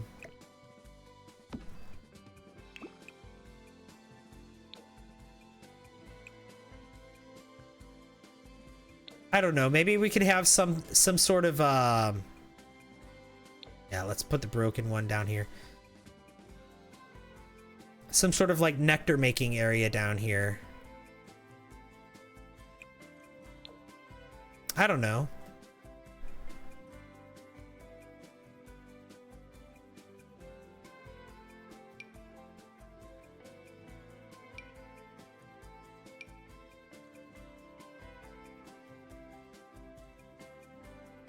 You know what? This could be fun up here, having a well somewhere on the property.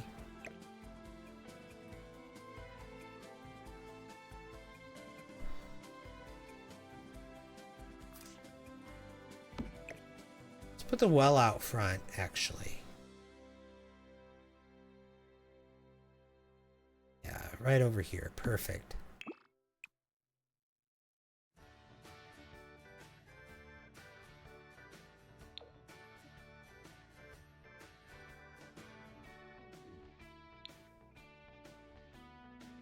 You can't refill your coins. It's making you cuckoo. What?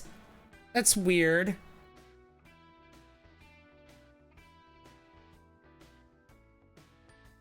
Yeah, with The Sims 4, yeah, don't force yourself to play the game. If you're not feeling it, if you have like, if you're at that moment where, because we've all been there, right? You load up The Sims 4 and you're sitting there on the new game screen or on the main menu. Or you load into your game and you're sitting there on the map screen or on the manage households or manage worlds screen and you're like, I don't know what I want to do. Like, I want to play the game, but I don't want to do anything that in this game right now. Like, nothing sounds fun. Then don't play that game. Do something else. Doom scroll on your phone or something. Do you think Love Struck is worth the money? You were wondering about you. I was going to ask if anybody heard of you. She was traveling for a month. She's back now. I don't like Love Struck. I think Love Struck, I think the build mode is really good. The world is really good, but the gameplay is actually bad. I dislike the gameplay that comes with Love Struck. I think that installing Love Struck makes the gameplay worse overall. And so, as someone who enjoys playing the game, I really dislike Love Struck. You want the cast items from Love Struck? You want all the cast items? You just woke up, Little's Angel. You can help me. I need Sims of Honor, Efficient, Flower Pal, Ring Bearer, and Guest, but the only ones I can add are guests, so the rest are empty. How you have to ask the Sims to be those other things. You have to have conversations with the Sims that you want to be those roles and ask them to do them. So like if you want someone to be the Flower Pal, you have to ask that Sim to be the Flower Pal. It's not something you could do just by clicking on the phone either. Well, I mean, you can click on the phone and invite them over, but you have to have an in-person conversation with that Sim. In order to ask them to fulfill those, you know, those different roles for your wedding. So if you're trying to like have a wedding, if you're trying to plan a wedding, like you're doing like the wedding event, or you're trying to plan the wedding event and you're trying to like pick those roles and there's no Sims available to fulfill those roles, it's because you haven't asked anyone to do it. You have to ask them to do it in advance.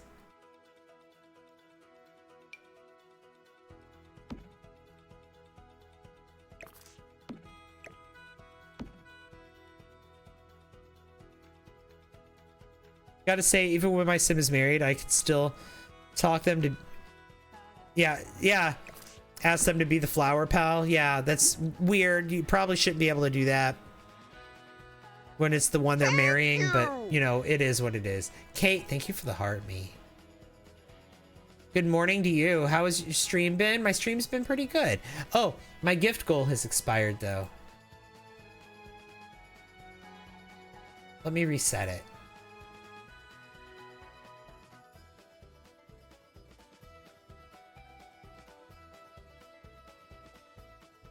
Can we get 20 fairies? Is that something we can do? Can we get 20 game controllers?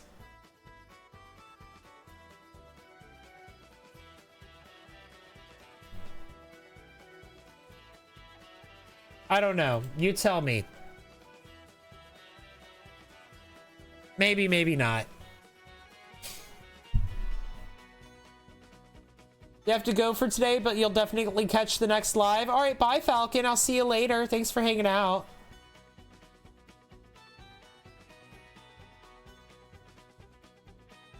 The options get in the way, or when I'm already married, been married for like a while, and the Sims congratulate on marriage. Yeah, that's true.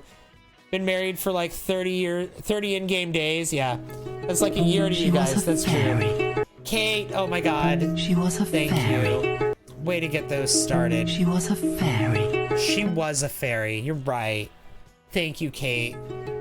She was a fairy. She was a fairy. And Inga. She was a fairy. Oh my God. She was a fairy. Inga sending 10 game controllers. She was a fairy. 10 fairies. She was a fairy. It worked? Oh my God. She was a fairy. Well, thank you, thank you, thank you. She was a fairy. Watch Inga solo the goal. Oh my God. And there comes the DJ glasses. See, I knew it. I knew Inga. I knew Inga was waiting. Or I knew once Inga figured that out, she was going to go for the gift gallery. I knew it. I knew it. I knew it. I knew that once you figured that out, you were going to go for the gift gallery. Thank you. I appreciate that so much. Thank you for the game controllers too. We're already at 12. I set the goal at 20 and we're already at 12.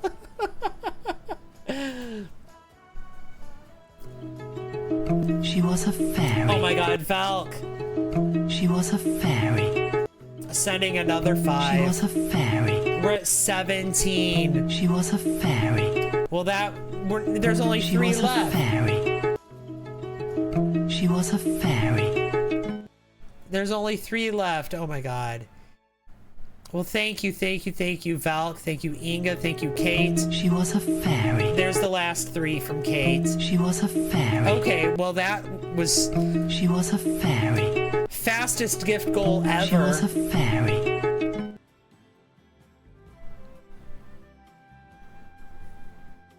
Lovestruck's been out for only a year, and you've seen it go on sale for... I've seen it 55% off. Honestly. Even EA knows no one wants it. Yeah, they do. They know. Thank you. And then there's the whale also. Thank you, Inga. What? Thank you, thank you, thank you, thank you so much. I appreciate that. Thank you. That finishes the gift gallery for the week. Look at that. Well, okay. Well, hang on.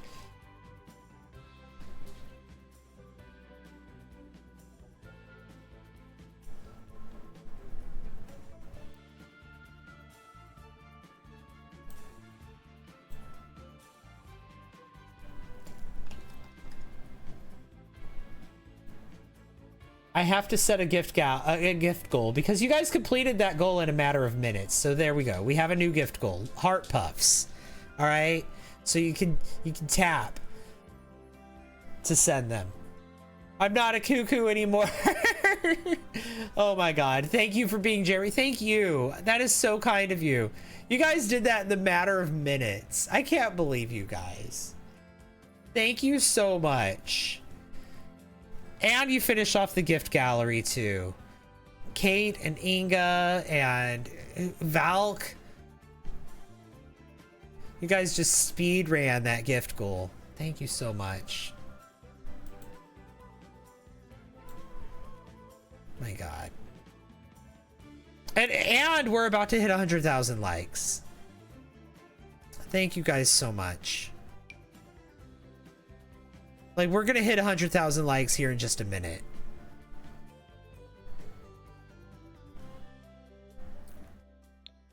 Oh, my stomach is a rumbling though. It says, feed me. My stomach is saying, end stream and feed me. I will soon. My partner is up too. I see he's out rustling around.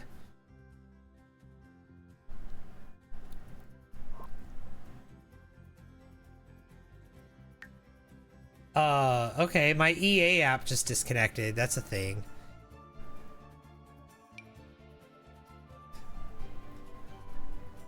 Whatever. It's fine.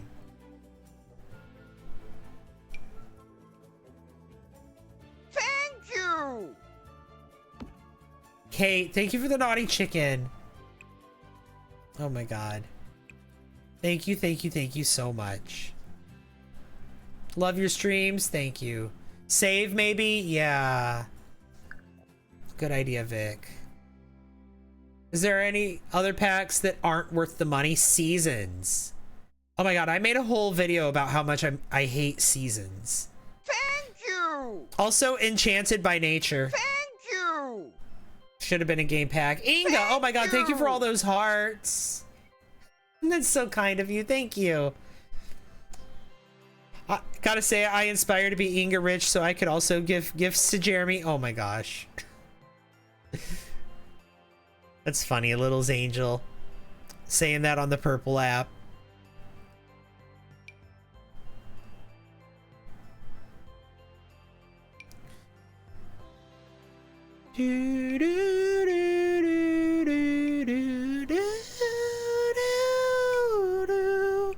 Oh. Okay.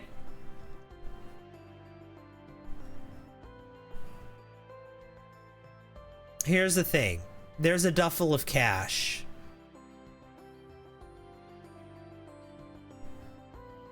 Hidden away in the back of this place. This is part of the lore, right? This is part of the business dealings with the shady politician, right? That money being down there. Inga's hulking out. Yeah, of course. How did I know you were gonna say seasons? Oh, I made a whole video about how much I hate seasons. Okay, let me break it down for you. The seasons pack, it's an expansion pack, right? Not a game pack, not a stuff pack, an expansion pack. You know it's real when a duffel of cash comes out. Oh my gosh. It's an expansion pack that doesn't come with a world. It doesn't come with any pre-made houses, any pre-made lots. Okay, actually, no, it comes with no pre-made lots. Should have been a base game update, yeah. We'll get to that in a second. It doesn't come with any pre-made households, any characters, like any families, right? There's no new Sims. There is a couple of new NPCs that Seasons comes with, like Father Winter and the Flower Bunny and Patchy the Straw Man. It does come with those.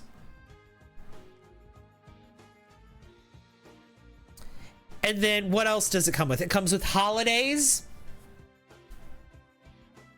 like Winterfest and Harvest Fest and Talk Like a Pirate Day and the lottery and TV season premiere. It comes with the calendar, except, oh wait, since then they took the calendar feature away from Seasons and they added it to the base game. So actually it doesn't come with the calendar anymore. And that's it. And then it comes with weather and seasons, which should have been in the base game. Like modern game engines. Kate, thank you for the 15 Go Populars. Like if you if you make a video game, right? If you're a game publisher or a game developer and you make a video game, you're going to use a game engine to do that, right? Like Unreal Engine or, you know, one of these game engines. I don't know what the others are off the top of my head, but you're gonna use a game engine. A lot of these companies, they do make their own game engines. Like Bethesda has theirs. It's the creative engine, right? And I'm sure that The Sims has one that they used for The Sims 4. But a lot of modern video games use these game engines, and weather, like rain and snow and hot sun heat and sunshine and the passage of time and daytime and nighttime and a day-night cycle and a weather cycle, and not only that, but a cycle of seasons. All of that is a built-in feature of these game engines. Kitschana, thank you for the gamer cat. Kate, thank you for the Go Popular. So like if you were to build a video game, a modern video game using, again, for example, like Unreal Engine, like weather is just something that Unreal can do. Right? Thanks for all the likes. Like if it, thank you, there's that 100,000 likes. Like if I were to go and I were to play that new Hellblade Senua's Sacrifice game, or Senua's Saga, if I were to play that game, that's that Unreal Engine 5 game for Xbox, right? Or if I play Inzoi, that's a better example. If I play Inzoi, you know how Inzoi has weather in it, like it has weather patterns and it has seasons in it. That's part of the game engine. And they're using Unreal Engine, I think. Mentally, you're hearing the Strexophone. So withholding weather and environment changes behind a pack is actually wild in the gaming world. Like, can you imagine, like, having to pay for a weather pack for, like, Fortnite?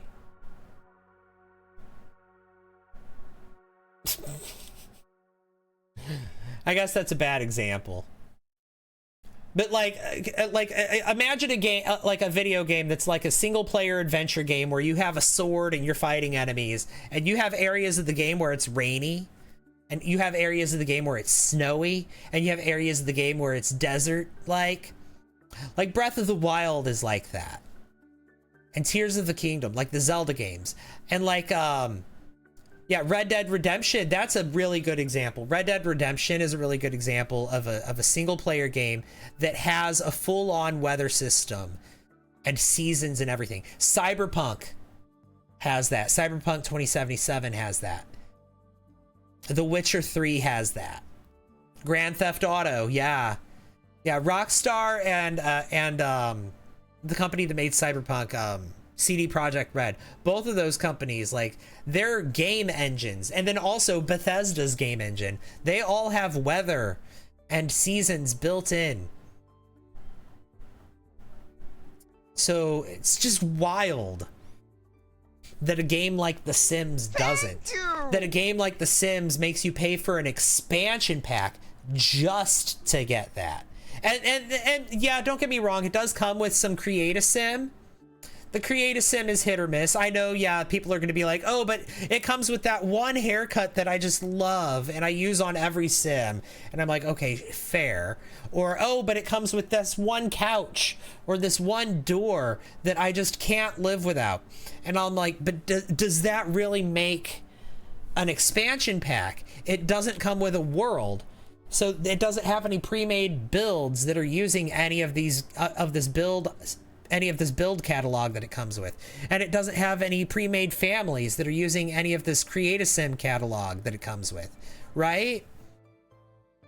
Even Infinity Nikki has weather built in, right? Yeah. And plus the Sims, like they border on being a farming sim. Like, you can play the Sims as a farm sim. Like, you can raise livestock, you can milk cows, you can shave sheep, you can grow crops. And it can all be dependent on the seasons and the weather and everything. You can have a huge garden. You can have a greenhouse. You can sell everything. You can even set it so you have to like live off the land, and you have to like have all of the ingredients on hand for everything you cook.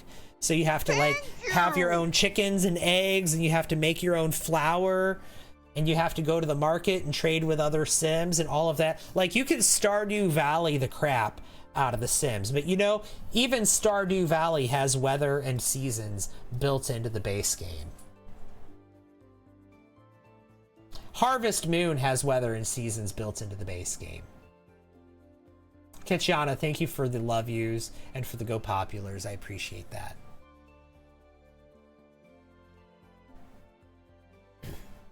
But if you want the Sims to be a farming sim, you need to have the Seasons pack. You need to have Cottage Living. You need to have Enchanted by Nature.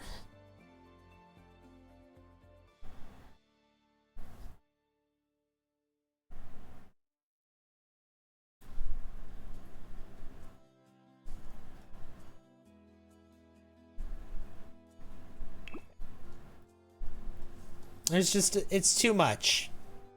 Not to mention there's like the greenhouse pack, the greenhouse kit. That's why you always get the packs 50% off. Oh yeah, when they run a sale, that's the best time to get packs. So yeah. Seasons, like I said. Should if Seasons has no haters, I'm dead. I'm very much in the I hate Seasons camp.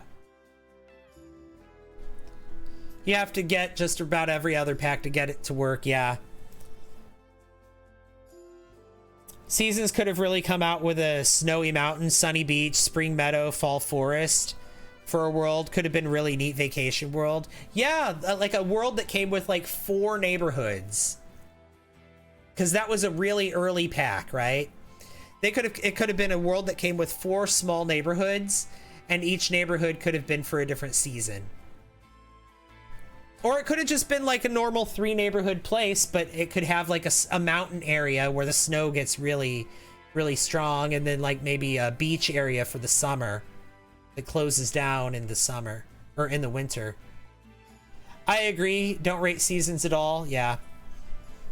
I think personally, I think what they should do, because you know how The Sims 4 is free. The Sims 4 base game is free. I think what they should do is they should also make Seasons free. Not for a limited time either, like permanently. They should make Seasons free and include it with the free base game. It should be a free bundle. Base game and Seasons should be free as a bundle indefinitely now. And the reason I think they should do that is because right now, Seasons being an expansion pack is holding them back, and they have a money-making opportunity here. If they make Seasons free, they can start making more stuff that will require Seasons. They could make stuff that would require Seasons. They could make maybe another stuff pack for like another holiday. Maybe they could make like a New Year's Eve party kit. Maybe they could make a snowman building kit or a snowman building stuff pack. Maybe they could make a lemonade stand kit. Right? Like they could do a lot of stuff with the smaller, like with the kits. Yeah, a New Year's Eve kit would be awesome, right? Like, can you imagine like them doing like a teenager pack? Yeah. Well, that's another story. But yeah, like right now, the reason they're not doing that stuff is because it's going to be like, well, if you don't have Seasons, then what's the point, right? It's going to be like, oh, well, you have to have Seasons to have this. I think they should just, here's what I think they should do. I think they should release the first kit that requires Seasons. And I think they should make Seasons free or no, I think they should make that kit free for everyone who already owns Seasons. And then they should make Seasons free for everyone and start charging for that kit. So like it should be like, if you own Seasons, then you get that kit for free. But if you don't, then when Seasons becomes free, then you have to buy that kit. So I think that will kind of, it not make up for, you know, oh, if you already bought Seasons, then like, but I think it could be something like, because, you know, when the base game became free, people were like, oh, but I already paid for it. What about my money? And so they made a kit free, and then people were kind of okay with it. I think they could do the same thing here. They could make Seasons free, and then the very first kit that requires you to own Seasons, they should give that to everyone who paid for Seasons. You really enjoy Seasons? I think if Seasons was base game, it would open up a lot more opportunities. That's kind of my stance on it. I'm both a hater of Seasons, and I'm someone who wants the features to be fully adopted into the base game. I want Seasons to merge with the base game. I don't want it to be an expansion pack, or if it is, I want it to be included for free so that they can build other content off of it. You know what I mean? For Rent, Seasons, My Wedding Stories are the worst 3 packs. I disagree with that list. Seasons, I agree, is on that list. For Rent is not on that list. I agree that For Rent's reputation is tarnished right now because of the bugs, the glitches, the save corruption thing that's happening. I agree that that has put a stain on For Rent's image. However, I love For Rent so much. It's one of my favorite packs to build with and play with. And I haven't been building with it and playing with it lately because of the issues that are coming, you know, that are associated with that pack. But I promise you, like, that is a good pack. The world that comes with it's not great though. And also, My Wedding Stories, I don't know. My Wedding Stories, I have an interesting theory about My Wedding Stories. City Living and For Rent are your favorite expansions. I love City Living. I still feel like everyone, when they made the game free, who bought it should have gotten an expansion for free, because, like, tit for tat, in my opinion. I mean,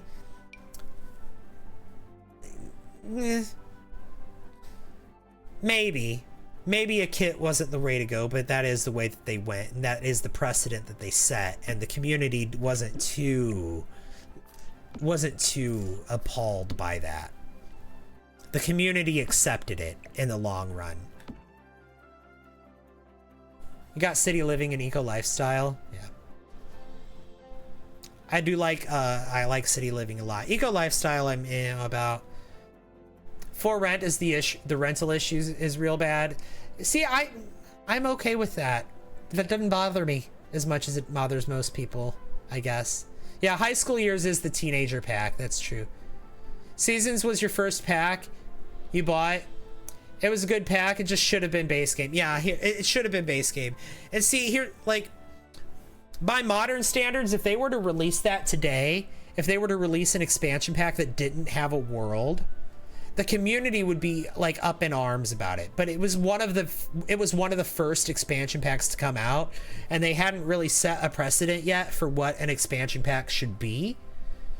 And so they got away with, like, not including a world. And I don't feel like they should have. That's the only expansion pack that doesn't include a world. Anyway, my Wedding Stories. I have a theory about My Wedding Stories. My Wedding Stories, I think My Wedding Stories was supposed to be an expansion pack when it was being developed. It was being developed as if it was going to be an expansion pack. And then I think late in its development, some of its features were cut. And as a result, it was downgraded to be a game pack.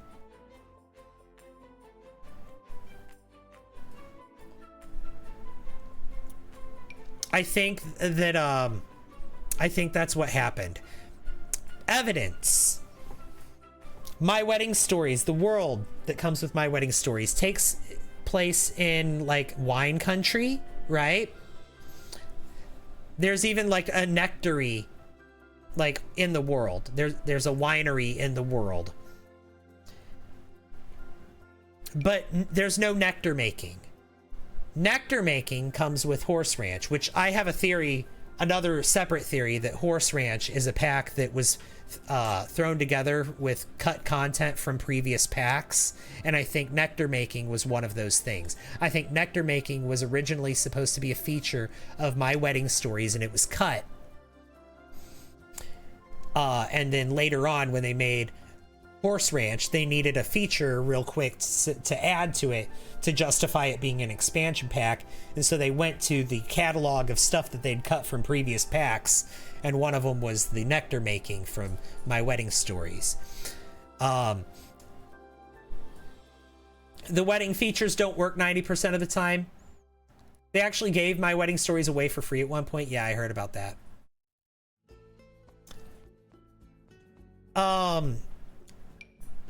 But then there's other features that I think were cut from My Wedding Stories too. And on top of that, the world. Look at the world from My Wedding Stories. Another one, thank you. And then look at all of the different game packs and expansion packs. And look at the size of the worlds that come with the different game packs and the different expansion packs. The number of lots, the number of neighborhoods, like... Game packs, usually if they come with a world, which they don't always, but if they do, there's usually only like 5 lots, right? But My Wedding Stories has like multiple neighborhoods. It has like, what, like 11, 12, 13 lots somewhere in that neighborhood, somewhere in that ballpark. And that's a lot for a game pack. And like, Strangerville is like that too. So, like, there are outliers. It's not unheard of for a game pack to come with a whole bunch of lots like that.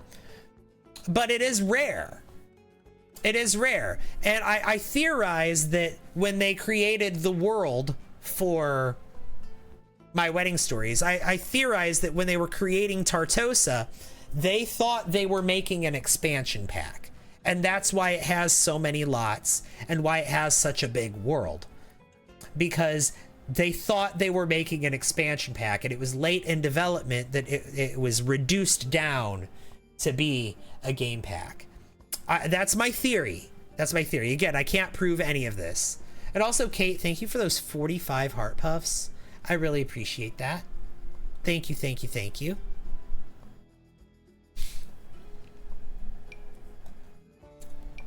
But then, like, also, I said Horse Ranch. Horse Ranch feels like it was an expansion pack that was made out of items that should have been in other packs, that were cut content from other packs, that they went back to the chopping block and slapped them all together and called it an expansion pack. That's Horse Ranch. Horse Ranch, the horses themselves should have been with cats and dogs. Cats and dogs should have been pets, because in The Sims 3 it was cats and dogs and horses, and also small animals. And in The Sims 4 they switched, the horses are a separate thing. I think the horses should have been with cats and dogs. It should have been a pets pack. So boom, there's the first thing, horses. And I think it's possible that maybe they originally were planned to be with that pack, and then they might have been cut.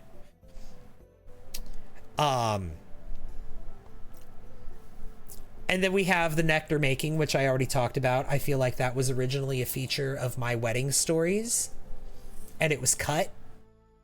And then when they went to make Horse Ranch, they needed another feature, so they were like, okay, we've already have this half made, we can finish that real quick. And they grabbed the nectar making code. And I think that they also did that with the baby goats and the baby sheep, because I think that was a feature that was like half made, that was originally made for cottage living. I think the baby goats and the baby sheep were supposed to be with cottage living, especially since you can also milk them and shave them, just like you can with the llamas and the cows, right? Like, so like there's 3 features right there: the horses, the nectar making, and then the baby goats and the baby sheep. Or the mini goats and mini sheep. Those things, I think all 3 of those things were things that were originally planned for other packs, or maybe even originally started being developed for other packs, and then were cut. And then were grabbed back from the bin later to make a new pack. Horse Ranch was, like I said, just a mismatch of stuff that was planned for other packs. I can't prove it, but that's my theory. A game theory. You know what I found out? That llamas look so right in Salvadorada. If you have all the world's residential mod. Really? My first pet stuff shouldn't exist. Should have been with cats and dogs. I agree with that. Especially since like the catalog from my first pet stuff, the build catalog, the like the furniture from it, if you look at it, that it's furniture that goes with the furniture from cats and dogs. It's like the rest of the set. Like they give you the dresser with cats and dogs, and then they give you the nightstand with my first pet stuff. Like it's the same set. It's just the rest of the set. It's kind of scummy, kind of scammy that they did that.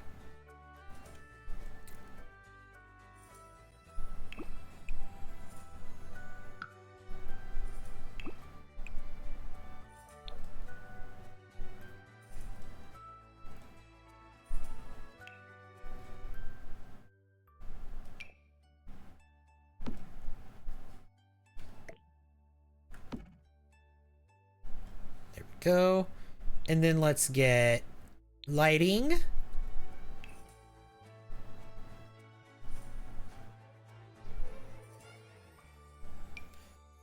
Guys, this is it. We're about done. Like, we're almost completely done with this build. Well, except for, well, with this stage of the build. We still need to burn it down, and then we need to do what we're gonna do after it's burned down. Which I said we're gonna do like there.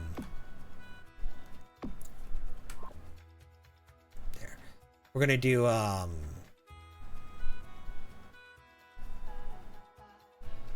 we're gonna add some grime and age to it after we burn it down, so that it can look like it's been sitting there just exposed to the elements for a couple of years, for like 4 or 5 years, being rained on, having plants grow out of it and animals pee in it.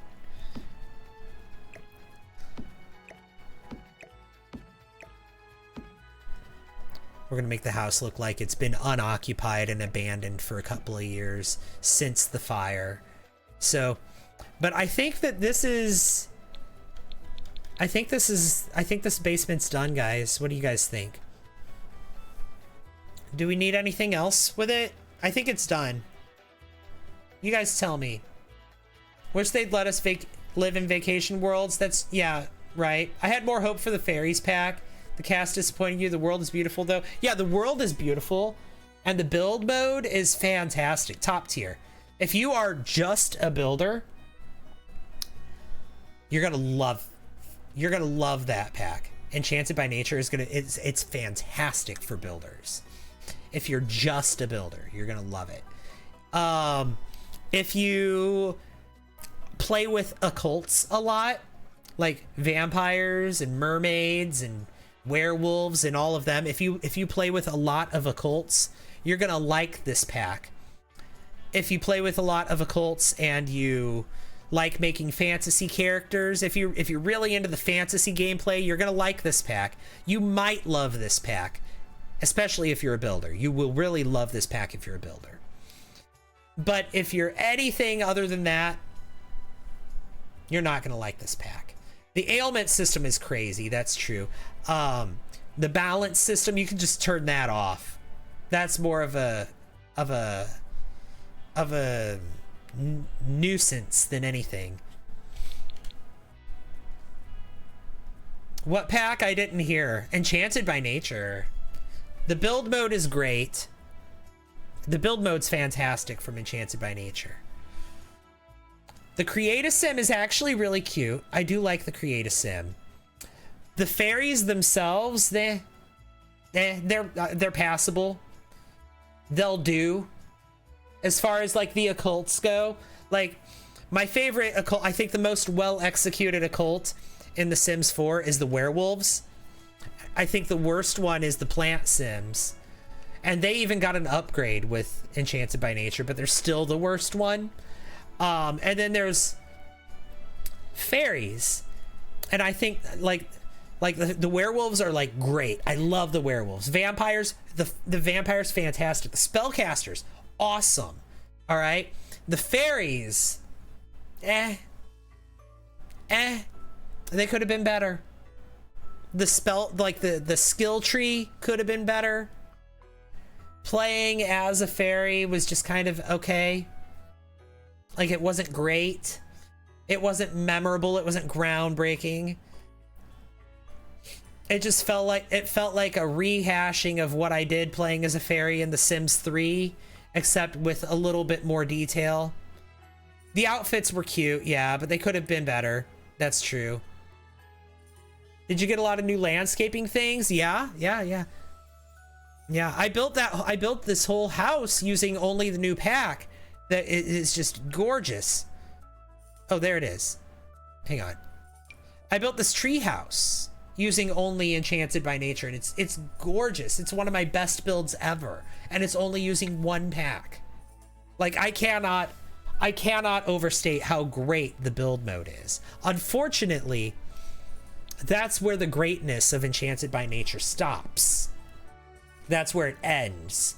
You're gonna make a steampunk fairy? That sounds amazing. That is where Enchanted by Nature's greatness ends. Playing as a fairy is fun for a minute, but then it gets old really fast.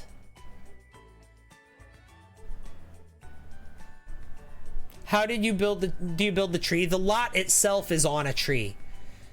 And then I just built more tree on the lot. But guys, I think this build is done for the moment. I'm gonna save it. Should I go ahead and put it on the gallery for you guys? Because the next stream, I'm gonna end the stream here in just a minute, but I think the next stream, we're gonna burn this house down. And then we're gonna give it its post fire makeover to make it look weathered from years of neglect after the fire. So let me go ahead and let's save this. We're gonna save this as what should we save it as? What should the name of the build be? Because the vampire hunter doesn't live here yet. We'll just we'll name it Family Farm House.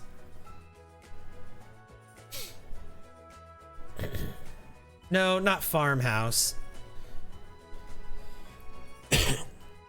Family.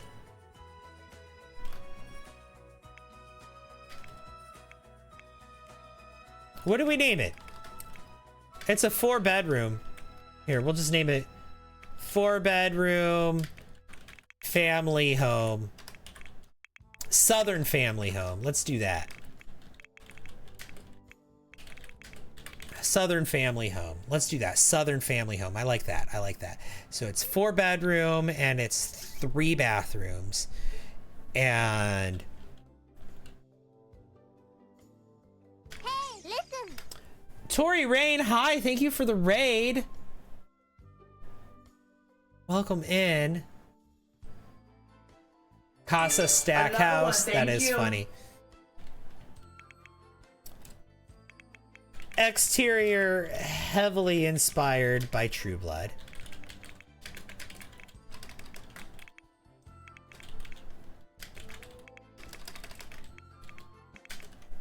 Hello, hello, Kayla. Hello, Raiders. Welcome in. Who all do? Nightmare Lore. Gonna build my new closet. See you very soon. All right, bye, Inga. Thanks for hanging out. They from Alabama? They could be. Thorns and Roses, hey. Kayla, hey. Stony Tony Gaming, hey. I got a hydrate and a save. We will save in a moment because I'm trying to save the gallery right now. There should be 2 versions of this on the gallery, yeah. Hi, Blacklight Reveals. All right, heavily inspired by True Blood. A family house that I plan to burn down on purpose for the lore. Hashtag no CC. Hashtag vampires. Hashtag Chestnut Ridge.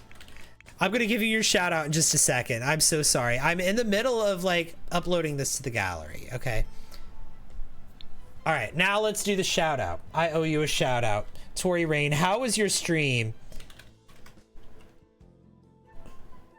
What were you doing today on stream? Were you playing The Sims? I'm sure you were playing The Sims. I don't know. You might not have been. You might have been playing Date Everything. Or Who's at the Door. According to the shout out, it could have been any of those. Oh my god, no worries. Do not stress.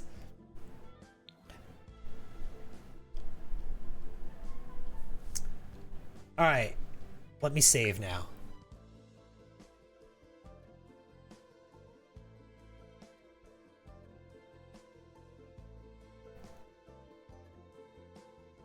Did you have an amazing stream?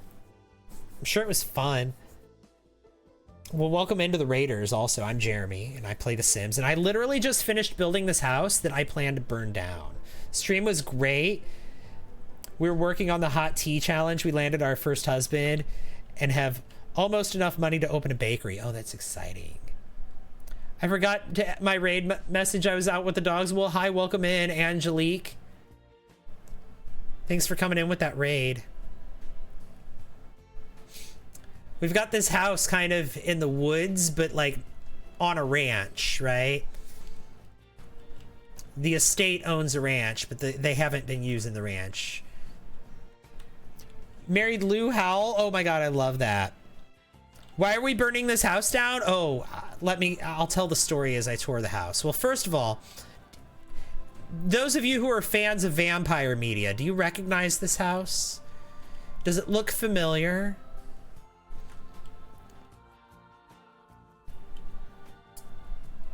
Maybe if there was a vampire named Bill asking if he could call on you, right? It's modeled, well, not modeled after, but very much inspired by Sookie's house. Yep, Sookie Stackhouse. Yes, it's Sookie's house from True Blood. Well, looks like Forrest Gump's house. You know, a lot of them, like Louisiana houses, look the same. The interior is not Sookie's house, just the exterior. But I don't know. I thought it would be cute to build a house that looked like Sookie's house. Steak instead of Sookie Steakhouse. That's funny. I didn't even notice until you said that. That's hilarious. And Tori, by the way, if you need to raid and run, I understand. I'm going to go ahead and explain the lore of this place, but before I do that, let me just say, you know, I understand if you need to raid and run, if you got to lurk and de-stream. You know, I'm a streamer myself. I get it. I understand if you got to go take care of yourself. There's only one you. So take the best care of you that you can. But of course, if you want to hang out, I'm happy to have you. You want to hear the lore? Of course. Of course. But either way, thank you so much for the raid. I do very truly appreciate that. And welcome in, raiders. So let me tell you about this house. This is the childhood home of my vampire hunter. He's going to live in this house as a young adult with his child sister. after the house is burnt down. But when he was a teenager is the state of the house that it's in right now. Right now, the house is in the state it was in when he was a teenager and his sister was a toddler. All right? So this is backstory, the backstory build. This is the backstory version of the house. This is how the house will appear in flashbacks. Okay? Is this house on the gallery? Yes, I just uploaded it. I literally just uploaded it. Another one, thank you. Okay. Yeah, I thought I was going crazy there, but no, there was something going. There was sound going off. Love your community and vibe. Thank you, thank you, thank you, thank you. And thank you for the follow, Lily and Yamamami. Appreciate that. So my main character here, my vampire character here, his name is Silas, and his little sister, her name is Cecilia. When Silas was a teenager, him and Cecilia, they lived in this house with their parents. And one day, Mom was in the kitchen making dinner, and there was a knock on the door.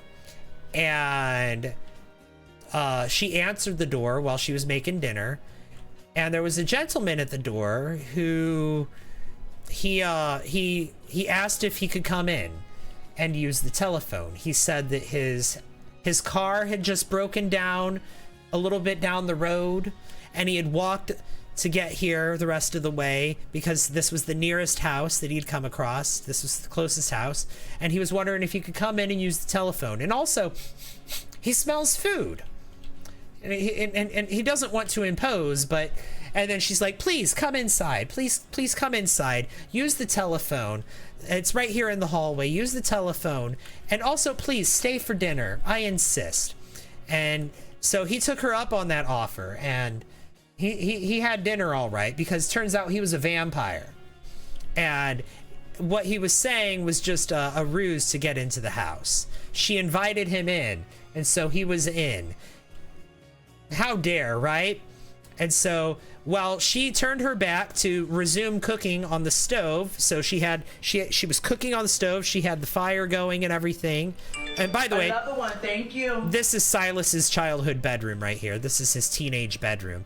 So while she was cooking, he came up behind her and he did his little ooh thing and hypnotized her, and he fed on her. He deep fed on her, and she passed out on the floor. Thank you, Mama Sips. What does that say? Yeah, Mama Sips and Plays. Thank you for the golden gamepad and for the banana. Thank you. Thank you, thank you, thank you. So he did his hypnotized thing. He fed on her, and she fell to the floor. Meanwhile, the food's still cooking on the stove, right? Well, about that time, the dad walks in. He was in the office on the computer during all of this, but he heard the commotion, and so he came into the kitchen to see what was going on. And thank you, Blacklight Reveals, for the heart puffs.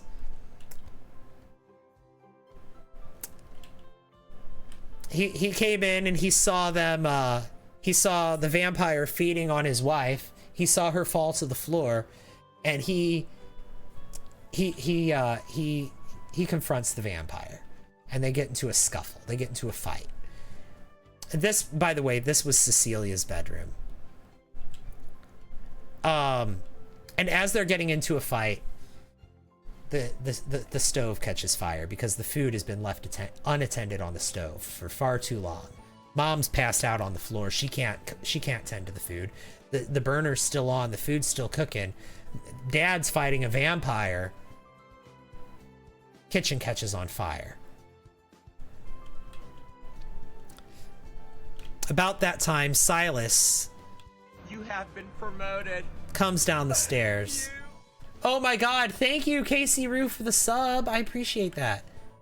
About that time, Silas comes down the stairs. He sees his dad in the kitchen fighting with the vampire. He sees his mom passed out on the floor. He sees the kitchen is catching on fire. He sees the stove on fire.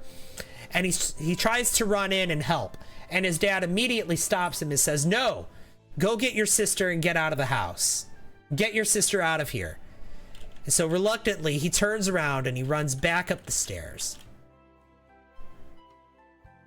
And he goes into his sister's room and he swoops her up into his arms and he runs back down the stairs.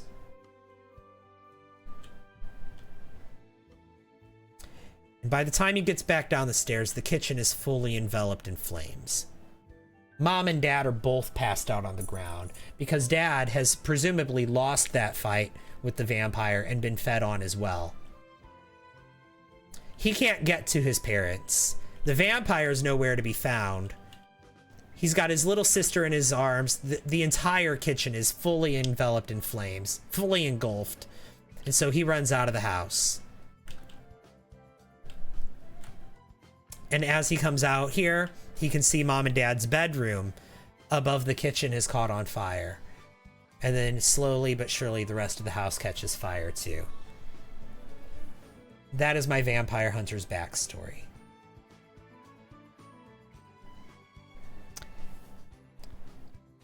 But that's still not where we pick up from. Then when we play as him, he's a young adult.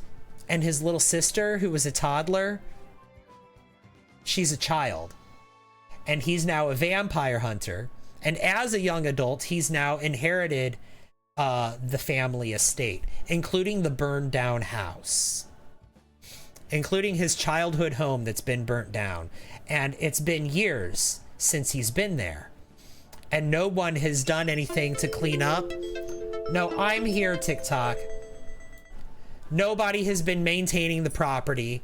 Nobody has cleaned up the fire damage. The house, after being burnt down, has just been left to wither in the elements. So after I burn the house down, I'm going to give it a little bit of a makeover to add age and damage to it, to have like overgrown like plants and like additional holes and like scuffs and dirt and grime and cracks in the walls. I'm going to add all of that stuff to the house after I burn it down. And so it'll be when he inherits the estate as a young adult, he also becomes his little sister's guardian, her legal guardian. And so he's taking care of her. And now he's a vampire hunter. He's seeking vengeance. He wants to find the vampire that took his family from him, his parents from him. And it's just him and his little sister. They're like a team. They're like Joel and Ellie, right? She's like his little helper. Like he's going out and fighting vampires, and she's like whittling wooden stakes for him, and arrows for his crossbow, and like she's looking up intel for him on the computer. She's the Wade to his Kim Possible, right? Am I going to burn it down in this live? No, that'll be the next one. Yeah, footprints and paw prints. Yeah, that kind of stuff. I'm going to make it look like animals have been like, have like interacted with it, walked through here. It's been rained on and snowed on. There's holes in the roof, holes in the floor. There's plants growing out of the woodwork. It's still singed from the fire. There's still walls burnt down from the fire. All of the old furniture's still here, but it's all got fire damage. There's dirt and grime. There's puddles on the floor. There's scratches on the walls. That I'm going to do all of that stuff in the next live after I burn it down. And so, like I said, he's going to be like, and I think I want to make him a teacher by day. That'll be his day job, is he's a teacher. Right? Because think about all of the different vampire media that exists. All right? And think about like the character the archetype that he fits into. So like we have the main girl of the story, not his little sister, but we've got the main girl that all of the vampires are in love with, right? We've got Buffy, we've got Elena, right? All the vampires are in love with her. She's special. They love her. We've got two main vampires that are vying over her affections. The show starts when she's like 16 years old. She's a sophomore in high school. Sheena TTV, thank you for the follow. The show starts when she's 16 years old. She's a sophomore in high school. And then when we get to like the third, fourth season, she graduates high school. She becomes an adult. She turns 18. And we introduce some new cast members. And one of those cast members is always like a teacher's aide, right? Like Riley Finn, or a teacher, or like a, you know, like some sort of older, like he's a couple of years older than her, or he's a young adult. He's a little bit on the rugged side. He's incredibly handsome. He's got a tragic backstory, and he's secretly a vampire hunter, right? And so that's kind of my character here. I want him to be that archetype, right? Like Riley Finn, he's a little bit older than Buffy, but he's really hot, and she takes interest in him. She notices him. They date for a bit, but he's secretly a vampire hunter. And then same thing with Alaric, except Elena doesn't date Alaric. She notices him. He's definitely hot. She notices that he's hot, but he's like, I think he's a little bit too old for her, and so nothing ever happens. But he does end up with her friend. He ends up with Caroline. So maybe the age gap isn't really the... Yeah, Jeremy, teachers are already overworked as it is. They don't need the stress of being vampire hunters. Well, like being a teacher is just like his day job. That's like the Bruce Wayne to his Batman. Being a vampire hunter is who he really is. Being a teacher is literally just like his facade. People squatted in there. Yeah. It's his cover. Yeah. Have a great day. You're gonna go de-stream, Tori Rain? All right, thanks for hanging out. I really appreciate you coming in with that raid, bringing that raid in. That's so kind of you. Thank you so much. Friends, again, if you're not following Tori Rain, you absolutely should be. I often send you guys there when I'm done streaming, but apparently she outlasted me today, so... But that's okay. I'm joking, I understand. Right. How to be a vampire hunter in The Sims. Okay, well, there's a few ways. One, you can use mods. There is a Vampire Slayer mod that you can use by Ilkavel. I might do that for this gameplay. I'm on the fence, maybe not. Probably will. But then also, if you don't want to use mods, and you have the Vampires pack, did you know there is a Slay Vampire option? If you are a human sim, or really any sim that's not a vampire, if you are not a vampire and you do all of the vampire lore, so you could be a human or maybe even a spellcaster, but if you max out the vampire lore skill by reading all of the vampire tomes, and also you learn a little bit of mixology skill, you can learn the vampire cure. You can learn the drink to cure a vampire, and even though you're not a vampire yourself, you can keep that drink in your inventory, and then when you encounter a vampire, you can click on them and hit Slay Vampire. There's an interaction called Slay Vampire. And what they do is they throw the vampire cure on the vampire, and then the vampire becomes human, and then they're not a vampire anymore, and they'll age like any other sim. So the game refers to that as slaying a vampire, but it cures them with the vampire cure. And that's something that you can do without mods. You don't need mods to do that. You just need to have the Vampires pack. The Stack House, yep, it is. It even has the yellow car. Be a fairy, remove vampirism. That's, yeah. You didn't know that? That's neat. Yeah, that's little known knowledge. I should make a video about that. I bet that could get some hits. Let me save. I'm going to be ending the stream here in just a minute. Like literally just a minute. The Steakhouse, yes.